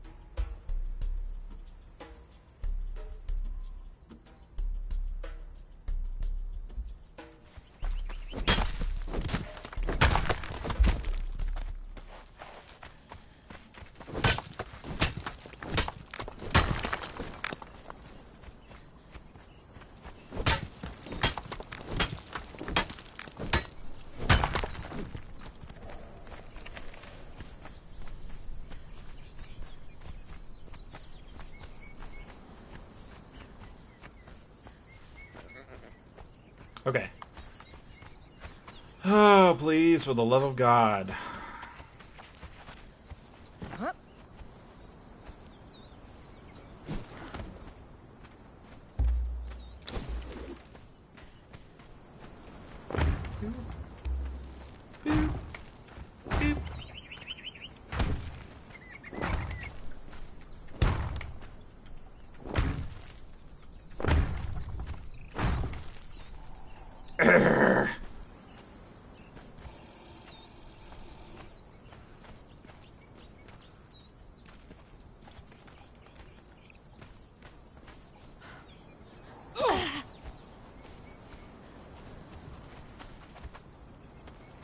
just want to get this fence done. And then we'll have ourselves a wall. Maybe put another tower right here would be good.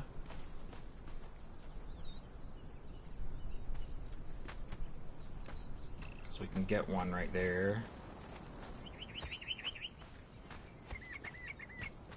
Hell yeah. Actually, man, I just don't think I'm going to be able to do it today. The resources just aren't coming back fast enough. Getting there, though. Getting there, though. Let's go see it from the top of the tower. Hey, Heafy. Move.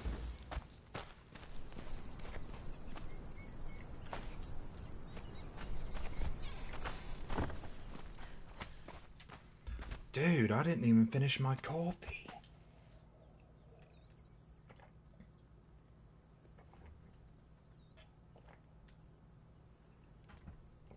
My coffee.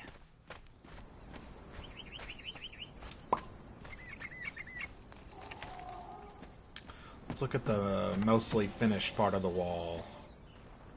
Oh yeah. That's pretty cool. I mean, this is a pretty cool fortress right here. I like this. I like this a lot.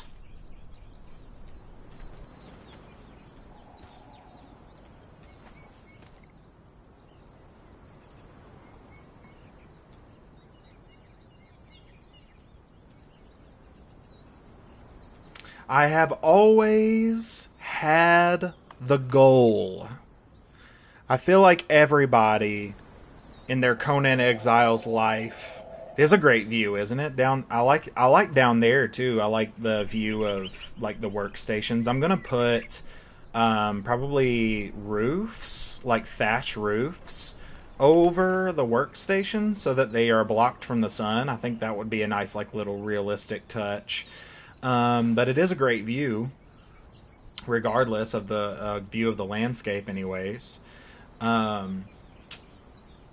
But I feel like everybody who has played Conan Exiles as long as I have has always had the goal of repairing the bridge. And it's something that I've worked on in the past, and I've never been able to get the stability function to work for me, because there's some parts of the bridge that are just too broken, that they require so many foundations up from the ground, that it kind of defeats its own purpose. But I am going to do it eventually, someday. I'm going to repair that bridge.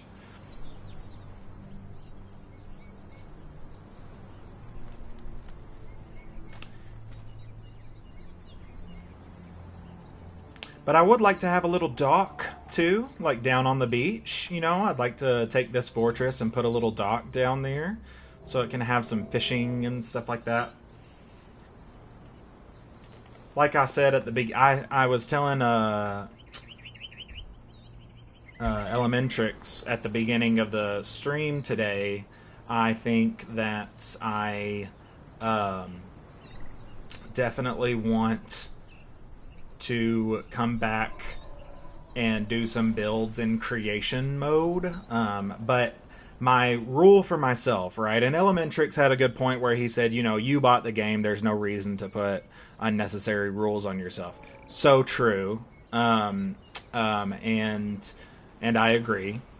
I think I would like to have a limit on my use of creation mode, because part of the game is the experience of the survival mechanics and the building, right? The harvesting of resources and understanding the scarcity of those resources. It's a really important part of the experience of Conan Exiles. So I don't necessarily want to undercut that by going into creation mode too much. So far, I've only ever really used it to get good screenshots. But there are a couple of builds that I have the aspiration of doing that are just a little too big to handle the amount of scarcity that is in the game, with regards to the resources and stuff like that.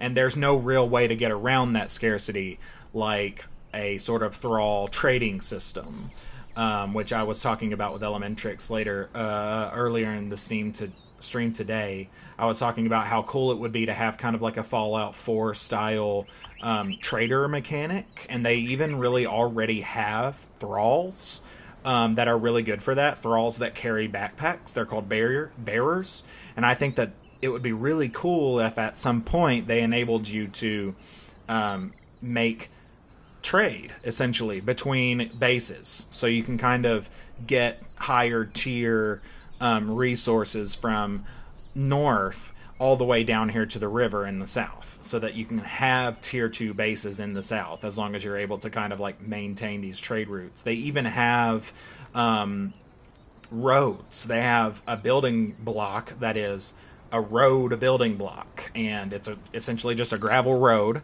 and you can build it. You can build carts. They're non-functional. They're just decorative for now, but you can build carts. Allies can use mounts. You can make mounts for allies, and they can use the mounts. So there's no reason why you wouldn't be able to put like a bearer on a cart with a mount. You know, it just seems like that.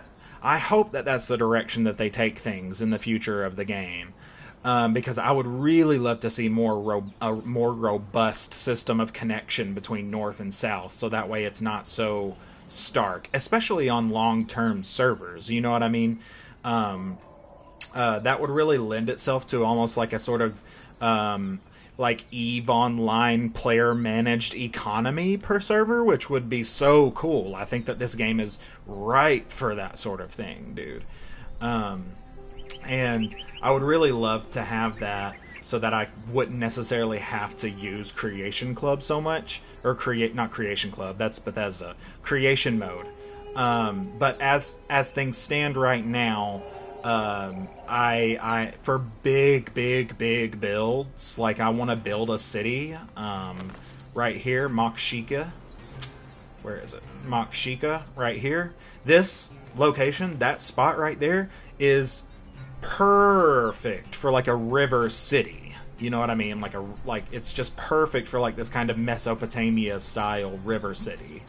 It's so big. The layout of it is perfect for it, and I really want to do that build, but I don't want to do it in survival mode because it's just going to take way too long. So I think I'm going to hop into creation mode and do that. But my rule for myself to make sure that I'm not overusing creation mode is I have to be functionally out of the area by the time I start doing creation mode builds.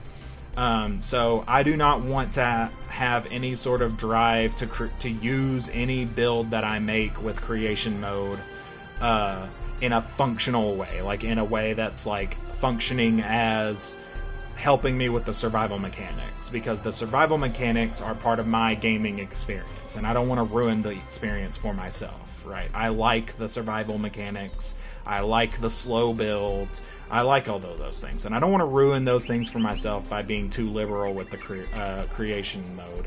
But that's probably something that I'm gonna do on like maybe some bonus streams, maybe some evening streams. If my collabs aren't on, I might hop on to Conan Exiles, no mic, just pop a podcast in, let everybody know what the podcast is for the day, and just go to town on some Creation Club builds and just kind of like let everybody have like this sort of cozy experience of watching the city kind of grow. That's something that I want to do. I think that would be really super fun. And I'm almost there. I'm really there, honestly. As soon as this base is done, I want this base to be done in survival mode. This is my first purge base. I want to have at least one purge in the south of the Riverlands before I kind of leave the southern banks and go north. So I'm going to try to get a purge to spawn in on this fortress here and see how this fortress stands against that. So that'll probably take maybe today and Wednesday to get all of the walls built up, all of the thralls, all of the resources and everything like that ready for the purge, and then I'll put my coffers down and see how much gold it takes to get a purge here. I really hope it doesn't take too many pieces of gold and silver and treasure to get a purge to spawn it down here. I really hope that it's regional. Um, or I don't really know how the new purges work. You know what I mean? I'm a little confused by the way that the new purges work. Um, but nevertheless, this is going to be the last base that I build south of the river in survival mode. Everything else is going to be built in creation mode, and I might use them functionally for like materials and stuff like that later. But it's only going to be sparingly. But that's probably the plan for tomorrow and Wednesday, and then Thursday and Friday, probably going to be heading north.